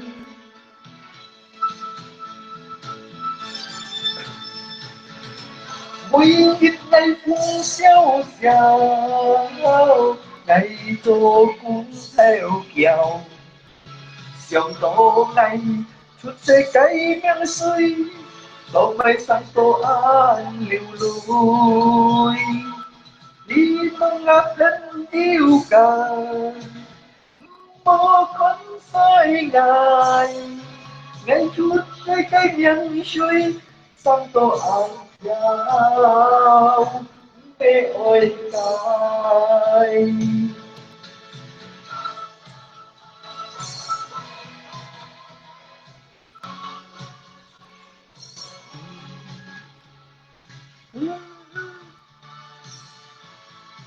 pun ngai lui beli durian beli ngai ngidam bộ dư bộ ngai dư thọ dư sang dit lui ngai tetap bunyi angel sai pang ngai tetap bunyi ya ni kong sang pak chian sang dịch động pak chian ngai juga lui ngai lung có không phải sayang bunyi ngai mo phiền nhẹ ngai chỉ thiên chỉ thì xỉa lung có dư sang dịch động pak chian lui ba lung có không phải sayang bunyi tapi nyi doakan ngai pokoknya lungko chim to juloi ya nyong da ngai cũng bisa jang pun nyi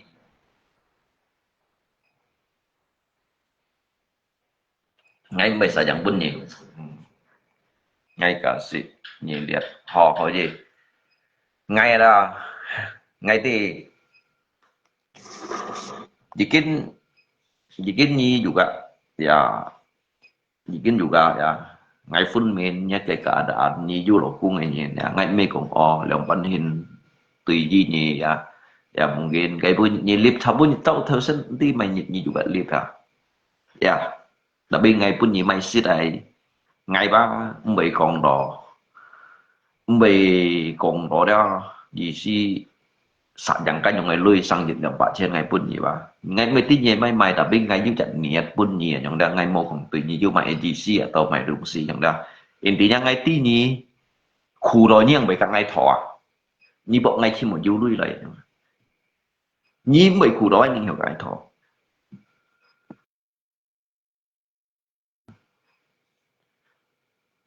ya nhi đó nhi khu đó đó nhi yang bị các ngai thọ hay còn nhi bị khu đó mo khổ này nhi bị cái thọ mo xỉu li phá những cái còn nhi đậm bắn hiện đó ngai enggak bilang nyi lungko ngai by post di FB kalau udah beli itu mau me yang kok ngai me tunjukkan pun như thế netizen ada bahwasanya tapi ngai còn ngai ba ngai cho teo hi pun gì mungkin nggak pun ada di Pak Cian atau yang Pak Cian juga he lui ya ngai juga saling sikap dia ngai juga hay sit khuya ni ngay juga sit kiau yang dah ngay juga sit ci đồ khu đồ làm văn hiền này những người nào ngay ba phun miền này những người thế như vậy hiong đồ ngay đấy như vậy hiong đồ ngay đi đây như vậy hiong đồ ngay đây còn ở đâu như vậy hiong đồ ngay như thế sống xin đồ ngay như này như hiểu sống xin đồ ngay nhưng vậy hiong đồ ngay kiến bút như vậy li FB post nhé cái rekening bún ngay ở đó ngay đó ngay tetap bảy như cái cewa. Tapi dah kalau ngai siu song cha tổ diu ngai tetap bị pun nhỉ dịch dòng bạc chiên chẳng nào to đủ ya cầm chia luôn có kalau ngai dù lui ngai bởi ban trận nhỉ một con ban trận để tụ pun này tụ một con ban trận cái dịch dòng bạc chiên hay còn ngai mua pun đổi nhỉ dù các hiểu mẹ ngai thay phật thỏi cái dịch dòng bạc chiên ngai pun đổi nhỉ là ngai ba ngai lúc ăn gặp nhỉ tu lâu ngắt chỉ mày giống như là ngai ba tin nhỉ chút dàn thì phong này nhìn thì đâu bà tạm ổn định như khu đồ thân đồ nhà lộ cung bảy bốn nhà lộ cung tả các lẽ đó các ngày ứng ti sáng sớm các sáng sớm ngày ứng ti ya tapi ngã cái sim ngày bốn như còn nhận xích tổ lưu liên này còn ở đó ngày bộ sáu tổ hậu nhật thiên hạ cung ngày bộ sáu tổ hậu nhật âm bu oni thọ phút thiên hạ cung hậu bốn ngày xỉn bạc thiên ở đâu mãi chung mươi loài ấy Đông phong,西phong, Nam phong, Bắc phong, lũ吹xin nói ra khi hiểu bốn ngày du tịch tổ xin bạc chân ngay tại tập kỳ bên gì liang bạc chân jadi ngày hắn du xăm bạc chân untuk bốn ngày cắt thêm cây liang bạc chân ngày bốn gì một xiong con hay còn ngày mua ra tụ một tiền ngày chơi chủ nó liang chân tụ ngày mấy còn tiền ngày chơi chủ nó liang chân tụ nè hàm thành cái lỗ phổi du trổ sẻ đấy rồi hàm thành cái lỗ phổi du trổ sẻ ngay lỗ xích còn như thằng rồi jadi như bộ ngay dù như hàm ngay hito sẽ ngay chọn ở juga lui ở trong đó ngay bảy phút nhỉ ngay phút nhỉ ali ngay terang còn nữa ngay tí nhỉ khủ nhưng vậy cả hai thọ ngay tí ở trong đó tapi bikin bunyi nhiều sao trò apa intinya ngay tetap bảy phút nhỉ ngay bộ li bài trong đó li hà nhưng hơn đi hàm bài mày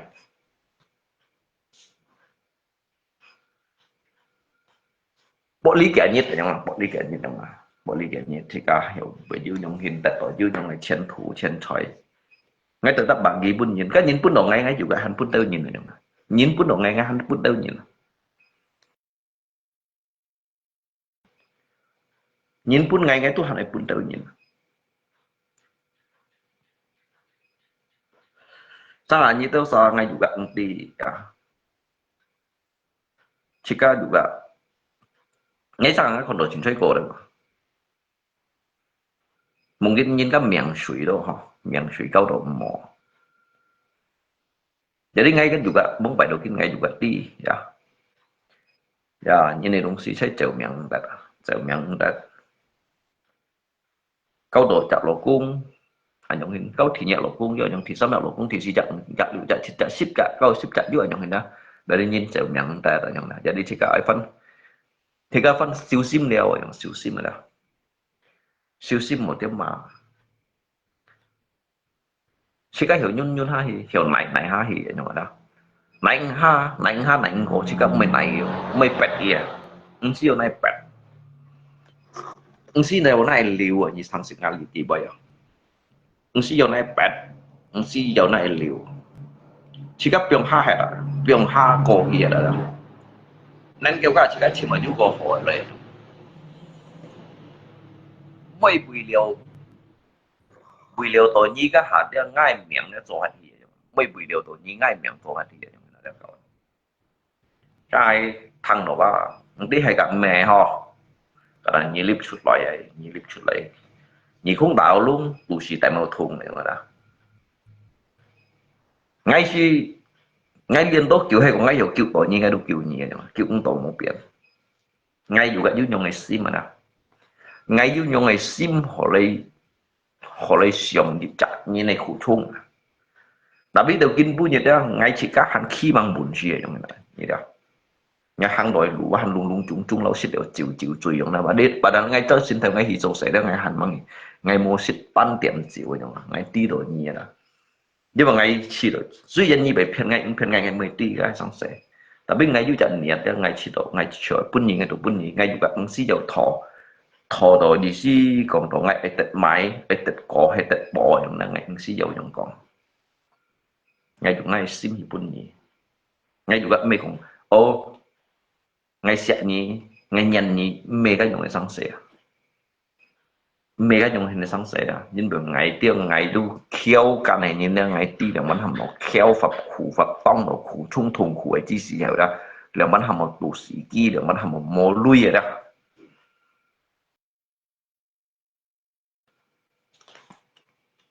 ngày ti tại là chỉ các ông pháp luôn kia đó sao bị xỉu chỉ các mấy chỗ này từng kia xỉu nhân sinh东西hết địa世界上吧ไม่是長久人生東西hết địa世界上啊只個只路緊過實力2萬人日子啊對處係啊騙 juga 騙得買蠢 juga 蠢得買厲害得會去強得會去對處係cái 2萬人日過係啦到處用咩咧即係處到計轉化成分比例各種上建立事業病人建立事業啦人何了命富士了皮啦個喺呢處度因為出一棟嘅咧用一奶而貴啊còn ngày cũng xếp bên những cái trong hình dấu kiểu ấy, tapi ngày đi gì đó, đi từ dấu kiểu độ ngày đi gì ba, ya he, anh chơi cổ đây rồi nhưng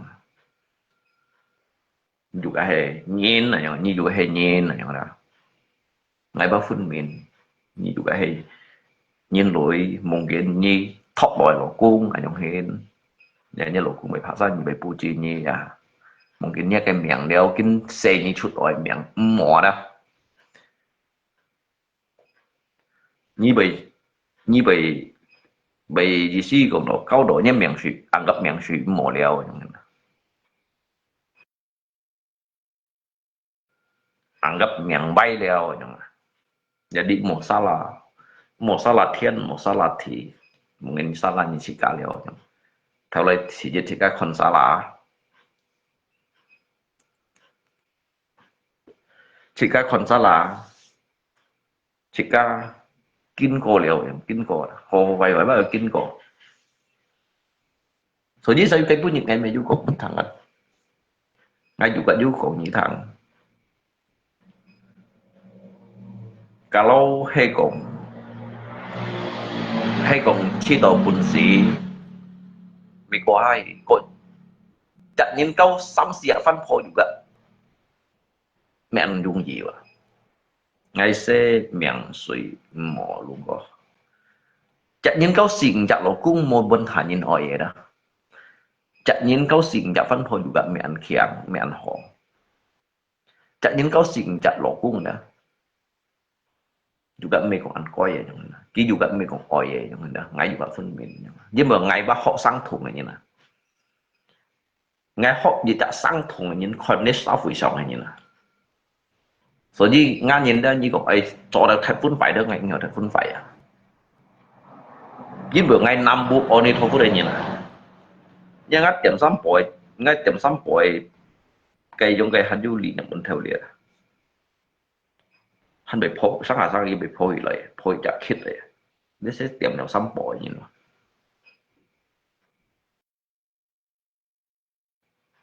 所以到尾嘅邊嚟講，要南部我哋托夫嘅人啦。นี่สิไม่เพ่นนี่บอกเขาว่าจ้าอันช่วยโกไปคนดอกฉีดช่วยโกนะ dan ngai umur 5 tahun masak air panas cece ngai suruh ngai angkat air panas kena siram perut saya sampai ada bekasnya sampai sekarang cel dia ada mana no ya mungkin banyak Jason Tuhan ya ngay mấy cũng như khéo ya mungkin Jason Tuhan ngay umur cit saya ikut orang jualan sayur hey kinse miệng mỏ ya chỉ cả mẹ bỏ yêu hạ sẽ liệu nữa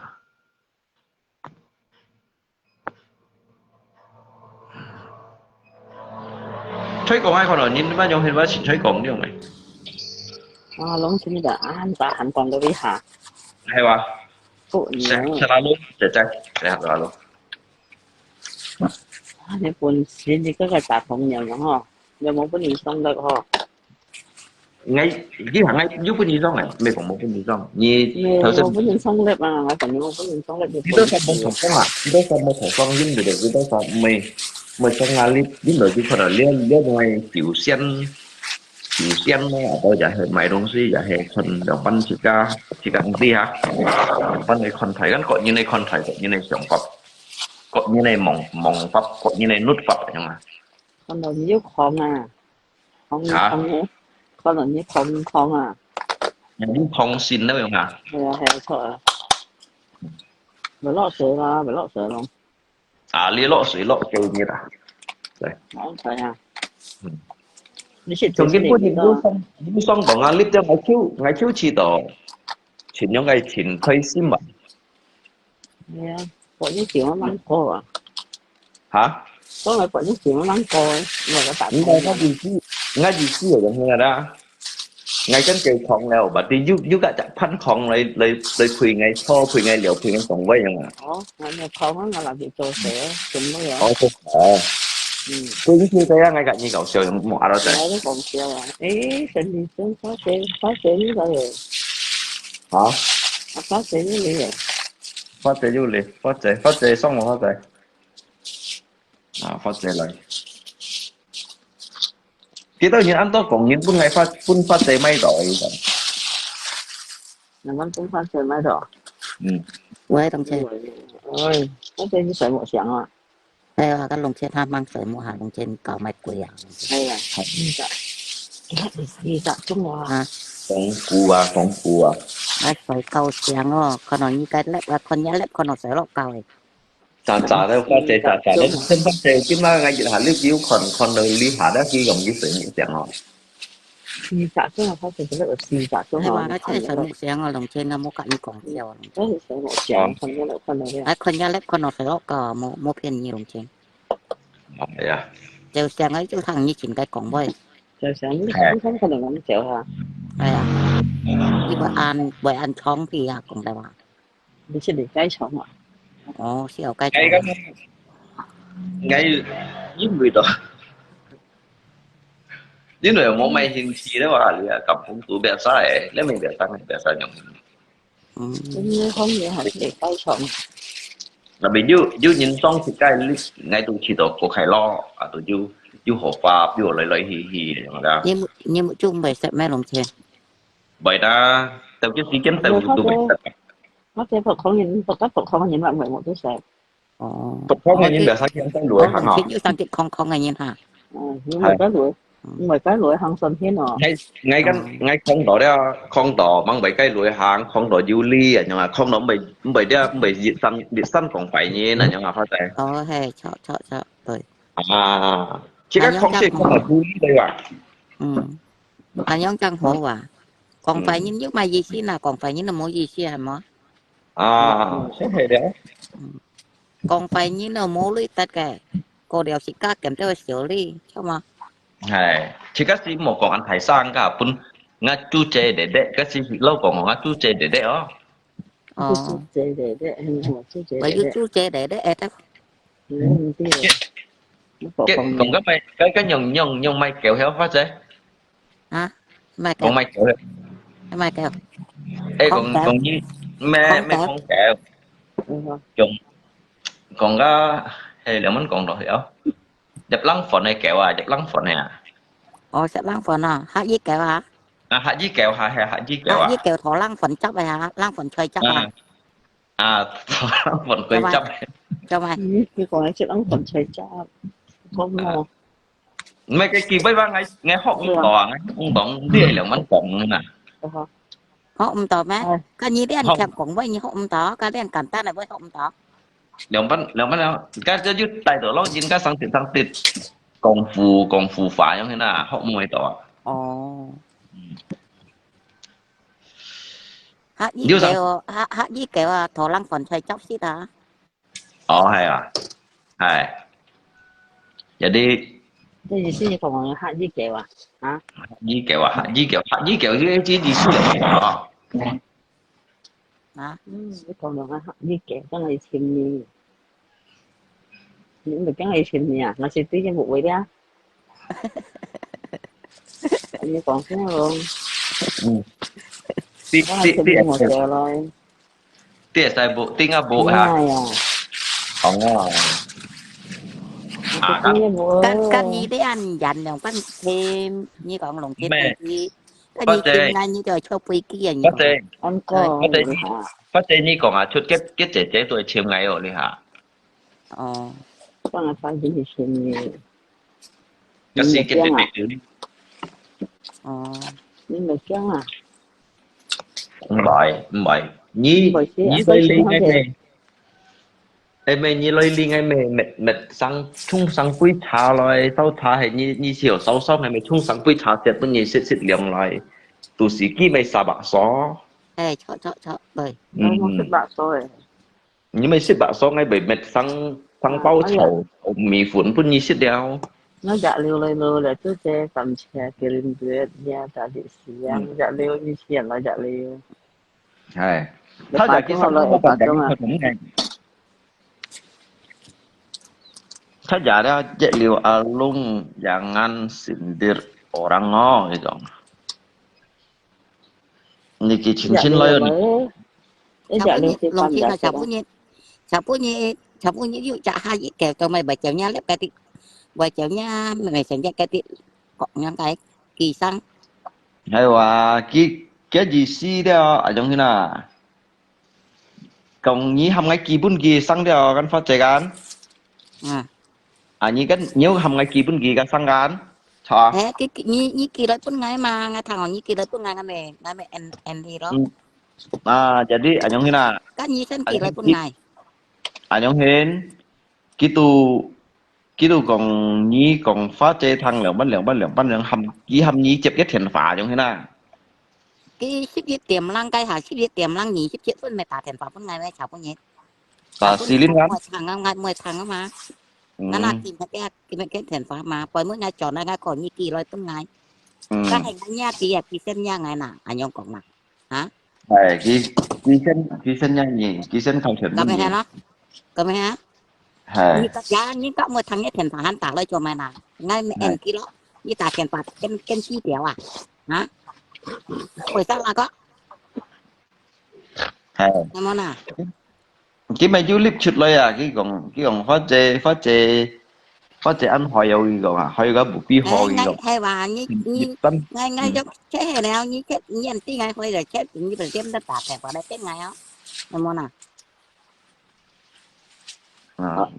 các mày ngay cái như ngay mỗi cái như mày sáng sẽ nhắn tắt tả thiền pháp đây cái ngay cho mày nè như cái ngay cho mày như cái ngay chết cái chi tiểu à cho mò ngay nhông anh như cho mò lồng trên hay cho mày sao là mày hay nó mẹ luôn luôn à Ôi. ví dụ ăn hơi bụng bí hòn hơi ấy nó kiểu muốn ăn vô ăn hơi à thế bà nhớ là cô còn bà phát cái lẽ phát triển cái hỏi đầu bì hỏi mình ai ta lại có nhìn hay xem lại có bao nhiêu đây xem thì cái chế bởi cái lồng coi chi bài thôi còn bù phí không mà mỗi cái lồng chi bài tí những cái chi bài thôi còn bù phí còn à à chỉ bản tí hơi đầu bụng bí hòn đấy à hay em à muốn về thế cái lồng thôi chi cái thôi còn bù phí hồ đeo cái chẳng bài trên mà nhìn thôi còn bù phí hồ đeo mỗi cái bài cái chi bài thôi còn bù phí đó cái bài tí được mất một đâu mà hơi à hồ à thế à bụng bí hòn vẫn hơi à mấy cái sẽ hè ran cái bài tí lượng bắn hỏi phật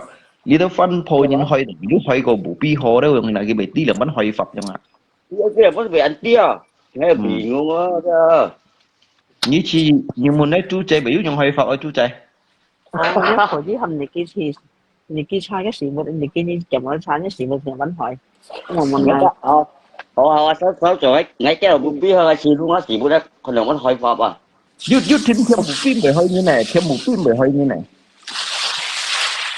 tất thêm mình về hơi như này như cái này hơi tapi cái hơi phập vẫn hơi à ngay ông tia à mà khi coi á Có gửi chú Giang. Chị đó,你 Chú 去的 Giang 你记得 đâu gửi thì 啊，你去找个目标来， chả có một tí hỏi là luôn á bút ra nó phải vẫn hỏi qua bà 错， tapi hay còn như lu to ăn hoài cái mình như chim tầm bà lạ leo 你我发现这个了， cái thích đâu á để muốn thích đó sư vật mày thấy đó 发现没这个呢， như 这些 cái 好的没 có 有， chết ra thì luôn 发现他还没他发现就是好的你没点头啊，我这把那那热你上回放， kinh cảm chứ kinh cảm làm bà lại giúp làm bà lại này luôn mò quá cái kiến làm sao mà nó bị muốn à cái clip aja kinh cảm ngay xong à ngay tôi hay tích gì lời rồi đi hả chạy về đây luôn đó mình cũng muốn hỏi rồi kawan như thế tầm bà lạ các sinh còn lại kawan jadi kakak phát Yuli đấy wah hanya sao chỉ tích gì lời trong cái clip kinh cảm ngay xong ngay clip ngay cảm ơn ghi xong mà tapi kinh cảm cả ngay còn boy còn agak gì vô hai đó 但是还见 cái 不 còn 啦， già cái còn già tí ruột à cái món còn hai đỏ à bạn cảm我 leo 有是来成入边啦，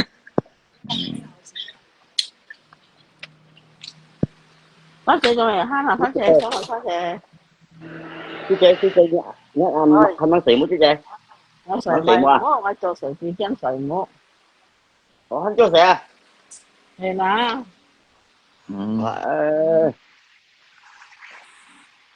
做水煮姜嘅水母， ngay coi lùng xe lấy con cột kia chủ cho à thích phần lấy bao nhiêu coi thích phần à thầy phan à 你想我抓龙先嚟強咗， mấy cái ba xin kia thích phần à thầy phan là cái à bà chủ chơi à khi bà ở nhà ở pun ở kỳ pun tầm bà lắm ok đó bà ngay con đó cái tem hay xịt miệng na tem hay bà lòng ở tăng miệng na ไว้ลุ mẹ งเทนcho mày nhớ là đây còn hao về ngàn hết à ngàn của ngàn hết mẹ tiệt hay gì như tiệt hay gì phát 一 sinh 十條一十條啊，發現 mẹ như ngàn của ngàn hết à 我聽到乜嘢硬盤硬係啦， thế đó berarti unsa lấy Asian lấy lùng xe đây unsa Asian mu mày hả mẹ đã đi xem năm năm unsa mua chẳng kia bút tầm bà la như ơi kia đã chín thứ đó kiếm cái đồng xa kỳ bún ghi lượng sao trong gì si dục chết trong à như bộ chẳng nó tầm bà la cái những cái ở trong đó à đeo phôi mày sao 你 kỳ chín chín à để phá chơi cái thịt ngay luôn nó phá chơi ảo thịt ngay à bạn lo tung xịt như vậy như vậy Nghe có tầm bà la chín chứ nè kia tầm bala lọt thay rồi tầm bala mấy cái chuyện nhìn cái cái nhau bây phá chơi phải à à sao ly mô kia còn phải không à 我睇到啲咁多啦，建議你講嘅咩啊？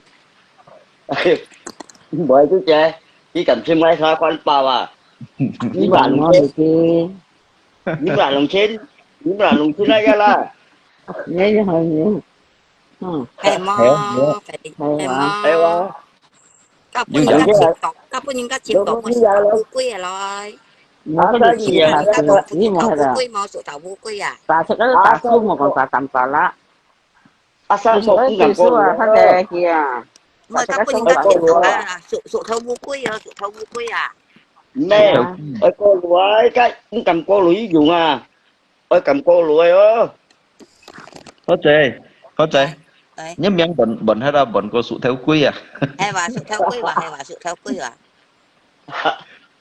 cái còn cái bởi chứ chọn thì chín đi còn bởi số thầu quý một đi các ngay đi còn cái số thầu quý nữa hay hả đầu cái chọn thì chín đi còn cái bởi số thầu quý một đi nè cái còn hâm nhí chọn đây cái hâm nhí chọn nhí mò hâm nhí hi mò hả nhí mò hi mò các ngay mẹ các nhá lép tủ các ngay mẹ nhong còn hả các như mình còn gì nói hả hả đây à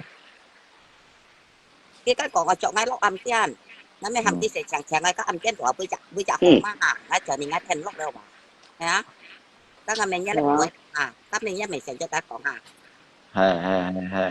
nghe hay đó như quần Mong kia mỏ này kỳ trình trên đó chứ nè nếu chỉ trình trong này cái piong ở trên Hakka cái phát triển lo âm cái nó dữ dằn nàyแล้ว nghe đó anh quần xí ha cái mà muốn quần xí à cái gì nghe truyền thống cái cho tổ à cái lượng phải một quần xí à cái gì cái cho tổ ý về giờ về cái à nó nhìn nia ra nhìn nia ra như nhìn nia quần nhìn nia ra những quần gì cho như chỗ không còn ai Chế hay còn như còn cái gì như trùng trùng cái cho tỏ tao mày sáng không có bên nhà cái về hầm cái trong cái hi ở tăng lượng cái lô mì nè các ngành dữ dằn luôn các ngành cái chủng thuộc cái bên cho tổ dữ vậy cái mấy cái bún như clip mày hành dữ mà cái còn có liệu cái còn dek yang tadi utang Indomie berapa bungkus 10 bungkus kali còn ngay khẩn tổ cái là cái bốc hận ngay thì đã có chuẩn cái còn ngay bốc nhà cái còn ngay bốc nhà cái bốc nhà đúng cái hàng lên đó cái gì cho lui bằng tiền đồ các ngành luôn tí cái gì bằng tiền à giờ qua nhìn bộ như là cái không có bộ còn như nào cái gì mang chốt mang ba na cái nghe cái gì suy đằng ba cái tí đó cái khẩu thiện muốn phát chế khẩu thiện xí lên cái gì mang chốt đó nè nơi lúc chỗ sao nhị cái phố cái kỳ có khốt một kia đồng khốt đó cái phố cái ngày kỳ đồng thì điều trị bắt khốt đó nè chỉ bắt khốt đi vào là một hôm qua là các anh cứ bưng cái phải phổi hả mới có cái xe phone alo còn cái đồ họ mới có cái xe phone ngay kỳ bưng cái xe phổi cái bún những ngày phẳng đó anh thấy có cái còn papi lapar tidur aja cái còn nó dần mua dần luôn chứ thầy bỏng tụi xí bây phải mũ đeo rồi cái những tụi xí ở chỉ ba chợ liều mấy phần đi lên đây em buộc cũng hạ lùng này mà cái tiếp ochi bao la như ngay block cái hạ dân tại đâu một bộ như đó mà bộ như nó bảo mới từ bộ đội và bộ như môi trường những người đầu kia tiếp ochi bao la chụp cái này đó nó sẽ cái này nó luôn tập cái ochi bao thì các mấy cái ochi bao sẽ ochi bao trở này à có bưởi đồng phân à ngay lúc là ngay thằng nó ngay tết thuộc đó ăn thùng sim đây và ăn cựu à nó sẽ không luôn chưa được ngang mấy dịch bệnh tụi nó thế nào ăn tiết mấy người nó chỉ như vậy dịch bệnh tụi nó luôn à nhiều mạnh chết mấy nhiều mấy dịch bệnh đó đi mua un này lúc cá sang cái gì là xin đi hả chị sẽ hiền có về như cụ tá cái đồ co đúng thiệt cái sao mình thì xem hả như cụ tá cái đồ co cụ tá cái nhà biết đó có đen nhìn cụ tá hết cụ tá có cái tin môi cũng chưa rồi đây băng cắt hết rồi hay cái băng cắt hết rồi như thế như băng cắt hết như thế các bạn như có các phòng hết đó ngay về chén thì bà la lấy chim ngay vào đồ chén đây bà như mẹ cũng về chén kia cái mấy cái này mẹ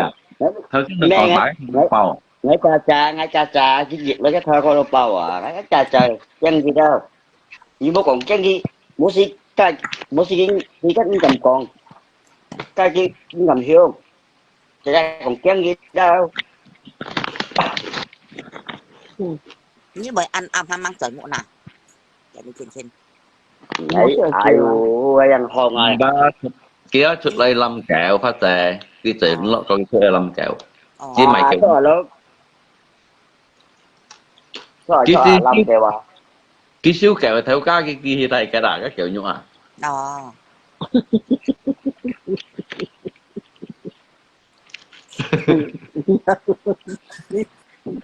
Cái phấn kẹo lâm nếu nào cho lâm kẹo cái phấn kẹo lâm à. cái phun như vậy siêu gì đó bác ơi Hả? chú chạy như vậy siêu gì này cái xin làm kẹo kia bút xin ăn xề chả cái làm một cái theo kẹo đấy phun cái kẹo lo không được giả này phun cái kẹo to lo à một con lớn ăn xỉu đi đâu một Mày xỉu hay đâu lắm. Mày hay lắm. lúc nhí không phải đấy là lúc một Cái con gì sao mình chỉ cần theo kiểu đấy em làm thầy còn cho như tại cái ho như kiểu cái làm cái mày cái làm đó các hạt gì kẹo à bác đây ơi là một cái thạch ok là một cái thạch theo đây mà cái làm một cái hạt gì kẹo còn như còn ai đó hạt gì kẹo cái làm đó mang làm đi một cái thành hạt ra gì là kẹo hả? bác Mày kẹo hay to lắm. lo Như cái là gì một cái lo hạt gì chạm kẹo này khắp cái kia tổ à lo nè. Cái cái kẹo mà vẫn sánh cái loại lo à. chạm này đó là luôn luôn luôn như một con luôn ngay tôi ai ô hiểu đi ngay mà không cột còn ngoài nước còn Cái kẹo mà vẫn đi sánh loại. Cái chẳng là chỉ là đúng phòng. Cái kẹo mà vẫn đi sánh loại gì nữa. những cái lo chạm này thế ra chạm này anh giờ là Cách là gì luôn như nha mày cách gì như mày piong sọ đâu hả? Cảnh cái chéo đâu hả? mà mấy cái chấp ấy thôi à thôi xíu đi à nó làm đồ đó Mày hay lo cái bà như mày piong cứ xíu ra mà lo. Cái sọ như mày piong hay tí mày chéo lo. Mày muốn làm một chi bà như bố phiền như lo đống tiêu với chuyện này bà đi. nhiều phiền à ngắt sự ngay thôi đồ à cái thôi đồ à cái lo chạm này thế là cái luôn ăn tia cái luôn còn chịu lại nhớ luôn nha không mày biết nghe một mày khuyên còn mà nhau tại luôn cái dân thì không à như làm đó các hạt gì kẹo để đúng không hạt gì kẹo to lo à hả được không Hắn có nghe làm kéo hả? Làm kéo ai con này nó làm một cái xe theo lại tại cô nhi xe cô nhi rồi. Mày muốn à? Như tại cô kia. mấy cái xe tapi xe theo đó ăn một mua nhựa à cà mua nhựa mua căn nhựa mày ăn thầy một cà thầy cái à đây mua chặt đều thầy cái đây mua chặt đều Chứ dân xe theo hay mua cả chứ bố như thầy theo như này kim hố mà. dùng một bên là chỉ làm hai cái chỉ làm theo à phải theo à mà cái làm cầu kia một cỡ dịch phu nhiều đi chút nữa hả phu ngay tôi kém à mày Làm kẹo. Nhớ nhau hình như làm Như kẹo làm vẫn cái phấn hay kẹo làm lâm một còn xì thêm. kẹo kéo và hay làm một liều kẹo kéo. Hả? Nên mình biết tôi đều mình làm một điều kiểu ấy á ồ làm một liều kẹo cắn hay na cắn thải cô nhi cô thải cô nhi như hồi nan lắm. mày cái ba cái lũ xuân này trong khu hạn cái bác mình tỏ hè đó cái sự đều chịu một chút muốn cái chèo ấy chúng nó sợ thì lắm mà như vậy ê quá Mà tí làm một liều kẹo kéo hả? à là một lượng kiểu ấy à nó đụng phá hả cái cái nhìn sẽ không kẹo à cái gì làm à cái forecast trong Mali tốt thấy tươi đây vậy ồ chắc mười làm một thằng bà la à hay là một thằng bà la lên bọn à Chứ còn cái miếng là cái gì lại.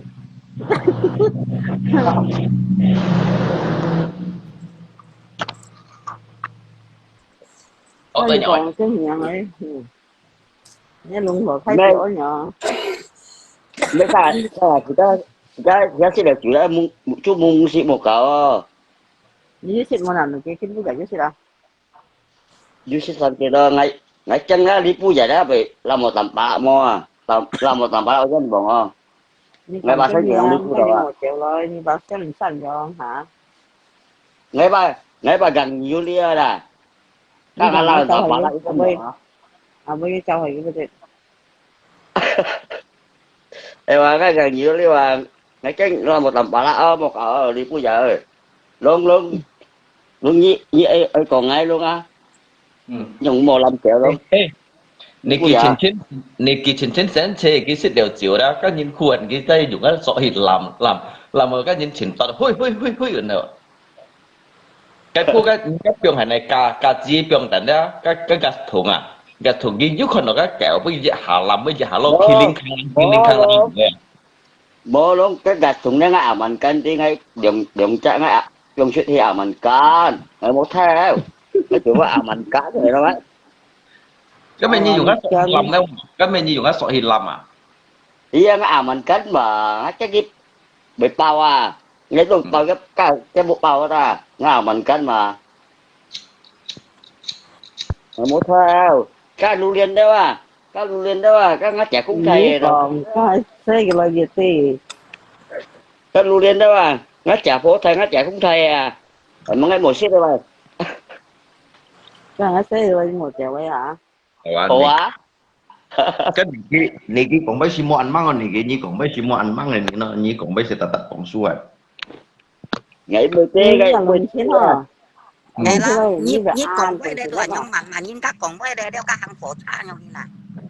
đây là có giúp không này ba trẻ cái ngắt trẻ cũng thầy lưu liên theo về cái buổi sáng là giúp không này chạy lên thì chạy làm chung rồi một thìn mà cái này là như con phát chế hắn tiền rằng à cái hạ xong măng cũng mấy không tiền tiểu cái mấy ở đâu à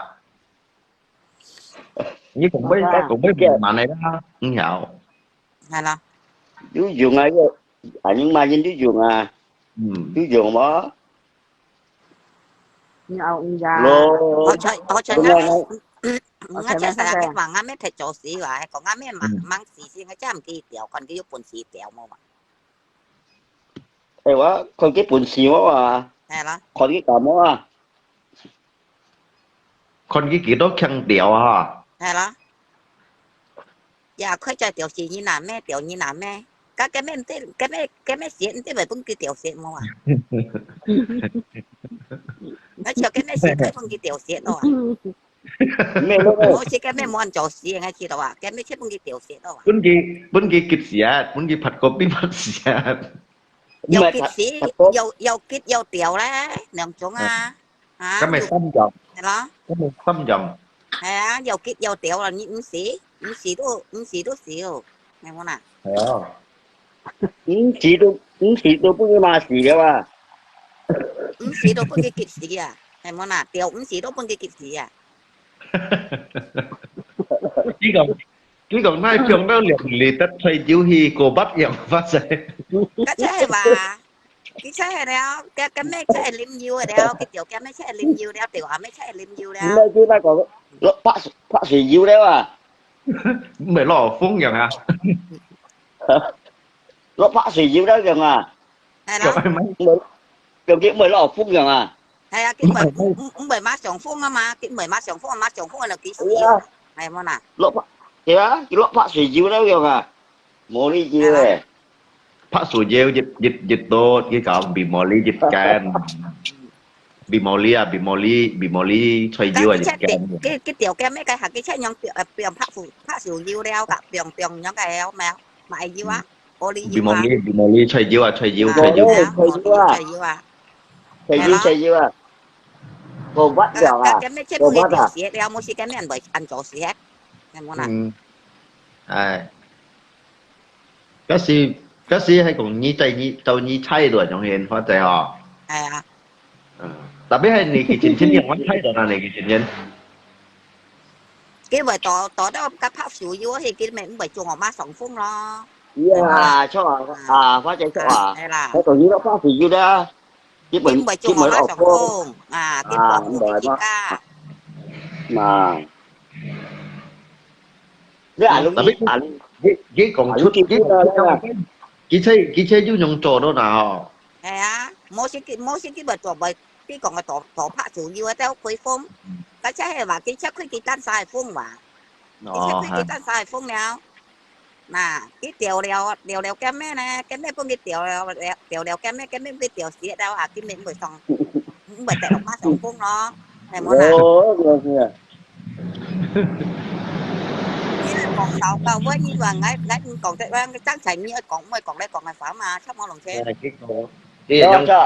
cho một con cháu còn á cứ cầm con xe cầm con quá cái nhìn tôi hiểu còn mỗi còn hiểu còn trắng chảnh ơi còn môi còn đây phá Chứ mấy ảnh nhóm còn đâu kia, nhóm còn đâu phát chạy cái còn. Cầm Ai yo, gần chân bỏ, gần ai mua xin cao cũng như đâu sao, gần chân bỏ, gần ai chỉ mua xin cao cũng như oh my tạm mà. à Cái mình chú rồi. cái mẹ còn ngay mai rồi nhi hà ngay mẹ còn hay á lồng trên như còn như thì sẵn kiểu trong kèm em mày áo mai phò hay bà Hai chậm chậm em muốn à hai cắm nhà nè to tiết cái còn ngay mai rồi nhi à kim hồng hai tam sa có nhìn tam sa là trò hạ gì kểว่าthò lăng còn chạy trong ấy shit FB tủ đi thì méo về phụ tủ đi để đã to cho nó còn nhìn em muốn à hai chọn với tòa phát với kẹo tí chỉ cái phu lý môi chiều hả với còn phát với kẹo các ngay với làm kẹo luôn có nhà làm một tập bảo anh muốn bọn à tam sa phu lý môi chiều được tí chẳng còn nhìn phải hai chọn phát chạy chết nhưng mà còn nhí kén gì đi ra cái còn nhí kén gì cũng cầm chờ clip theo ngay mày hàm kia nói không còn à hả cái còn ngay không còn nít khỏi mà những một gì nít khỏi ngay thôi xin ngày cách chú hi cái bộ cái đề ngay còn nhí báo ai cầm chè phát chế bún nhí ship theo lui bánh mì lui ngay còn ngay cầm chè cái ngồi tiếng mà cái cho ngay ngồi bên này mày xa là đó à ngang phát chế bún nhí nè các bạn vô em nhí nè em mang chè nhà mấy chả em mang chè nhà mấy chả you ăn cây luôn ăn cây you nhìn cái gì ship theo luôn cái cách thổ sức theo cái thổ sức theo chứ thằng cái thằng này cái trên cái thổ sức theo phát triển được bún cái ship theo có cái thổ ngắt chỉ lui theo phát triển bún cái theo bàn tôi chân cái ba cái tiểu phát theo bàn lồng trên chỉ có một ca theo lộ thì lồng trên còn ở dưới chỉ mẹ cái còn theo bàn cái còn theo bàn cái ta sao còn theo bàn đấy à mẹ hết theo bàn như ta sao cá lộ thì đó em muốn à ngay bởi xong cả cái lợn ngay còn thì tôi cũng theo đó cái nhục mày thằng theo cái còn phòng bạc trên như thằng cái còn phòng bạc trên bạc trên mẹ theo bàn nó mẹ hả đó như thằng này còn trên như bức ngày còn trên cái ngày quân kỵ theo lấy xong ngày đấy à tụi anh hên lồng trên tụi anh hên cái sân theo cắn còn cái chỉ cũng mèo cái xong tà cắn chỉ cái tà thiền phá loi cái ông phát chế cái mẹ thích thầy gì trên luôn hả ngay còn mẹ gì trên cái còn kia chỉ cũng mèo các bà dạy bác chưa cái còn thôi mỹ sân theo cái còn sự sau ô kiểu cao cái chạm méo cái chỉ cũng mèo cái tiệm méo có nó mà đi na hả mèo này cái đặt phan phồn như nào cái còn ơi thèm phát cái sự sau ngay còn sự sau ngay còn sự sau như cái đâu lui nè chọn ngày du kẻ sức kèo cái còn nó đèo ngày nhìn dòng thiên nhi tôi nhỉ ship theo dị xa dòng theo mệnh ship đó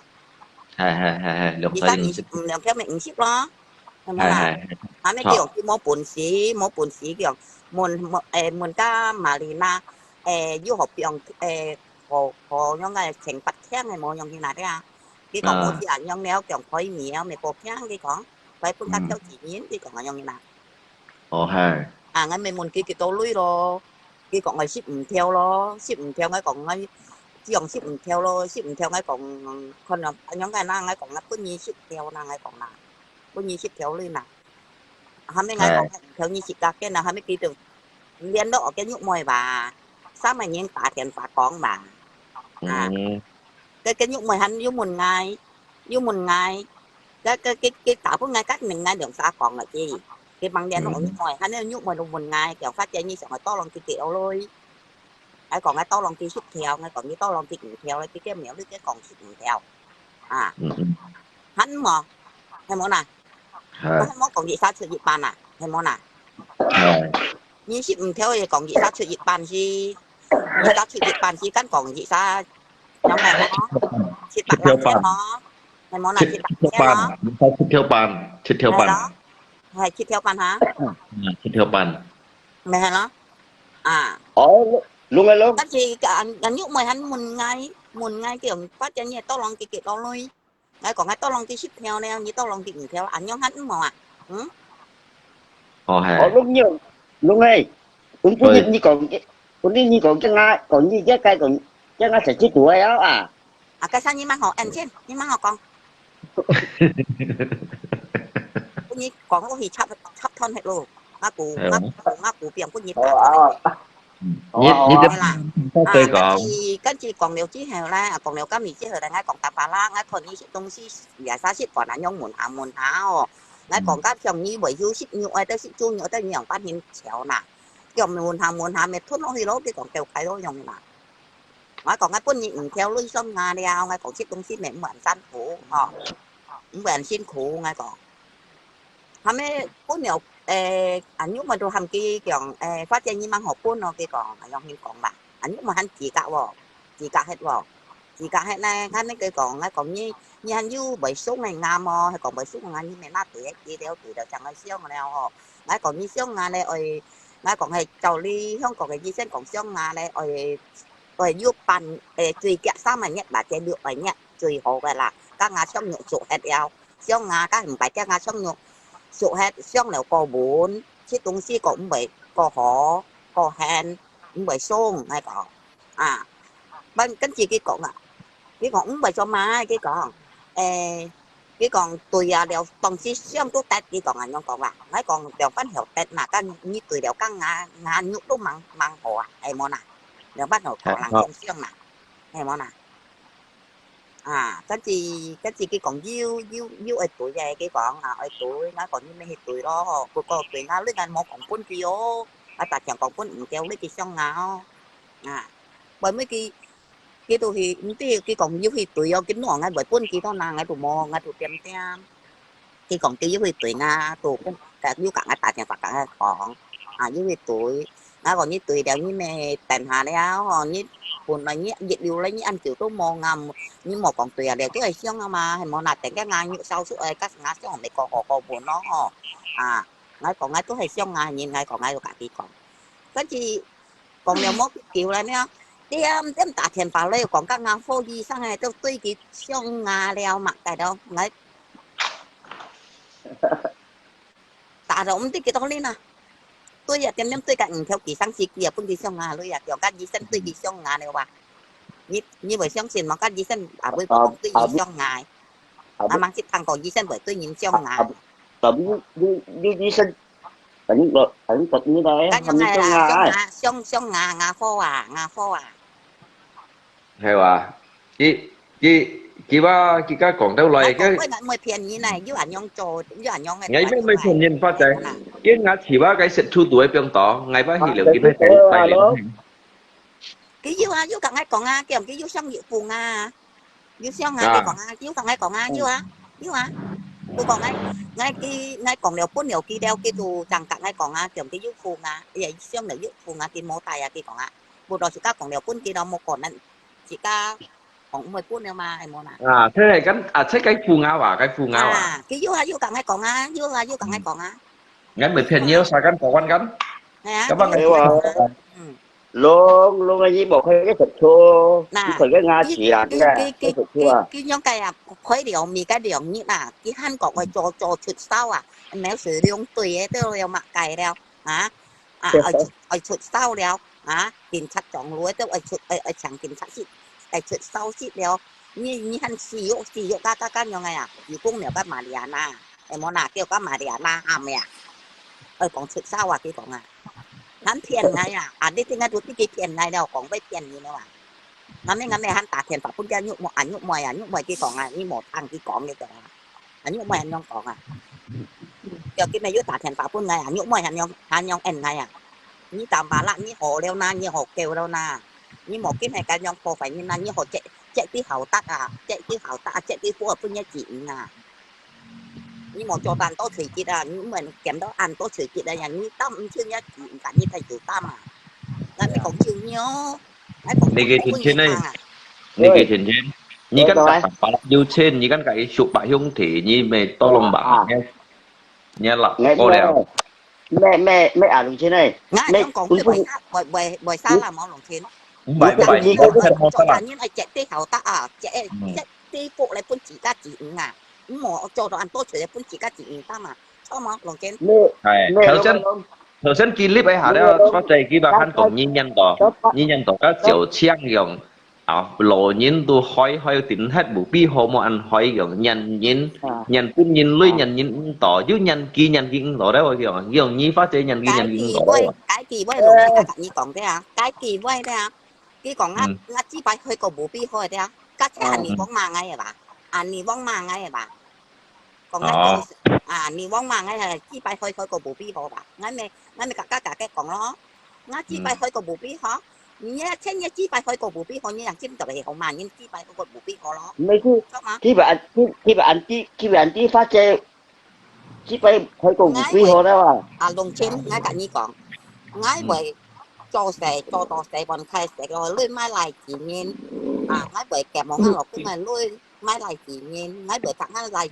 chỉ kẹp mà lưới máy lại chỉ nhiên con gì mày xỉ ngay cá thiên cho mày xỉ nhiên li hả ngay cá thiên bởi mỏ bởi phô phải bởi săn cá bởi mặc ai như tất xa xỉ rồi mẹ ở trong nhà ok cho mày như thế nào ngay còn như cho tôi lui ở mấy ngoài kết nhiên ở mấy nhịp của nhiên ô chiêu nhiên ở mấy hồ lan nhiên nhiên sáng sẽ áp mấy tổ tầm bả lạ đồ hả bà họ thế á ngã sáng sẽ nói cho mày như ta sao tả đi nè ngã chỉ bay bởi khói cổ bún theo bộ con như mày anh đi một giờ anh đi những bởi khói tù hồ bà ngay món mày ở nhà lại món mày ở nhà lỗ cung món mày ở ta tù hồ bà hay món à hay còn tầm bả lạ xí phí mấy bữa đi phí à họ tầm bả lạ con một cái con à cho những con với ở dưới chặt ly ở dưới chặt đường sim cho những con với hay món nào một chỉ cho chút hay món nào bây giờ đi hậu ta bây giờ đi dăm ta ở đi hậu ta hay món nào còn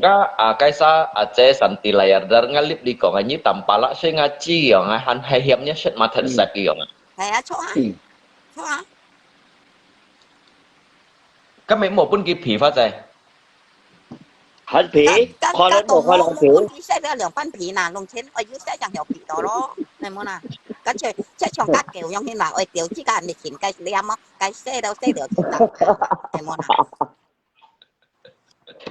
như là các kiểu cũng phát trên mang chị cũng chơi như là các kiểu má kiểu phong các kiểu cái xe món nào hai luôn rồi luôn chân phỉ phỉ luôn rồi luôn phí à luôn rồi còn phát trên mang kiện chứ đi xong ngày ra như có sẽ chủ đây cái ngày tôi diêu à diêu đều cái tôi cả còn cái dòng cái xương mà mố tay mà cái còn cái xương thì nó kiểu cái ngón kia đi sang nhiệt đẹp nga ba cái ngón kia đi sang nhiệt đẹp nga ba tay tổ ba cả những cái tôi hiểu muốn à phát trên như kia ngày đây sao phát trên ngày xong ngày xin tay ra phát trên ngón kỹ lượng bắt hiểu sang ngà nà ngón kỹ lượng bắt hiểu sang ngà thì còn cái ngón kỹ cái sang nhiệt đẹp nga ba kiểu ngay mình muốn kilo ngay còn ngay siêu ngọc các ngà như dụng mày tài ngay còn họ ngay các ngà khiêu nhụ kinh sụ chỉ các ngà vậy ngâm tài kiểu hay bà tài tết bà cái còn ngà ngon kia cái tỷ sang nhị đẹp ngà chút đây bà kia còn là ấy ngà chung nhụ yang hiểu sang ngà ngon kia bây giờ sang ngà còn ngon kia cái tỷ bò sang đẹp ngà chút đây bò cái cái lại thế cùng bò phát cái lại nữa cái hội đó bái cái khen này ngay tí cái còn thiền với nào dịch chọn ngay tôi thấy mì cái hàng ngay tôi tí cái còn thiền với nào cái còn kiểu các mà đi na còn ở chuột cái trong xì cái hắn còn ở lưới hắn còn ở lưới còn cái còn chuột cái trong xì đấy cái các phơi đều mì đeo một như còn ngay còn như đâu như thế nào chứ còn bà dạy tắm giống một còn kia đeo cái giọng khỏi với còn bà dạy tắm chuột gì trong cái chín miếng xì như thế nào đấy cái hắn còn ở lưới hắn chọn ngày hầm ngày kia lưới bên kia cái số với cái tiền tỏ này chứ không hen nó kia này thế à kia này giờ thằng ngắt cũng hạt ăn to lôi 30 bát theo cái chỉ cái hạt cái đứa thằng nó tròn chang vô ngắt cũng chang ăn to lôi nhong cái tròn bài phiền to bài phiền nói phiền đi phiền nó ship cô theo nhong cái này thế à cái tại cho với cái này po phải ngay lo cái nào lo cái cam nhà cái chuyện quý đâu à mỗi đứa giờ kỳ đầu lưới bún kia họ này mà như nè họ này mà phát chè anh mỗi đi gì chuyện quý ra mà cái ngay châu mà nhị kẹo chả tôi mỗi nhị kẹo ngay châu mà mỗi chân phù hoa chè mỗi chả mỗi chân phù cho tính chưa hả Kinh chu. À, Đi ông cháu nó mua gì một kẹo. chân Con cho liều chân cháu nó mua gì kẹo à. chân nhí rồi nhí kia đâu á, nhí kia xem bố tè rồi Ngay mua còn chân nhí rồi nhí bù kia ngay mua còn chân bù ngay còn chả à chả nhông thì nó ngay còn chả chả còn cái thẹn lượng à chả còn cái liều lượng chả chả cái còn liều chả à cái như cái nào đồng đấy à. cha À cái đồng cha ngay hay là nhí kia nó mua đâu rồi ngay còn cho còn thẹn kia bài ngay còn bài chả lép chả bài nhông bài thì sao là ngay bài còn sao liều là chả một còn cái thẹn nói chả rồi như nhỉ. nào đấy à. mỗi thì Liều trên chả mỗi nó mua gì kẹo à. mỗi thì Liều trên mỗi chả thì nó mua trên gì kẹo à. có thể lép mua sỉ trên tam sức bật theo à kỳ bún kia hai tiền mà Cáiใช้โมกี่ลุยเนี่ยตินมาเนี่ยโมปุ่นดึกตินมาเนี่ยยุปุ่นในกำชายิกีถ่ายโคเทียนโม như này xa kỳ bún không sức bật theo Phá trốn nghe số ngày mang gì kia phá trốn. chú chơi Ơi, chú chơi ý kiến ngay không sức bật theo mà เนี่ยมันกี่ซ้ำชาลูกของเงินน้อยนี่ก่อนจูจูซ้ำ ngon ชา nó ลู phải ก chú ของเงิน nghe น้อย sao ใช่ไหม rồi. อย่างซ้ำที่ปัดเที่ยวจูกี่คนยี่มันเนี่ย tapi ni chú chơi kỳ bún gì đó này ghê cái à nhầm chú chơi kỳ bún gì đó cái bài sổ kỳ bún ngày rồi à chẳng không Mẹ nó phải hành đi. cả chút nhiều luôn như Nó cái sống xài lại ngay không đâu rồi. phải mà nè cái kỳ bún gì cái kỳ bún hay xăm xích bát theo ngày bài bún gì lòng xăm bát chân mấy chịu chứ đâu cái ảnh chúng em mới ăn tết tôi ba sân cả Cái tôi ba sống sao sân rồi chạy, sống sao rồi chạy, phải sống bên nhẹ. ใช่ละ chỉ một Nó phải sống bên tôi ba nhẹ. sân cả Lùng xuyến cho mang nhá lưu 6 thì mang, 6 thì đưa chụp đồ mang à. lần kia đều các bạn nha mò cái cách mò làm xuống na nhí kan untuk tak ada na kan nhí ngày kỳ bún gì to kan nhí chịu chịu nhớ lui bún gì lấy tàu kan chơi coi nhí đâu juga Sống 6 rồi khùng này nó phải 6 rồi nó là dùng cũng 6 nhiều rồi. luôn ใช่ละ ta chỉ giống dòng loại phim à bây giờ dùng xíu xíu à Nó dùng 6 như ổn chân à. Ơi anh gì? Nó phải 6 rồi nhẹ. với Nó một phải sống 6 rồi 6 nhẹ. với một gì trong xí loại phim đó luôn cũng kia dùng gì xíu xí xíu à gì xí chú chơi còn cái bún gì như trồng chú đâu gì đó cái sâu nhỉ Nó phải 6 không cái sống 6 rồi chân à. Sống 6 dòng rồi khỏi cái 6 trong rồi à. cái mà ngay trong như là cái có ngay quân xăm chip điệu theo cái trò xin than cái trò xin than ngay tụng chip kỳ mang chip kỳ gì à mắng xịt ghê hay mang hay chip kỳ à hay món nào ngay cứ mang cái chip cái hình ấy cho sang như đây hả ngay như quân phát xăm chip tiền điệu theo ghê cái trò xin than là chàng còn cả với vòng vụn như nè như chút như lọ cái clip ấy hả đó cái cho sang như đây hả như cả cái sa nhục mày đâu chẳng xịt kì cái cho xin hay hà là mắng xịt cái đây cái ngay còn cái than hen chồng có ngay mài ra lách ngay tôi còn ngay khỏi cái than hen chồng có bởi mới cái đồ chị ngay xong ngay tôi xong thì nhong thì nà xong thì mẹ nhong cái đeo cầm mèo ha liêu cái này còn nó ngay xong thì cái đồ chị mà ngay đeo nhong thì nà đấy à thế cái còn khơi theo hả như còn cái thân hen chồng có như chưa chỉnh phọ xỉu để ẩn đời hả bao giờ à cái chị ngay xong ngay mẹ xong lo xong này là với cả cái còn mặt cái nà ngay chờ nhưng các con lấy về như nồi tí là ngay tôi một còn mèo ha liêu mặt cái em muốn à bởi mới mèo ha luôn kinh mà ngay mà cái đồ chả phải mà nó ngay mời chị tao kiểu ngay mời chị pun gắt kiểu là mà cái tiếng ngay tụ mà cái tụ cái mà cái coi mà phổ thông mà cái chị ảnh nhung mời chứ tôi hiện xong mà thằng ngay mà kia ảnh nhung hiện mà bỏ thêm mèo nhung mời tụ tôi hiện xong theo cái tụ ảnh nhung mời bởi nhìn chị còn ngay tụ tạm bả là cay siêu ấy cay sao ấy ngay bởi chị tổ lộ bay tô cái chế đấy à cái xong nhìn chế ảnh mời chế đấy tụ ảnh nhung mời kề sao ấy ngay còn có nhiều tao tăng bởi thế mèo không chẳng bù luôn mèo không chẳng bù luôn mèo không chẳng bù luôn nó luôn phải sót gì chỉ một sự tăng là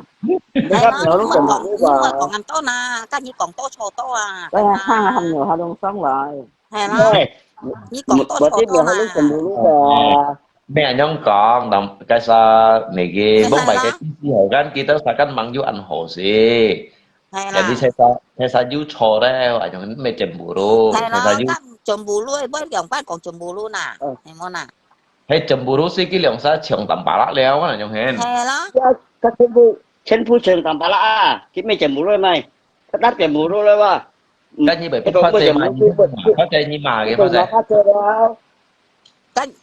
cái dòng phát bởi cemburu 咁冇長我呢嚇，冇長我呢啊，應該唔啦，啊，คนนี้ 冇長我呢，冇啱夾苗下都冇長我呢啊，越長係咪？越長嘅長我啊，呢個做冇咯，呢個做冇咯，但係啱夾苗下都冇長我呢係咪？係話咁cái nào ngay muốn nhà đi bây giờ muốn ra ngã các ngày mà nhỉ buat apa 咁 ngày 樣 mà nhỉ 咁樣嚇，做乜呢咪講做冇咯嗱？ kan mi chém luôn mà nè nếu lúc mà nhỉ kita nhìn thằng cô à hay cái tí xin cái tí đã nhưng cái đó ngay cổ ngay thay như nào vậy à thằng cô à Tapi ni anh còn với tôi ăn tôi ở như nhóm còn phát tiền anh còn phát tiền tôi ăn tôi Lúc mà ở. chị là dưới heo nhất chị sẽ mua hậu này. Nhà lúc mà chị mẹ là do hậu à. nó hồi quỳ cái tí gì đó ngay tí đó ngay thay như thằng cô vậy à Với bác mình nhóm tèo như Các mình nhóm tèo nè, như vừa như thanh niên chồng con ngay chứ bởi nhau cái à, chứ bởi xong nhé lại mà hả? ý nó đi thằng Như còn với xét chỉnh ngà và như bà nhá nổ xí xíp chữ xíp phải hết đâu nhá nổ xí à. mẹ cái gì bị xong đâu ra Nhá nổ xí à, quân các chữ quân phải hết đâu à, còn với mô xíu này à. ngay bị chi à anh cái gì xong đâu này ngay cái tê Cảm ơn hả đó. Nhìn tới như chỉnh con, còn làm to cho mày nè, còn to cho to à. yeah mẹ hỏi người mà ý xong cái là mẹ hỏi người mà như nè Hàm mày xong rồi hàm mày. Xong rồi mà kìa hàm mày, nó cái gì xong rồi ha. Các bác cái chi gì trên như bác thì Rồi nó nhìn kia mà các nhà nhóm thằng ở dịch tiết như chứ chỉ cái còn chùm bố lú Đúng rồi hàm mày xong rồi xong rồi xong. Ngon à. chỉ mua ly ấy thế. Nhiều cái gì khó chịu à. Nhiều. Ở xong chỉ công. Thế như xong rồi thế như xong như bị tiểu siêu chỉ股票 Hay đó, hai mươi hành mang sợi mua hả? Như bị siêu chỉ股票giật hạ kiểu bản đồ tạm cái này kỳ trên trên biển cái hai bên kêu lặng rồi hề. Biểu kim tiểu với thịt tiết à, kêu bầy ôn tiết à, mẹ kêu lạ tù à, kêu bầy ôn tiết à. Kiểu cái đi bị tiết như thế này, cái còn nhí lượng ra, chế cái còn nhí lượng ra, mèo hai luôn à chế các phát chế lấy trường tầm bà lạ chùm bù rú bà nhỉ? Mẹ hay đó. Anh cái sẽ dịch hạ kiểu tại mà cái kêu bầy ôn cổ hết thì bà, kêu bầy ôn cổ hết thì à. Mẹ. mày đâu à Các tầm bà lạ chùm từ lúc ngã chu téo trong hiện đường bắn bể phát chế bệnh nhân đồ ghi trong thế nào? Mình chỉ còn ba hay cái kẹt cuốn ba hay là tại sao nhiều thiên cáo xăm si ba cái sầm phát cái nói thành chiếu trợ ra như bồi à sẽ anh không có chàng à Cái xong mà cái bị siêu chỉ cũng theo à? ha còn cái này gì Này cái trên trên như thế một cháu này cái trên trên. ngay mỗi chèo là ngay chịu đâu hay Như một cháu á. mày lúc các sang ngay chèo phun nhẹ đây luôn hả ngay cả sàn này té à chết phun à nhẹ đây à Như một con cái tao xem như xem còn họ lại dư dặn mò lý hả chế lại đó như còn lại đó. Nì cái sáu tuổi như bắt chút như chi mô à, như đi theo đi mới như喺度講喺全部都佔一你哋唔知theo đi mới như là phát theo lòng bánh hay là giờ bà chạy tâm là bà thay à hi à nhưng mà ai còn全部都係晒cái cạo nha ba cái cạo nha ba cạo còn gì đó là cái xoan à nhưng mà một sao phát chạy sáu chỗ đấy như nì cái như xếp nhất xếp mà chút nó chi mô hi à như tình như lộ YouTube mà cái ảnh chứ tội à cái mua gì chuyện chứ ngày mới tên ngày chút như chi mô sáu chỗ như tình chi mô ngay bởi kỳ cái xong bên nhẹ kỳ cái xong bên lập như sáu chỗ như kỳ cái xong ngay xong chút cái chi mô cái bên xa chi mô chút cái tình như lộ YouTube mà luôn đó mà ba làm sao nhà mà hàng họ nhìn đi theo đi mới dụ hàng còn nhìn chừng bù lô nhà mà hàng họ nhìn nhà ba hàng họ tầm bà lạ như thế sẽ nuôi trăng tầm bà lạ à xong bên nhà mẹ nào tầm bà là câu nhà mẹ nào cái mua rồi cái nhai một cậu bên như cho xây ba à như ai mà tầm bà bên như cho xây ba câu nhà mẹ cái loại pin nó là cái gì theo à tầm bà số nhà cho nhân nhị kia trái ra sân này luôn lập chiêu này chúng nó lập chiêu ra sân mì dầm luôn nhá trời ơi những cái thông tin mới chỉ để tao còn à đi cũng tin được đi quy ơ mà đi cái mình mình lúc tổ còn cái mình tổ香港摸小生嚟在度看條女人淡白啦，用把兩手夾翻仔長淡các白啦。em cũng đồng này liên公司hàm một các tạm bà là các chi bài miền Nam nó xì sàn quảng bài kỹ cả nhìn thầu luôn nha kỹ nha mười show tôi còn nhìn nhận các cái bóng bài nhà thầu cái thầu luôn ngay bún hà đấy kỹ tôi bút chơi cái tạm bà là tôi kiên trì à mày chơi theo à cái mày chơi thầu出嚟nhìn à cái唔知小你阿發仔叫bút chơi nhìn không nào phát仔à tạm bà啦cá lù mò cái sẽ tiên tri cũ leo cái唔chính常嘅nhìn à nhằng cái bật tạ thiền phá loi cả ngày mèo cả ngày còn cả cái máy bạc kẹt cái gì còn à cái nhiệt các bây giờ cái tăng ở cái chẳng à cái nhiệt trình còn nha cả tòa à thiên nhỏng ban đâu tí còn mà to trình cái tập bớt gì đâu à cái cô này thải bớt gì đâu phát triển mà tại cái bớt lo ngắn này còn hàm cái hip bớt hà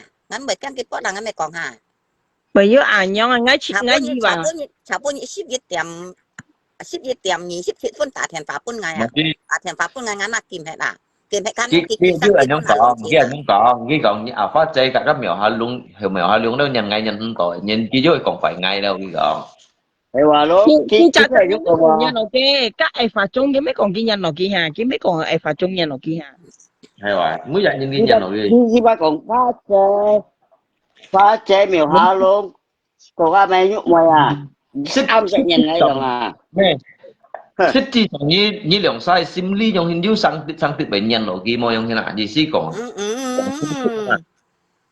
nghe chưa bởi chưa luôn bởi chưa luôn luôn ơi luôn trên ơi anh kia xong thế như kỳ trong bên ngày đang ngày trường anh làm chuyện cái gì à sao rồi kỳ trong ngày kia xong à đi nhìn đã thấy cái chi mô cái miệng này đòi vẫn差chi mô đặt cái miệng đòi từng cái lỗ yếu tốt mà nghe chưa bởi chưa luôn mày chút lại không tuổi là cái hiểu thầy hiểu đấy hiệp tín kìa như gì xí hả mày nội dần này hả mà khơi tao phải không chịu nó gì hả chút lại không từng cái hiệp tín kìa được luôn ấy một chuyện chứ mà chuyện chứ vậy người thầy hiểu sẽ chịu nó hiểu à mẹ tự nhiên một chút à mẹ người thầy hiểu à thầy hiểu tôi là là ngày 2 ngày mới còn ai sợi mộ thôi như nó xa còn ngày 2 là phát tài họ sợi mũ lồng trên họ sợi mũ đeo lồng trên lồng trên này họ sợi mũ đeo lồng sợi mũ áo quay còn chỉ là đi đeo chỉ phơi quay mới còn ăn to lồng trên họ sợi mũ đeo này nhang còn ăn sao cho giúp cho sợi máu dư cho sợi hay bà giúp cho sợi như sợi mũ đeo sợi kín khi ta cho sợi áo lồng trên họ cảm thấy thấy dạ họ cái những cái còn lại có mẹ tèm hà lấy đeo đeo lồng trên họ một sự chuyện sợi mũ đeo lồng trên sợi mũ sợi cao xẻng ấy chín xin cho sợi đeo lồng trên cái nơi co hồ và co răng la lồng trên hay cầm chả ngay sau cho tôi ai cho sẻ họ cầm chả hai nhóm còn áo lồng trên đấy bye bye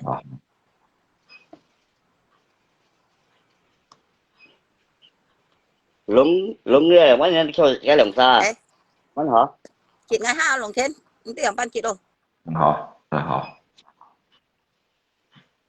mang tầm bá anh mang nói gì vậy em sẽ tình tầm bá bà tầm bá sẽ sụt theo quy là cái còn những sụt theo quy ba cái sụt theo quy cái chín tăng mang tí ta sụt theo quy còn những sụt theo quy đâu à nó sang cầm lại à kiên cầm lại hả hay này kia hả kiểu mình cảm như nịt khi cầm nói này kia bạn cầm 4 ngày xong cái clip đâu à cầm luôn ngày xong ấy là game này nè nhiều thằng thời gian phát chạy còn mày cá lượng xăm như là đó ai bao trà liệu à tại vì bao siêu kia quá ai bao trà á lượng xăm như là đàn cá lượng xăm như vậy à ngay muốn cái họ bao siêu gì mà họ cái còn à đàn cá lượng xăm như vậy bao trà bao siêu kia luôn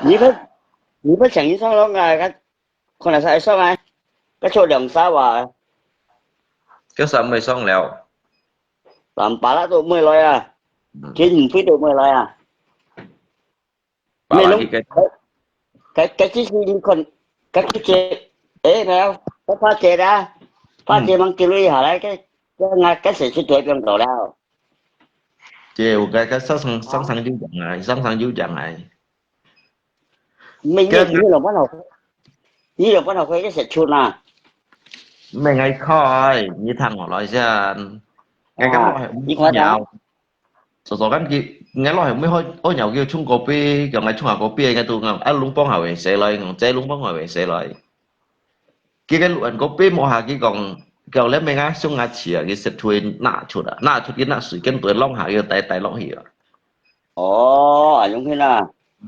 cái tuổi trong đó có mấy cái trồng phát chế thành cái gì sen nha hầm kia đó ở trên hầm ít ở siêu ngà này mà cái gì sen nhỏ những tí như này màใช้โมเลวไงของทางใช้โมเลวต่ำบาละว่า nghe chuyện gì tầm bạ ra chuyện ไม่สีgiá trị ấy chuyện sang mình với à 頭先咪幾咪講啊，佢講即上下詞乜資料，佢講佢發展資料本佢都用喺咗少少上下詞有人咁講啊， theo đó là cái chiếu còn cái nga chỉ chiếu à như bạn khác 手做，你咪上一下了你嘅， ồ lớn sáu giờ với kia anh theo luôn à mà xuân nào luôn 咪ngay度咪台灣香港一度嘅嘅，係咪你啊？ người lo cái gì sen này trong tuy ngày à 你咪你係咪你嘅你咯？你緊啊到係咪發衝啊？發衝基本你啊？係咪發衝？係ngay台灣香港一度先行。冇識跳喐唔跳啊！咁我咪台灣香港一度，我交時間呢啲度，我時間呢啲度trong cái liêu đều chơi mô lĩnh chặt này như nào? ngay bị nhung cái chim nhúc mày ra thôi luôn À chim nhúc mồi à? nhúc mày à cái chim kia cái Facebook em này nắng luôn Nhúc mày mày cái Facebook miếng mà nhúc mày mà không cái sẽ nhúc mày mà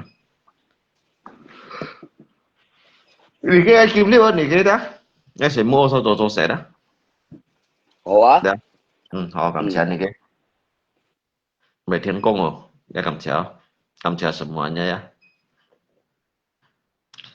kamcha semuanya ya yang telah hadir di dalam live-nya Alung Chen thank you kawan ya kalau baju còn đồ thật thủ với một thằng này với chẳng tôi nhìn lượng tôi chỉ kiam ya untuk lihat thầy gặp penju terkecuali untuk tampalak này mau cái thọ chỉ kiam nhưng mà tampalak wa sih jauh thọ thì kiam mình như nào cái này phiêu suy miên à cái tampalak đó mẹ ở cái thọ chỉ kiam cái này phiêu suy miên à cái tiêm còn phải ngã chống cứu nè tiêm còn phải ngã phát trẻ nhưng mà ngã phát trẻ đó yêu bún đều kia ship theo lối nhưng mà ngã chống chân bún đều kia ship theo lối kia tiêm nhung còn phải gì ba cái ngay chỉ đó ăn mua mày hiểu chụp xỉu rồi đó jadi dia tập bà lá ba trên trong đồ mua nhị kéo vậy nhìn đó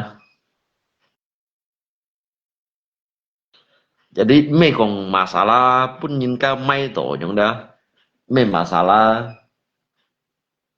pun nhìn cái chat tổ lối lời mà nhìn đó jadi thời gian kan CHK juga còn đi léo tapi gì tầm bà lá ba mũi nhiệt tình những mà cái thằng đó ngay chỉnh theo nào hiện đó dính bị đó nhưng mà mua mày với hộ mà vậy mà mua phép dùng với hộ còn nhà mày không xí như tầm bà lá một đêm hay còn phải đi đâu nhìn nào ngay thằng đó ba như này kiến sĩ còn phải đi đâu nhìn ba ngay này kiến sĩ đôi khi chút hiện đó như các ông sang như này còn phải như này như tầm bà lá đó hắn mang sang như này nhìn mang đặc sĩ đó mang đặc sĩ bên như này nhìn nè như đi sĩ một đêm dùng còn phải như nè cái nhìn ba chỉnh chạy ba hộ cô như tầm bà lại nhìn dùng hình này đó ngay di sĩ tuổi dùng hình mấy còn masalah chỉ cái bông gì chiếu ai harap tổ tết mày đông sĩ mẹ các bạn mình biết bữa dia tầm bala ăn mồ ly chiều đâu giống như là ngày xong nó ăn mồ ly chiều cái chỉ làว่าmồ nhân bổn sự kiều cái sẽ phát triển hiểu kiều cái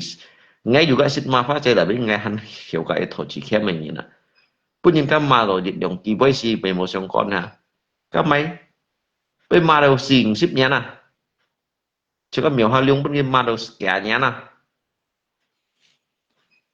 cái nhìn cái mà rồi nhìn bún như xong ship theo lui vào bên nhìn mà rồi dịch dịch nhén nó bị tụi mày bún kia mà trong thế này đó chỉ có bị chú cũng xa là bởi sự nhớ mày cái bún kia lui vào tòa trong cái không còn phải cái còn cái quay mà phổ thông mà đó không tí mày đồng xiên to còn nhăn rồi kia đâu chứ nhớ sao bún nhìn lui trong thế nào bún ở nhìn lui là lúc cái nhìn nhông còn như bún nhìn lui nhìn nhông còn như như vậy sao đó ha chỉ có dùng còn tròn trong sim bị sim mày bơi trong thế nào còn tròn trong sim bị sim mày bơi à nan kai kita sa bị ắt nan kai kita sa bị phật xiang nan kai kita sa đó bị màu như bị lép tầm bả lá sáng sáng mua nhị kẹo à nếu tầm bả lá ăn tự nhiên nào à cái cũng vậy à cái cũng vậy đó ngay mấy còn bông mày sang bông mày sao à chứ tầm bả lá cũng bị sao là ba hay ngay nhị lại tụi mày sao là ngay bị còn gì cái bị băng chỉ sao là chiêu đâu à như bị bông à hí vậy mà như bị bông à hí à trâu tét mồi trong khi nào đi đâu nhìn cái chân phụ còn gì trong khi nào còn cái phải đâu à còn cái phải là bên chân bậc còn ngồi kia mê cái chi bay ổ bẹt đâu phô thùng mà đâu cái lên trong trâu tét ở trong khi nào bậc cung phô lượng cung phô phân phô xe phô ấy thiên phô ấy và xin than bên trên ấy mới trong còn nhìn trong mà nhìn như tầm bả lại như tôi bên chân tôi mua dùng này như nhiều chú kẹo à giờ tôi đi bây giờ các bạn nè untuk cái tới chân phô ngay hiểu cái thổi nhân đều untuk tầm bả lại anh hiểu các bạn ngay sẽ tùy đi bắt nhìn mà ngay sẽ tùy đi bắt nhìn ngay khi chụp lại đó ngay sẽ tùy đi bắt nhìn đó đi bắt nhau thế này kéo theo kéo chú kéo ấy đó ngay sẽ tùy vào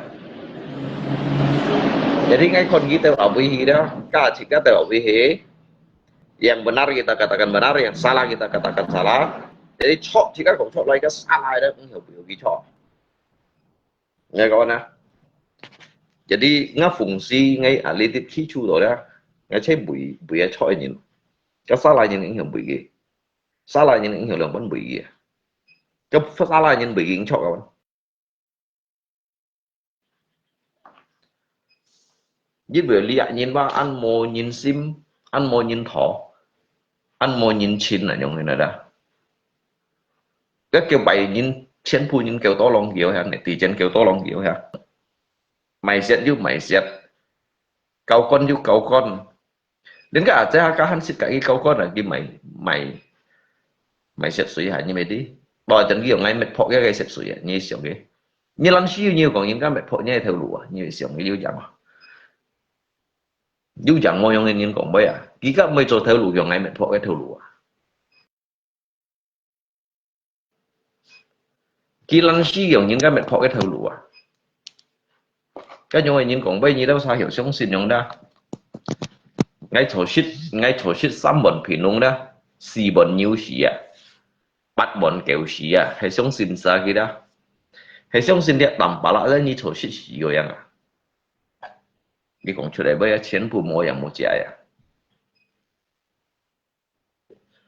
thủ chết đó chẳng mình đi tuổi phiền như nè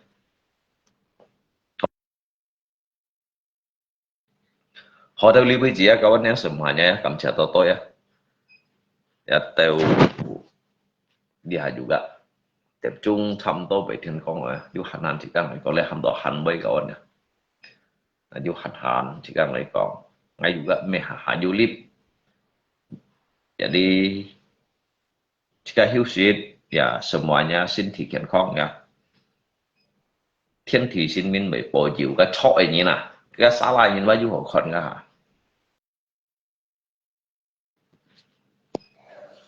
tao li bây giờ